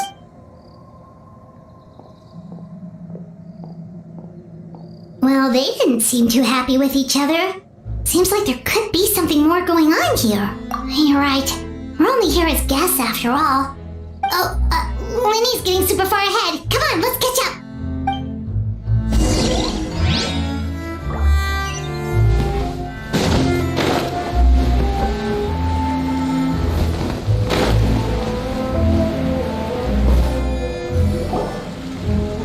So, what do you think of the members you've met so far?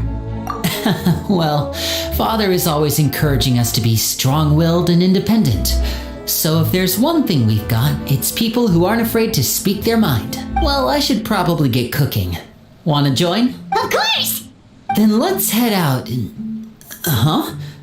Fremine? What are you doing here? Fremine! Nice to see you again! You too. I heard you're here as guests of House of the Hearth. Welcome. We were just going to make some food. Why don't you come along? I could use some help in the kitchen, and I seem to remember you mentioning you wanted to make seafood soup for the traveler in Paimon. Seafood soup? Oh, Paimon is drooling already. Were you looking for something just now, Fremine? Maybe I can help. It's nothing. I just wanted to see if there were any extra supplies. Yeah, we've got some left over.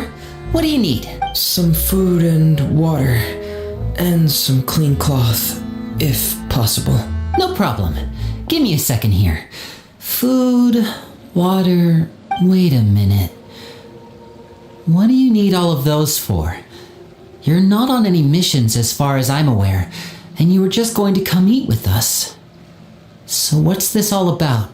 I thought I'd grab an extra portion because I get hungry at night. Could be because I'm growing, you know? Fremine, you remember what I told you? You're not like me. Your lying skills still need some work. Tell me what's going on. Is it really bad enough that you have to keep it from your own brother? Maybe it'll be better if we gave them some space. This is the first time I've seen that kind of look on your face. Whatever happened, does it have something to do with Father? Yes. Just follow me.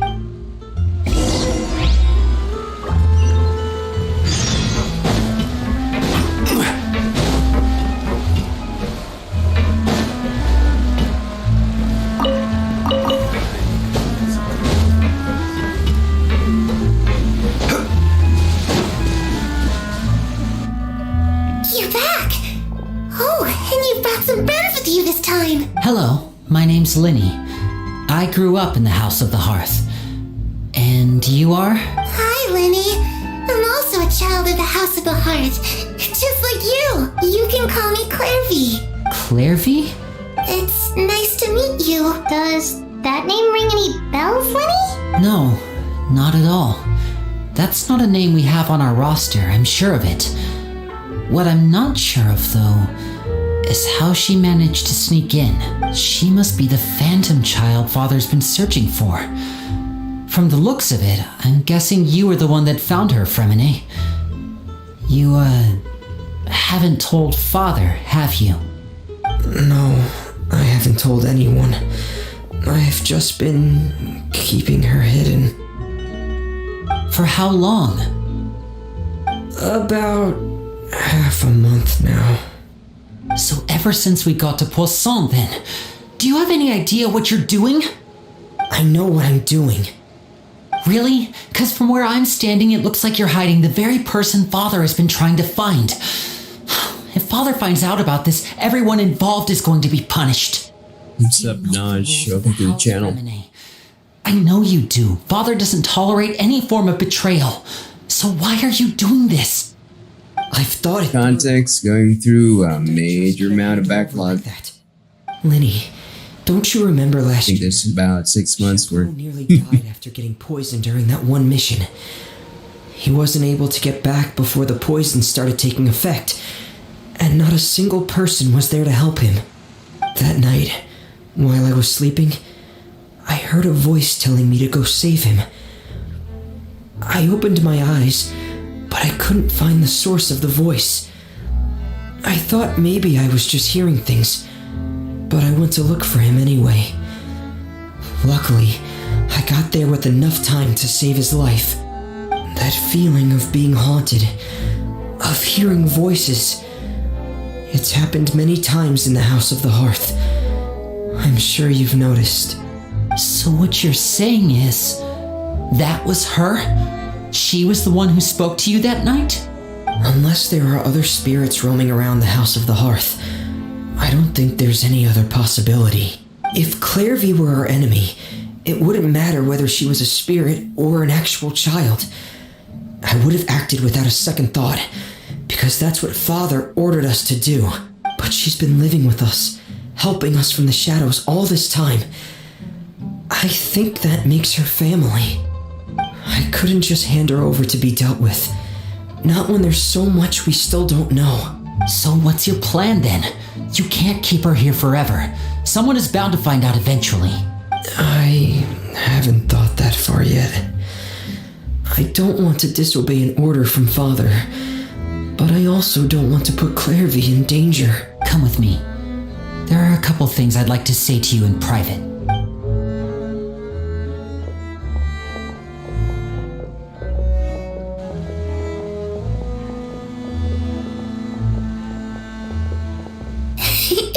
Those two sure care a lot about each other. Well, they got a funny way of showing it. From where Paimon was floating, it sure seemed like they were about to bite each other's heads off. No way. They have a really deep bond. I could tell right away, because I also have a friend like that. I just don't know how long that kind of bond can last. The darkness in the house runs deeper than you can imagine. No one can get out alive. I'm sorry, Lenny. It's so private, it's literally drag anyone else into this. 5 feet away. Oh, really? You didn't mean to? Because I, for one, wish you did. Huh? What do you mean? You know, when we were younger, you didn't call me Lenny. You called me brother, just like Lynette.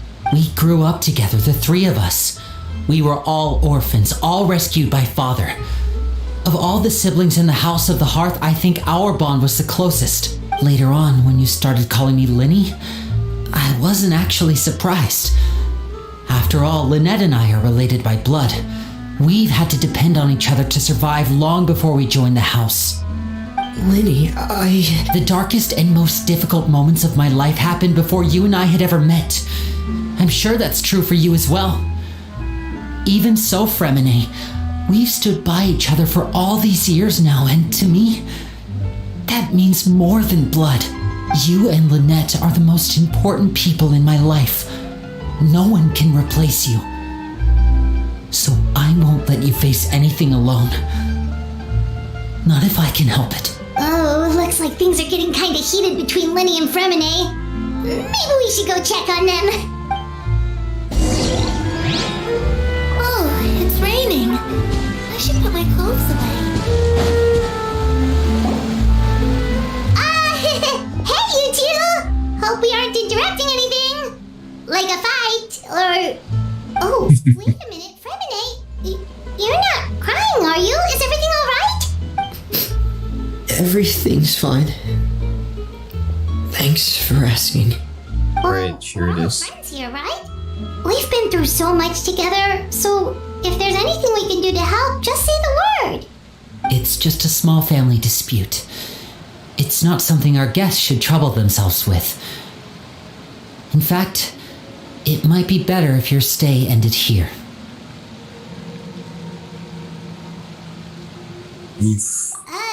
What are you getting at, Traveler? When guests are around, families are often on their best behavior. And any disputes are less likely to escalate. That's what you're trying to say, isn't it? I just...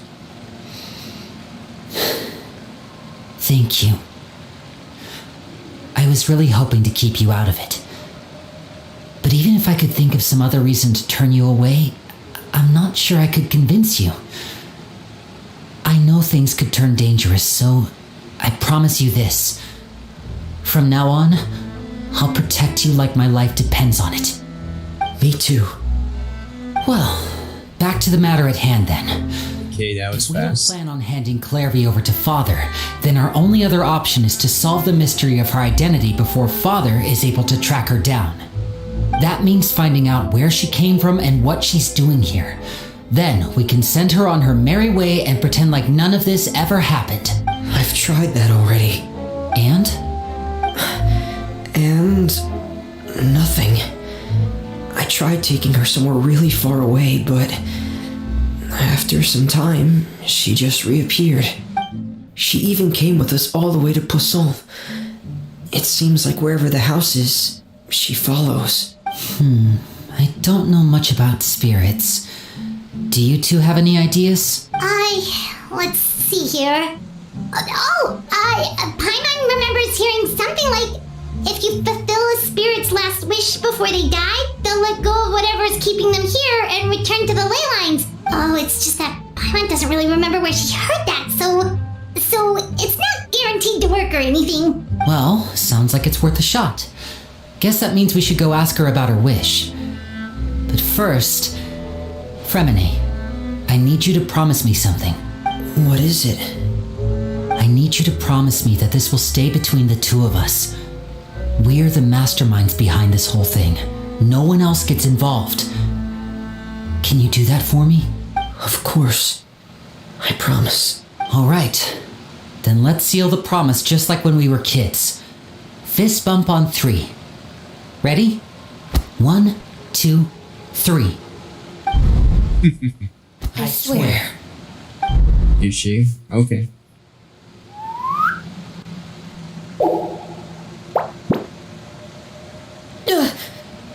Whoa!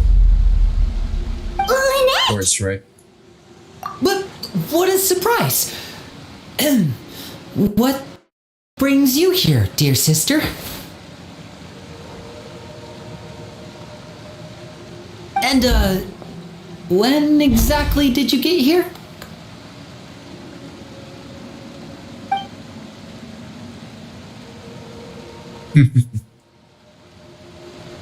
You're an idiot, brother.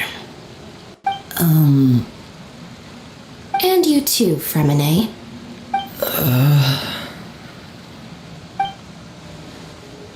You 3, Traveler. And you 4, Paimon. Wait, what did we do? I've seen Clairvy around the House of the Hearth before. I hadn't seen her in Poisson, so I figured she must not have come with us. But it turns out you were just hiding her. I heard you talking about your plan. Rather than steering clear of the situation, I'd rather fully join in.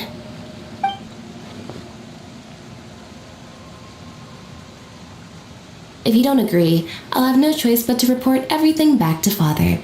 Simple as that. You're not giving us much wiggle room here, Lynette. Well, I guess we're all in this together then. After we talk to Clairvy, we'll figure out our next move. There's no time to lose. Let's go.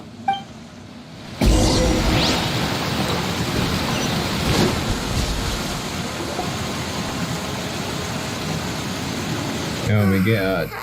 So much talking. Thank you for bringing me this food, you guys. She said she's full, but the food doesn't look like it's even been touched. That's right. Based on what I've been able to observe, it doesn't seem like Clairvy can interact with the physical world at all. Still, when she's presented with food, she'll always linger around it for a good little while. Maybe, in her mind, she really is eating those things. Does she know that she has already passed away? Yeah. I've tried to ask her, but she didn't answer. I've been sitting here for almost 5 hours now, non-stop watching Or these. maybe she couldn't understand the question at all. Clairvy, if you've got some time, I'd like to 99% talking, 1% action. Oh, another new friend. Hi, I'm Clairvy. Hello. Clairvy, how did you join the House of the Hearth? Huh? Isn't it the same for everybody?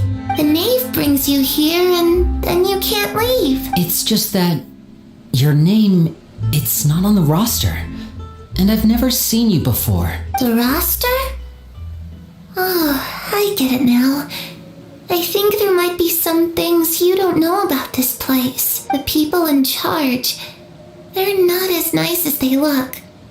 They say they keep a roster, but it's not complete. There are a lot of people who aren't on it, and never will be. In this house, some people are family, and other people are just test subjects. Those kinds of people aren't ever going to get a place on the roster, unless it's the roster of people who've been executed. Wait, It's getting better. does that mean the name... She... Is there anyone that can vouch for you? Perry, she's my best friend. She's the only one I trust in this place. The scarier, the Either better. of you heard of that name before? No. Me neither. Clairvy, Perry. Neither of those names are on the roster, but it seems like she's telling the truth. Either that, or this kid's already got a bag of tricks bigger than mine. Maybe we should try a different approach. Clairvy, do you have a wish? A wish? It can be anything you want. Just imagine. It's your birthday, you're blowing out the candles, and your wish is...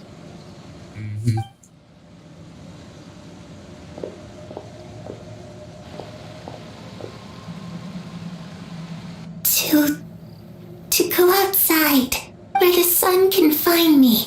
That's... it? Well, that sounds easy enough. The darkness in the house runs deeper than you can imagine. No one can get out alive. Okay, I see where this is going. Good. Okay, time to divide and conquer. Listen up. I've got a plan. I'll try and find a way to use basic illusory magic to take Clairvy outside and bring her somewhere with sunlight. Lynette, try and find the list of executions that Clairvy was talking about and see if her name is on it. Fremine, you stay in Poisson. Wait a minute. We can't be the only ones who've had run-ins with Clairvy. I need you to collect intel on everything she's said and done. Understood. I'll try my best. What about us? What should we do? I really appreciate your willingness to help, but this is a family matter. I don't want to drag you in too deep. It's too risky. Let me think. Since Father considers you to be guests, maybe you could stick by her side for a little while. You don't need to do anything except keep up some nice, casual conversation. Ah, Paimon gets it. You want us to distract her. I'll give you a magic bird. If Father suspects something, all you need to do is release it when she's not looking, and it'll alert me that something's wrong. Of course, that's only as a last resort. If Father doesn't seem to notice us, there's no need to make contact. We'll reconvene here tonight after all's said and done. If the worst case scenario happens and we're discovered, just tell Father everything. We're not going to let our guests get punished for our own actions. That's where we draw the line. You too. Okay, this is where we part. Father should be at the beach nearby.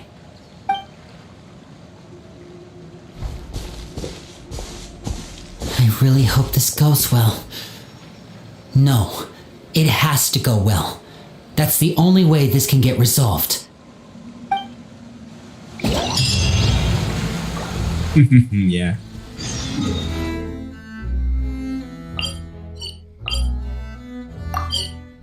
Think about it. Traveler's got that much experience for the past, like, how many years? Oh, where should I go? Probably here.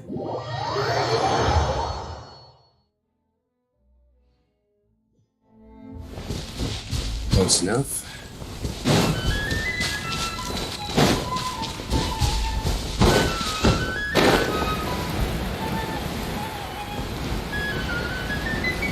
Might as well kill something along the way.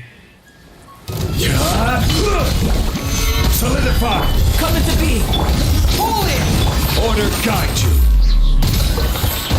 Let's roll! Ha!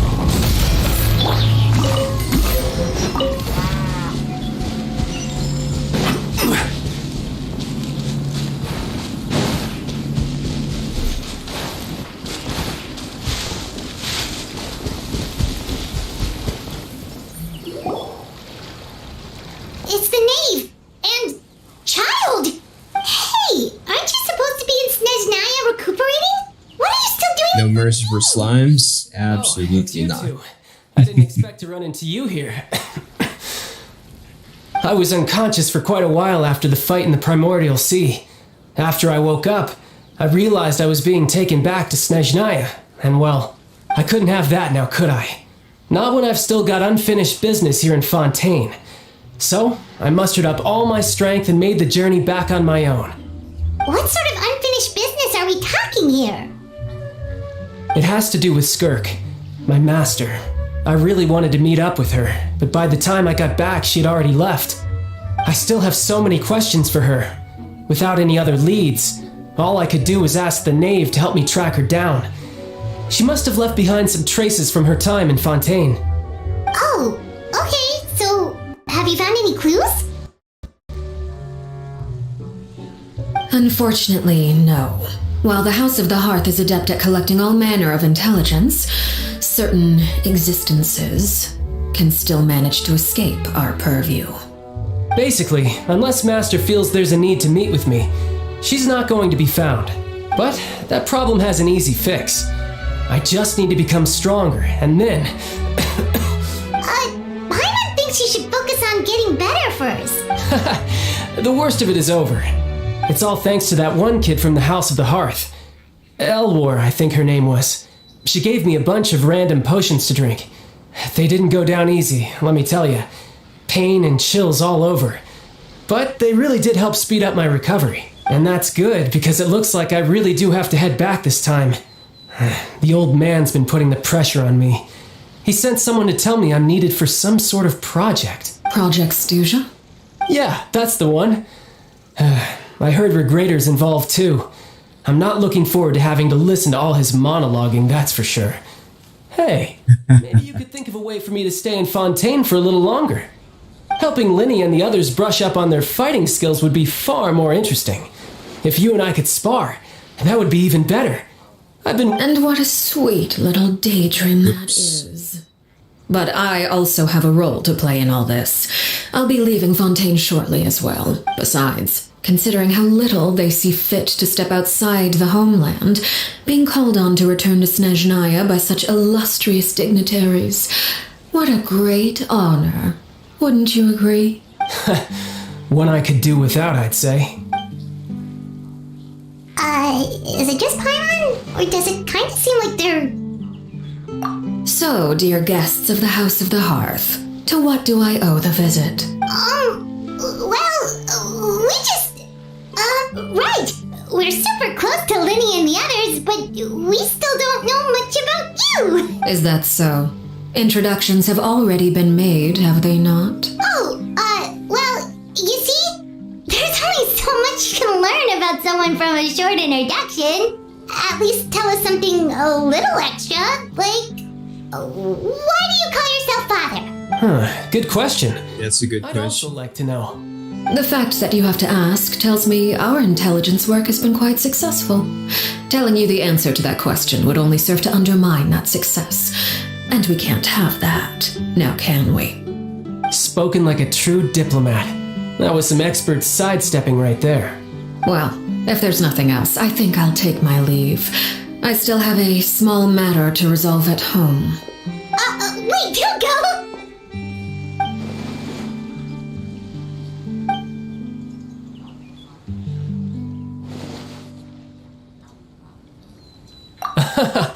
I'd also like to hear the answer to this. I've met some of the members of your organization, and they all seemed like really good kids. They actually reminded me of Tonya and Tusser, which, by the way, if you ever betray them, I'm just letting you know, I won't let you off easy. And why would I betray them? Well, you've already betrayed the House of the Hearth once, haven't you? At least, that's what I heard.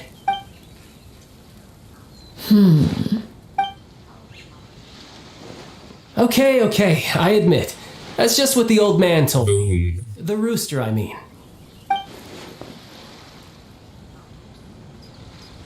Oh, wait. Did you really do something bad to those kids?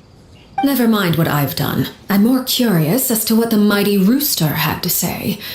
Care to enlighten me? Well, nothing much. Just some stuff about you taking out many other members of the House of the Hearth, and even going so far to attack your own family. I see. Based on your reaction, I'm guessing it's all a bunch of lies. Hardly.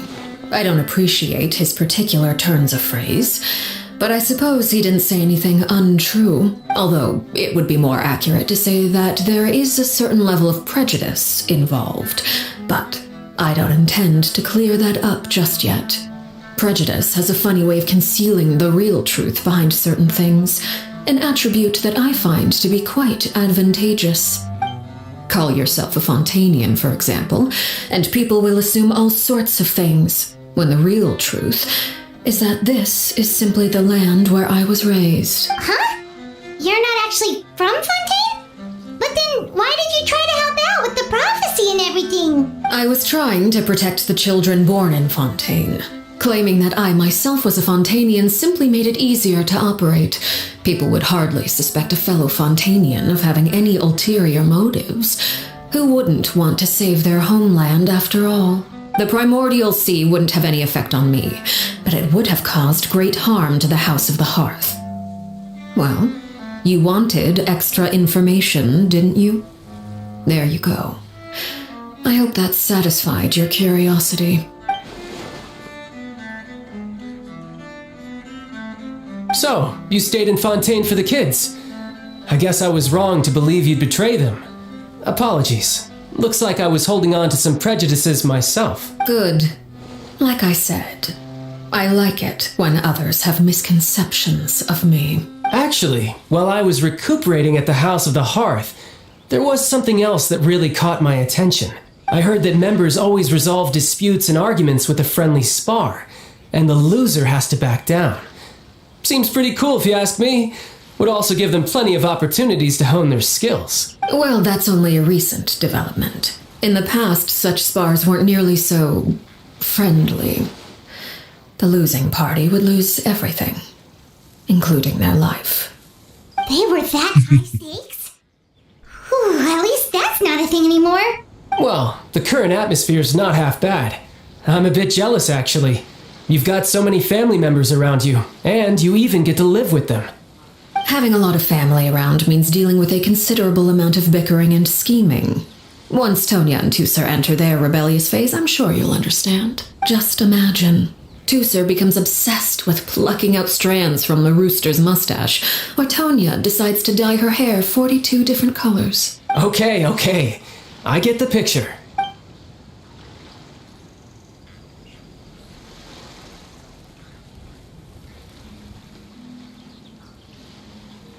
Well, would you look at the time? I should probably get going. Traveler, Paimon, I'm not sure where our paths will cross next, but the next time we run into each other, we should definitely try and find some time to spar. Again, maybe this is a conversation we can have when you look less like you're gonna keel over. All right. Well, thanks for everything, Arlecchino. No thanks necessary. You also played a part in obtaining the Gnosis. I would say we can call ourselves even. I like the sound of that. Well, I'm off. See you all some other time. We should probably get going too. Do you want to head back with us? Oh? You want me to leave so soon? Oh! What do you see? I'm rather enjoying the evening breeze. If you don't mind, I think I'll stick around for a bit. I have some things to think about. Apologies for not attending to you like a proper host. Please forgive this slight. I do hope you'll have a pleasant stay. We managed to keep her distracted until nightfall. Good thing Child was there to keep the conversation going. You don't think she suspected anything, do you? Oh, I wonder if Liddy ran into any issues. Let's hurry back and see how everything went.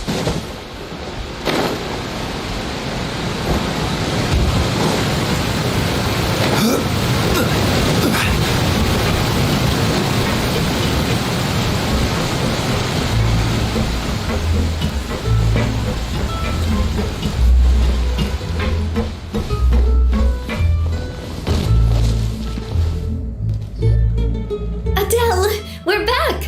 We brought you a gift from the court, too. Whoa! Thank you so much, boss!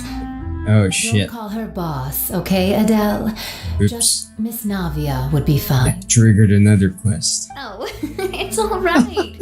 I don't mind. Besides the gift, I've also got another surprise. Guess who's here? It's been a while! Oh, it's you two. It has been a while indeed. Thank you so much for your help on Jacques' case. I've heard that you also helped save all of Fontaine. You're truly just like the great heroes of legend. You're really amazing! And if Miss Navia's your friend, then she must be super amazing too! What's in this thing? Can I look? Of course! Go ahead. Oh, it's a Spina di Rosula uniform!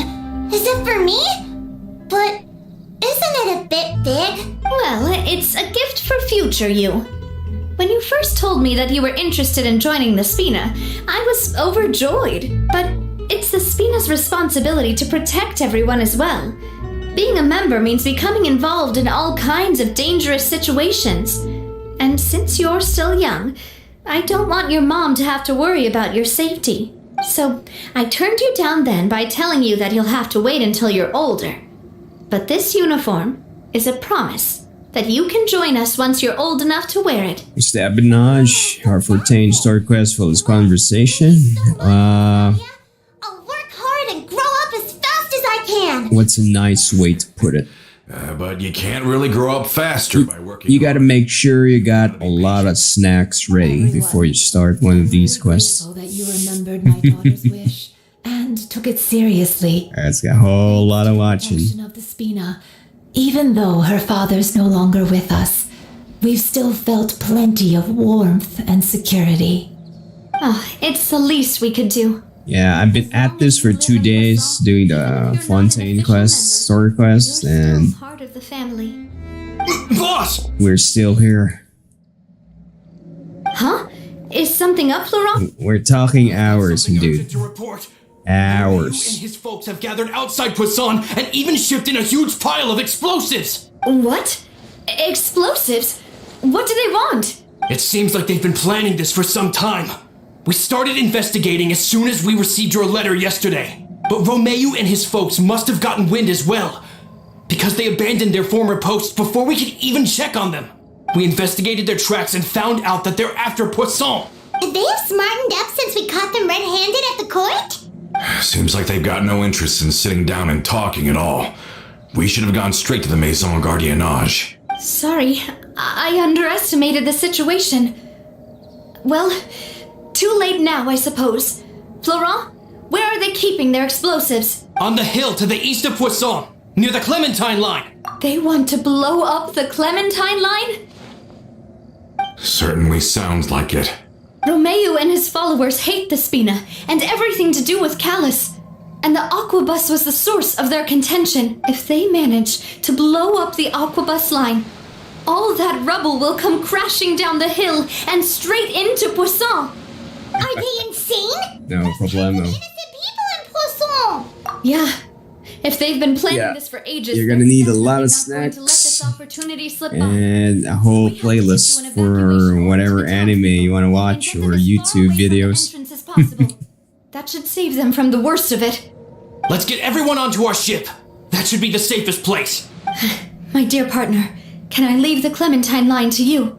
If the explosives do go off, not only Oh my god, looks like I'm gonna have to follow this quest line. would plummet to the ground. Let's stop their insanity first, then settle the score with them. Leave it to us, Navia. Please stay safe too.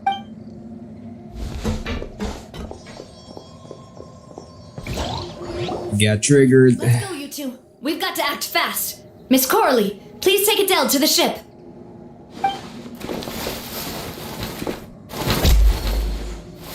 Watch out, boss!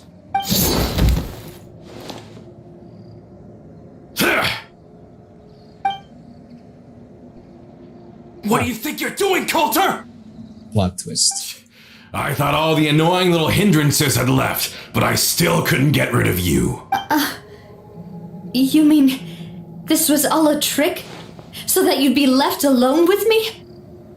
Coulter, are you with Romeo too? Oh. I get it now. You knew about their plans all along. You only told us they were doing badly so that we'd drop our guard. Not quite. Though I share their positions on some issues, I've never cared for his more radical ideas. And that's because, out of the entire Spina di Rosula, I only hate you. Only you, Navia. You better stick close to me. Romeo promised me that he would leave Poisson alone if I could just take you out. But it was like you were glued at the hip to that pesky traveler. You never gave me a chance to make my move. Romeo has lost his patience. I didn't have to be here today, you know. But I swore that I'd kill you, even if it meant being buried with you in the rubble. Why? Only someone as clueless about the past as you would ask such a foolish question. You never saw the heyday of Spina di Rosula, nor did you ever live through the golden age of Poisson. But I saw it all with my own eyes, and then I had to watch it all die, little by little. And it was all because of you, Navia. Clementine died because of Well, technically, that is the point for the game, right? Malus and Silver died because of you. That's the moneymaker. So many more dead. Everyone dead. All because of you. So the shock and grief you showed us before, that was in Act 2? Now you're catching on. I heard Malus was dead the moment I got out. Did you know? Down there in that blasted fortress, I spent a long time thinking about what happened and resolving to apologize to Malus as soon as I got out. Back then, because of that aquabus, we had a huge fallout. I was convinced that all he cared about was loyalty and that he had completely lost his capacity for critical thinking. The years passed by in a blur after that. I thought I had finally begun to understand him, and that he could help me relive the good old days again. But then he died, and it was because of you again, Navia. It's always because of you. I once loved the Spina and Poisson more than anyone else. But what is left now of either besides death and ruin? You've single-handedly destroyed everything that was beautiful. Everything I've ever loved. Don't listen to him, boss! He's just spouting nonsense! Have you ever considered that maybe the people around you don't actually care about you at all? Have you ever considered that maybe you only get respect because you're Callus and Clementine's child? That you've never done anything worthy? That you're just a big nothing? Have you ever considered that maybe people don't stay in Poisson because of you, but only because they have such beautiful memories of the past before you came? Because if you do falter, there'll inevitably come a time when you'll have to face the consequences. And when that time comes, those most precious to you really will throw themselves in front of you and pay the price for your mistakes. Yeah, looking back on it now as an adult, I can hardly believe how patient and kind everyone was. But is that really why they support me? Is their kindness real? Shut your mouth! I, for one, really like Miss Navia, and my mom loves her too. I don't know how to explain it, but I like her, and that's that. I'm sure Mr. Malus would be extremely disappointed in you right now. You somehow managed to pin the blame for every mistake and tragedy in our history on the boss herself. Get out of the way, Florent. I don't want to hurt you. You're gonna have to. Boss, there's no time for this. Stop hesitating and get out of here before you get buried. Maybe you think you're being the realist by painting the history of the Spina and Poisson like this. But the love that I felt from everyone was just as real. I felt it. They've helped me get to where I am. And even now, I will continue to believe in that love. So let me show you just how much I love the Spina di Rosula.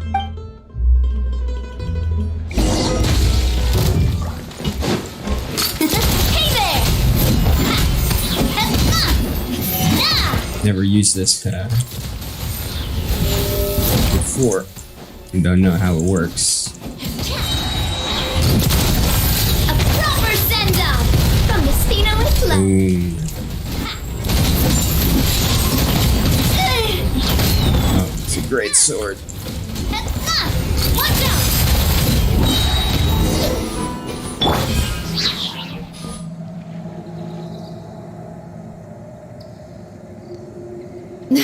Florent, I'll leave the town to you. Summon the other members and help with the evacuation of the townspeople. If you find any of Coulter's accomplices, subdue them quickly, and don't give them the chance to harm any ordinary civilians. I can't allow my partner to face the danger on the Clementine line alone. Got it, boss. I'm on it. Are you okay, Navia? I don't know, but I have to go.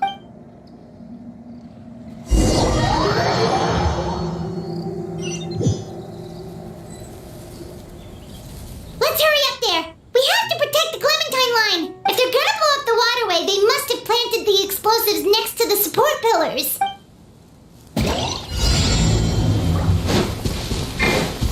Okay, bombing run. 80. 180.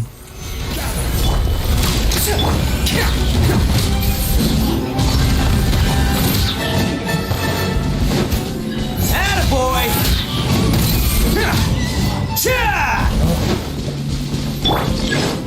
Order guide you. Charge!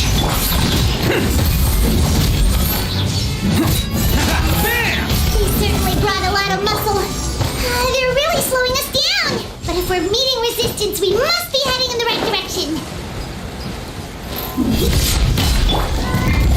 Witness my great undertaking.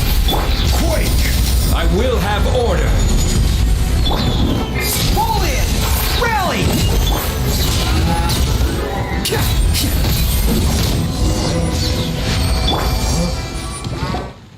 These must be the And done. And this is the control mechanism. How can we disable it? Oh, Paimon's too scared to touch any of this stuff. Huh? There's a strangely shaped hole here. What is it for? Oh, that certainly sounds possible. Maybe one of the people we just beat up has the key. Okay, you take this side, Paimon will take the other. Let's see what we can find.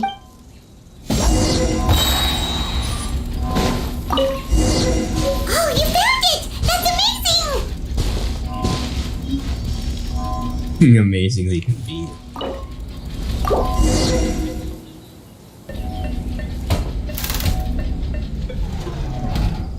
That should do it, right? Navi and Florent should be able to relax now. Oh, you're right. They could have set explosives elsewhere, too. Let's go.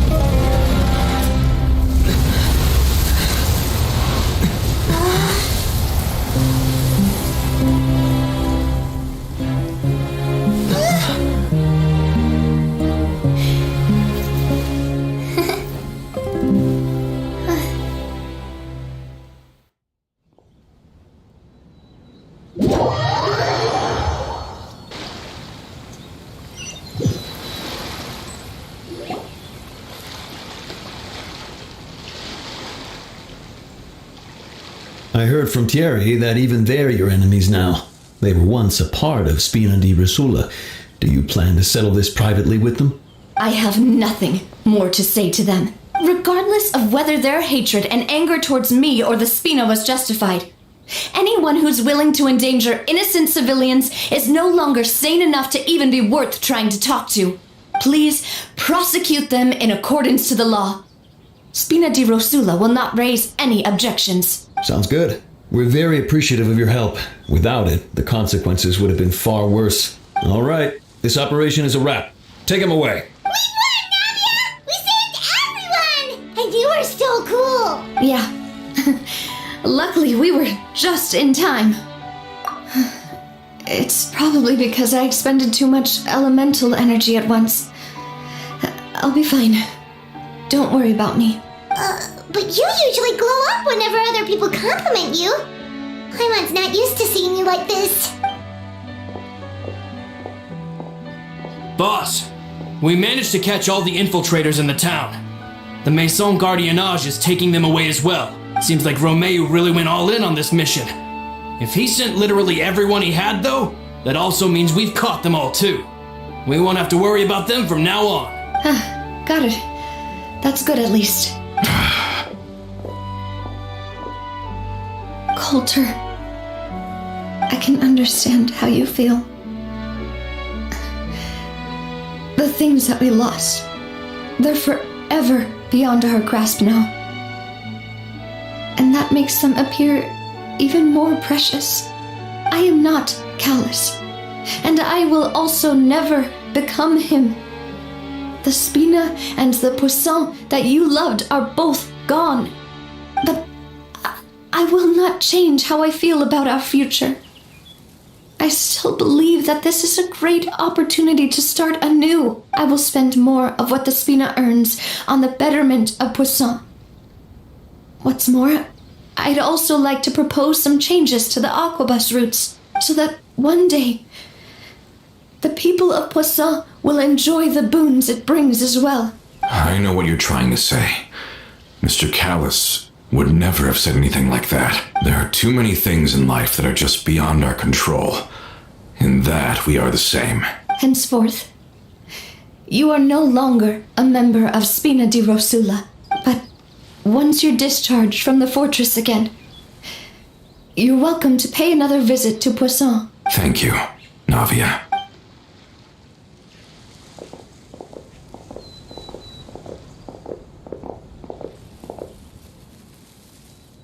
As I thought. Boss really is a kind and gentle person. She is also, I must say, a truly unlucky person. Thank you for protecting the Clementine line. I was actually really scared, you know. I mean, even the Callus line won't be getting rebuilt anytime soon. If I'd lost the Clementine line too, I wouldn't know how to live with myself.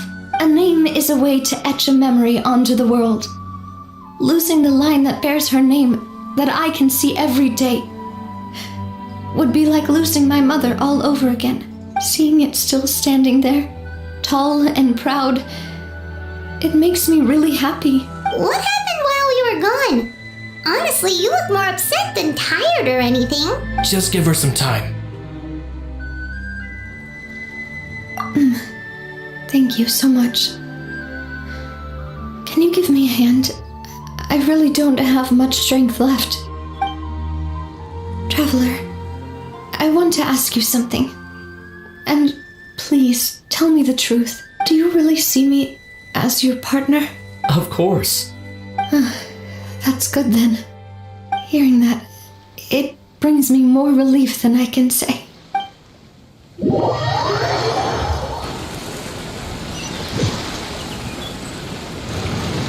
How do you feel, Navia? Any better after taking a break? I feel quite a bit better. But I should probably still rest for a few more days. Sorry, partner. I said some weird things earlier. Feel free to just ignore me.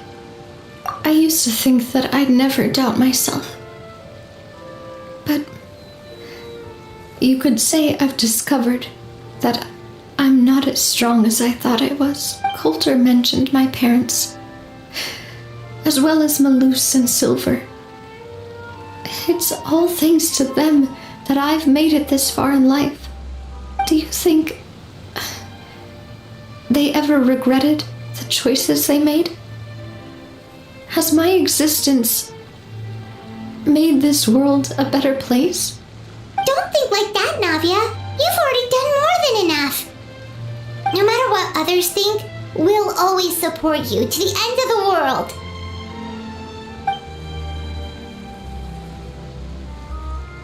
Well, since it's ended up like this, I suppose it's time for me to make a confession as well. There's something that I've been keeping from you as well, boss. Please, follow me. Florent, I hope you can understand that I can't deal with any more shocking revelations right now. Don't worry. This surprise will be a pleasant one.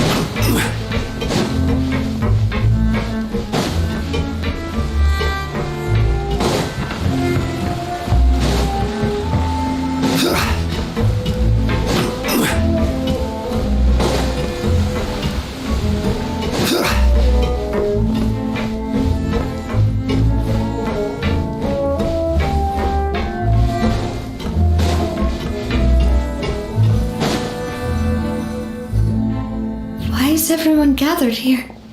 And what's this? This was supposed to be a gift to you from everyone in the town. We were originally planning to show it to you once it was finished, but special times call for special measures. I've never seen you look so defeated before, so I've decided to show you the designs before the final product was done. Do I really look that bad?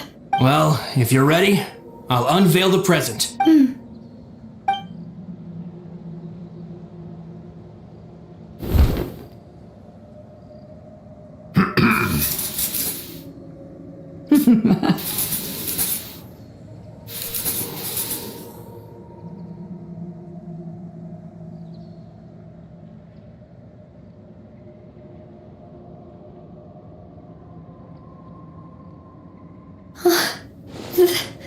This is Papa, Mother, and me. We designed the look for Miss Clementine based on old camera records, as well as personal recollections from members of the Sphena. Wow! This is the statue you mentioned before? It is indeed. To be honest, we decided on the design a long time ago, and gave the sculptor permission to begin working. We only asked Boss to decide on a design so she wouldn't realize we had already started. How could we only have statues of Mr. Callus and Mrs. Clementine? Even though Boss is still young, we've all seen the work she's put in regarding the whole synth business and the rebuilding of Poisson. We wanted to commemorate her contributions with a statue as well.